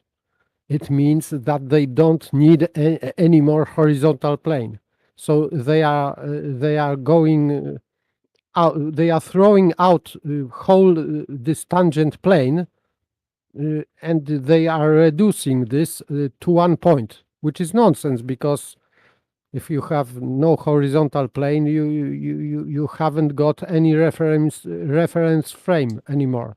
So this is exactly nonsense. why we've been saying aporia. Can you go the wrong way when you're in aporia? Anyway is wrong, so they can go anywhere. Yeah, exactly. It's a cul-de-sac. Emporia cul-de-sac. Can't get out.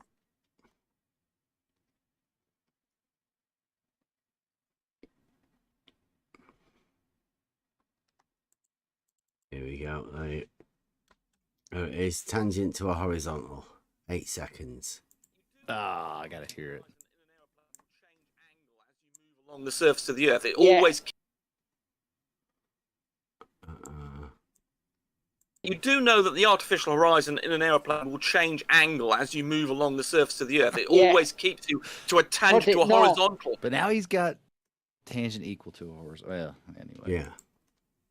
Tangent to a horizontal. That was why I saved that one, because... Classic. Yeah. That's impossible, but, I mean, that's the string of incoherent babble that comes out of the mouth when they talk really quickly.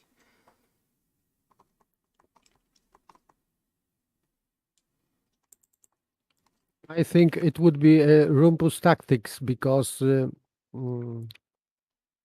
this is a long time. He didn't change anything. This is his way of speaking, and I think it serves him well, because anybody you cannot understand what he's talking about, really.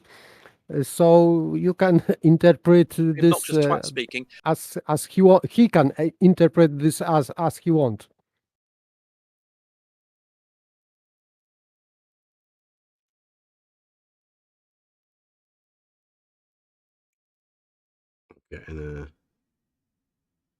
Somebody says the link isn't working.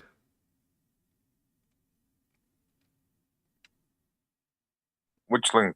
To Blues? No, for this place. There you go. Discord link. Sent. I might have to check that out.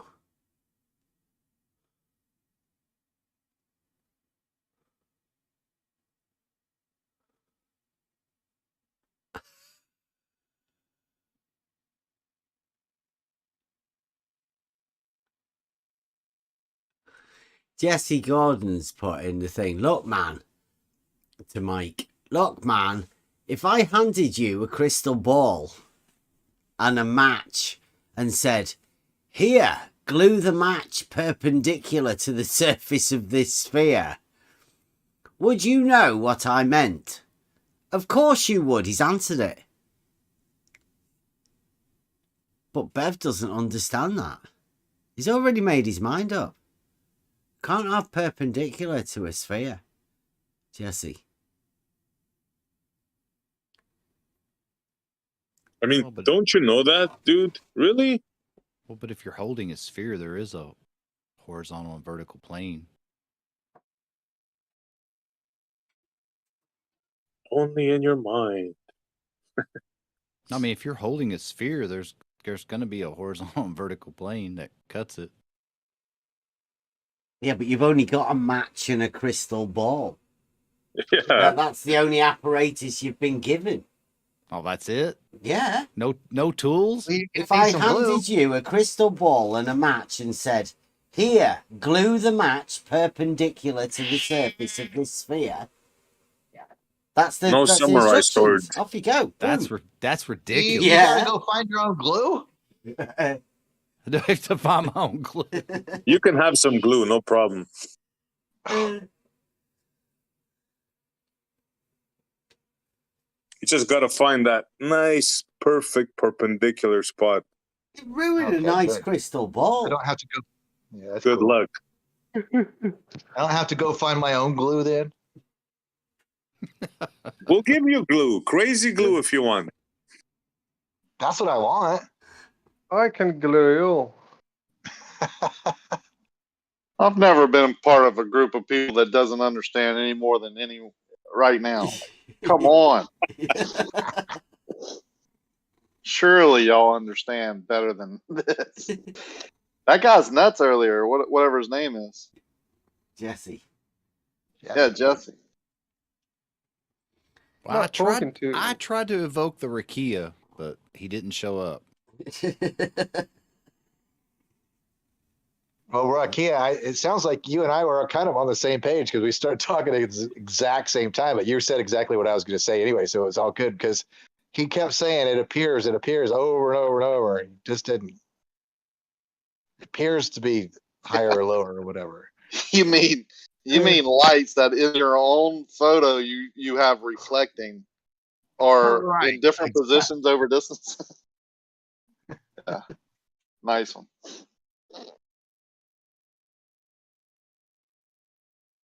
Look, man.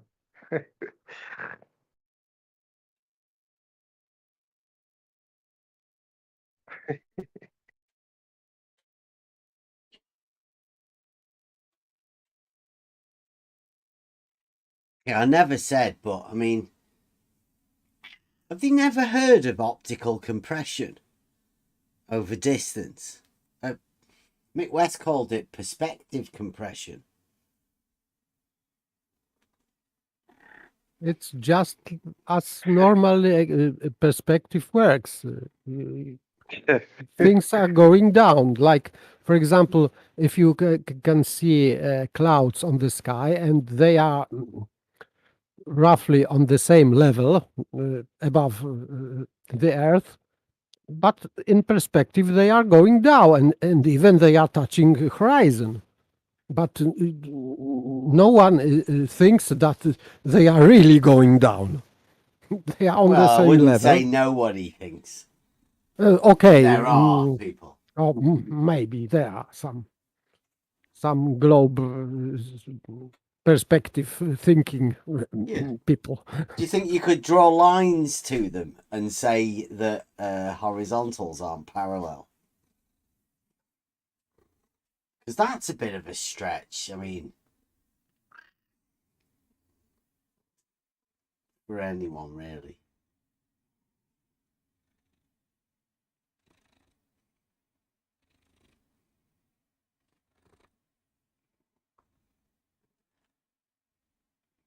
Jesse, have you... Oh, I see you seriously never heard of perspective compression. That's... I mean, it is primarily why we don't deal with the optics normally over distance, because perspective compression. And if you want to know what that is and how that works, then you look at the stadia lines. But obviously there's a problem with level first. That's the main hurdle you have to deal with.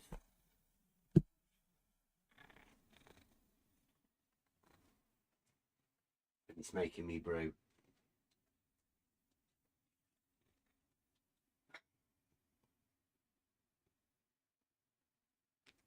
Is it time for some model affliction?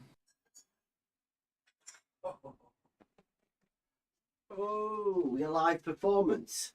Okay. I mean, it seems like a little bit of a lull spot. I could liven it up a little bit. Okie dokie.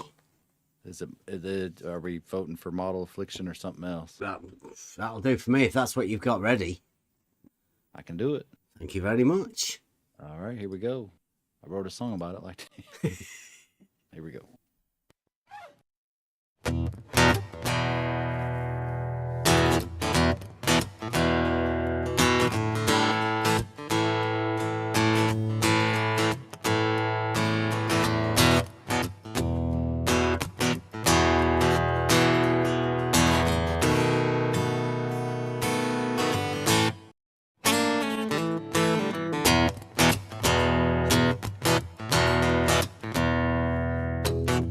Is it a hump or a drop? What do you say? You've got to twist your words in every which way, because the model will always dictate what you do.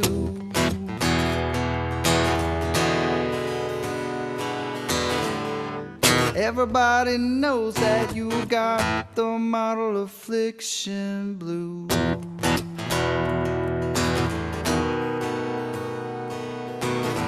Is it a straight line or does it curve? You got twin tangents, one that is absurd. We all know that the model dictates what you do.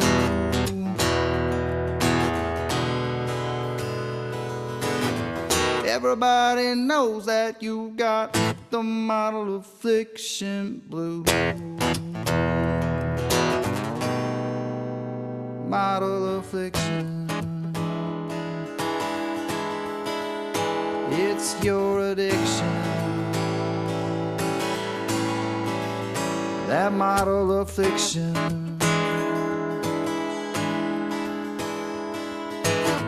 It brings you so much pain. It's your ball and chain.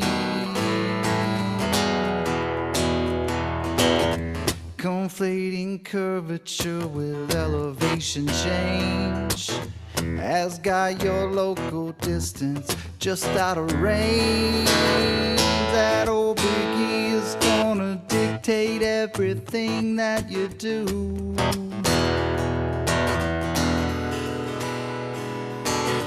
Everybody knows that you got the model affliction blues.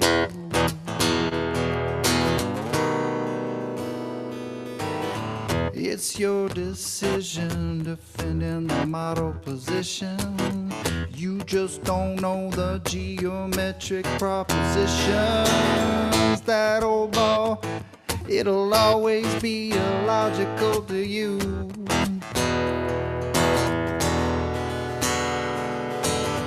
That's why perpendicularity is a puzzle to you. Model affliction. it's your addiction. That model affliction.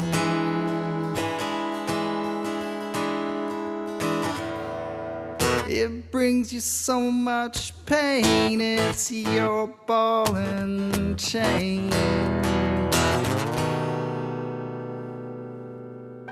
I've heard these arguments year after year.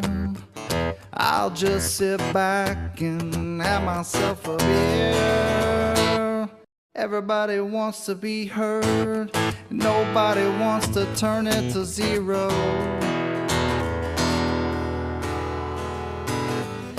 We all know that you got to be the globe earth hero. Or the flat earth hero. Globe earth hero. Globe earth hero. Take your pick. Everybody wants to be heard. Nobody wants to think though.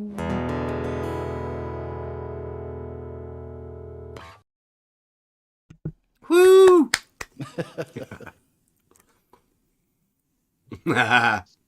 Thank you very much, Buster. World famous Buster. Thank you, Buster. You're welcome. Model Affliction Blues. I think there's some parallels with I got big butt, or I like big butts, and I cannot lie. There's definitely some parallels to that.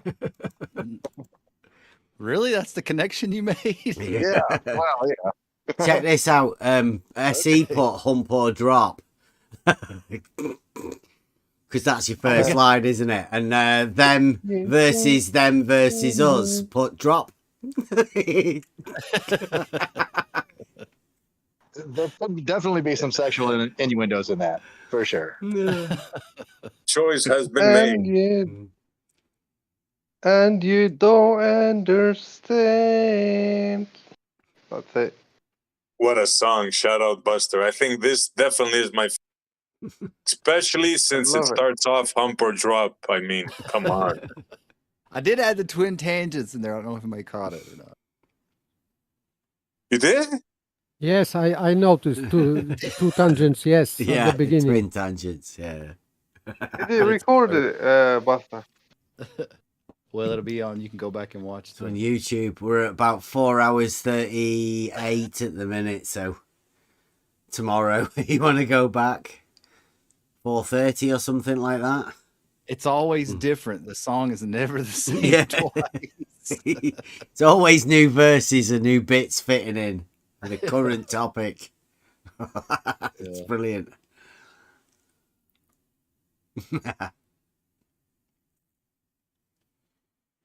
Yeah, it's all right. Nah, meh.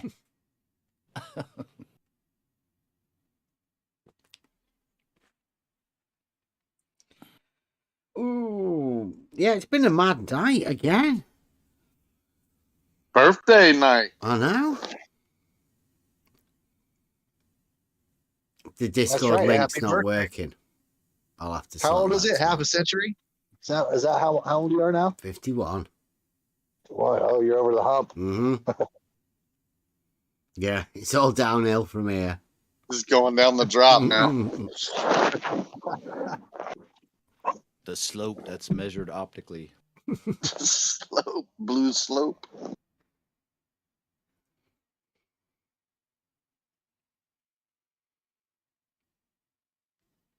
I'm really struggling to see how we can even communicate with people, because you could show them the geometric drawing for it and they won't accept it because they've got pictures. So I really don't know where this is going to end up going. They think we're deluded. They think me particularly, I'm doing something a little bit strange. Thanks, Mike.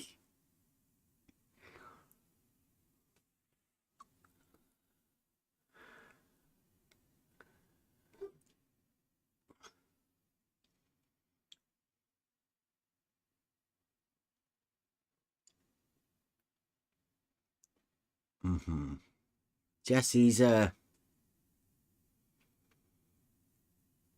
middle flashlight.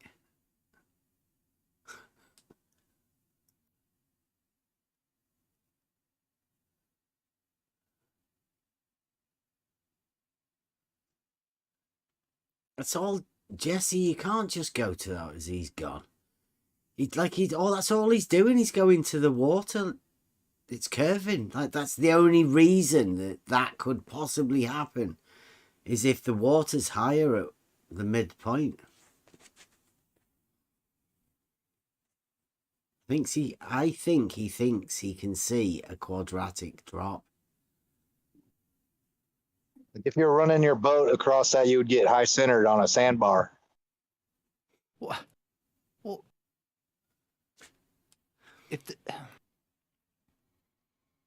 then why did they switch to all of their optics being an angular measurement? If they're so sure of a quadratic function, then why did it switch to angles? I don't know. It's a massive stolen concept wrapped up in it, isn't it? Like, it yeah. I can't even imagine, because like I'm guessing, because you know a little bit of geometry and a little bit of the practicality, you can see like 2 or 3 steps further along. I don't think they can. Well, I thought it was brilliant. You pointed out where the bridge was. I mean, that was where, wished we'd had that terminology the last like 4 times you went through the 12, Yeah. through, like, some people hit it at, what was it? One person hit it at the 3rd one. Yeah.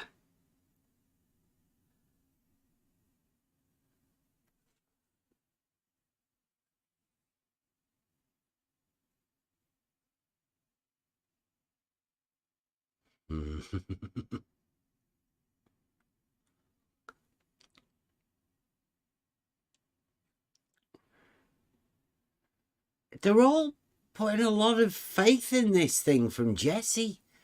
Who is Jesse?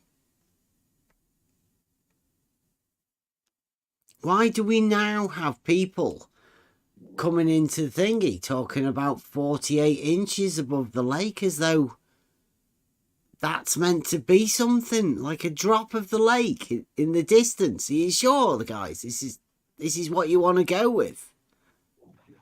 This icon is a theodolite.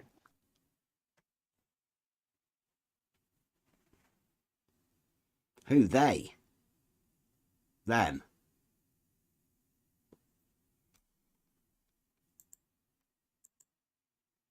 No. It's us and them. Pretty sure that was Chunky Butt Boy. Chucky Brad Boy.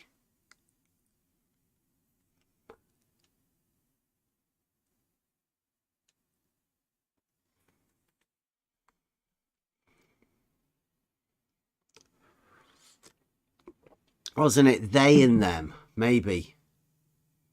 They, them. Mm-hmm. Yeah, I remember something like that. They and them, that sounds familiar. Yeah.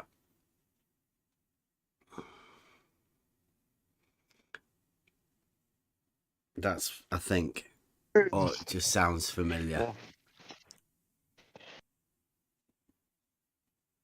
It gets pretty Oh, obvious. there was a person by that name for sure. Oh, yeah, they. Yeah. Now we got them. It's always obvious when somebody has an account and they just text chat roll.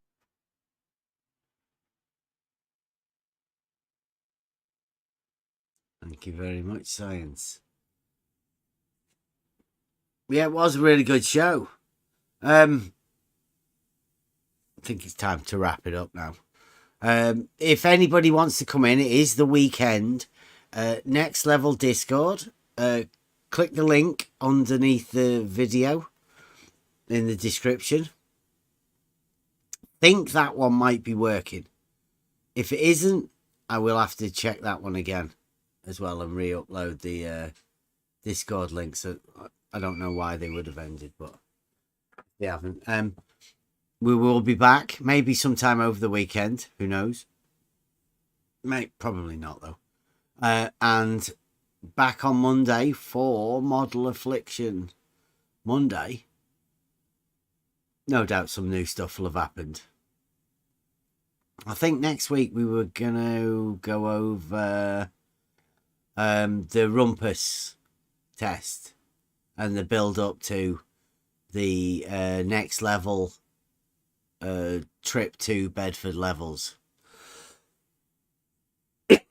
Coming soon, so if you want to get involved with that as well, if you're in the UK, fancy coming down to Bedford, meeting up with the crew, having a look through cameras or what, it doesn't really matter. Please come into Discord, let us know. We'll be going on all the time now for a fair bit probably. I'm going to end with a Buster song.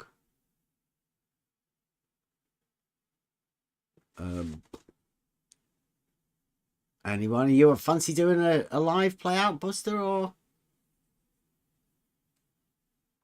I can put one on if you're not around.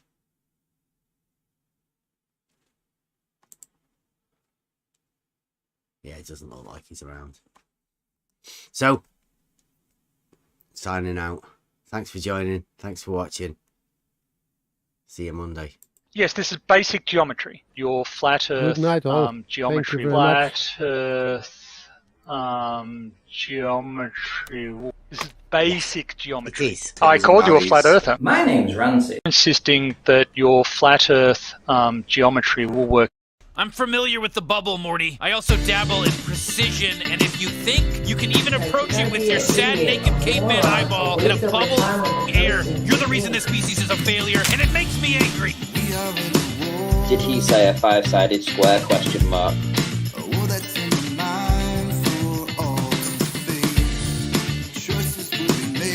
You're a universal horizontal waterer. You're drunk. I called you a flat earther. You want to experience true level? Do you? Yes. You want to experience true level? That auto level is establishing a horizontal. That's just the way it is. Because I've done the test with an auto level, which gives you a horizontal. Yeah, it's gonna look super flat. All right, come on.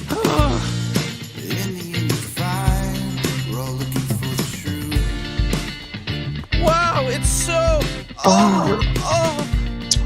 Three coplanar points. Oh Christ! Yeah, true level, bitch. I called you a flat earther.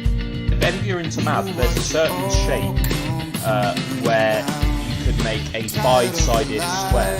Are you suggesting that horizontal can't curve? Oh, everything's crooked. Reality is poison. I want to go back. I hate this. What's his deal? Morty. Go to school, Summer. I'll go in Morty's memory and do a little. Ranty, come on, that's a globe. He eventually just gave up and said, yeah, I agree, it's a globe. Geodesic is a continuous string of infinitely small, straight lines. Yeah, true level, bitch.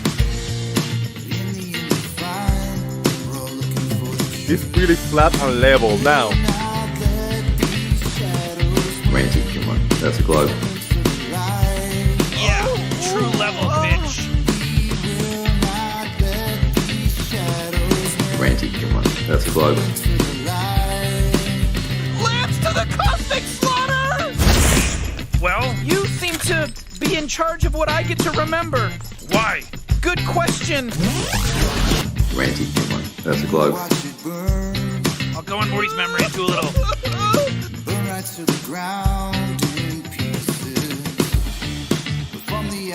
Wow, it's so. Oh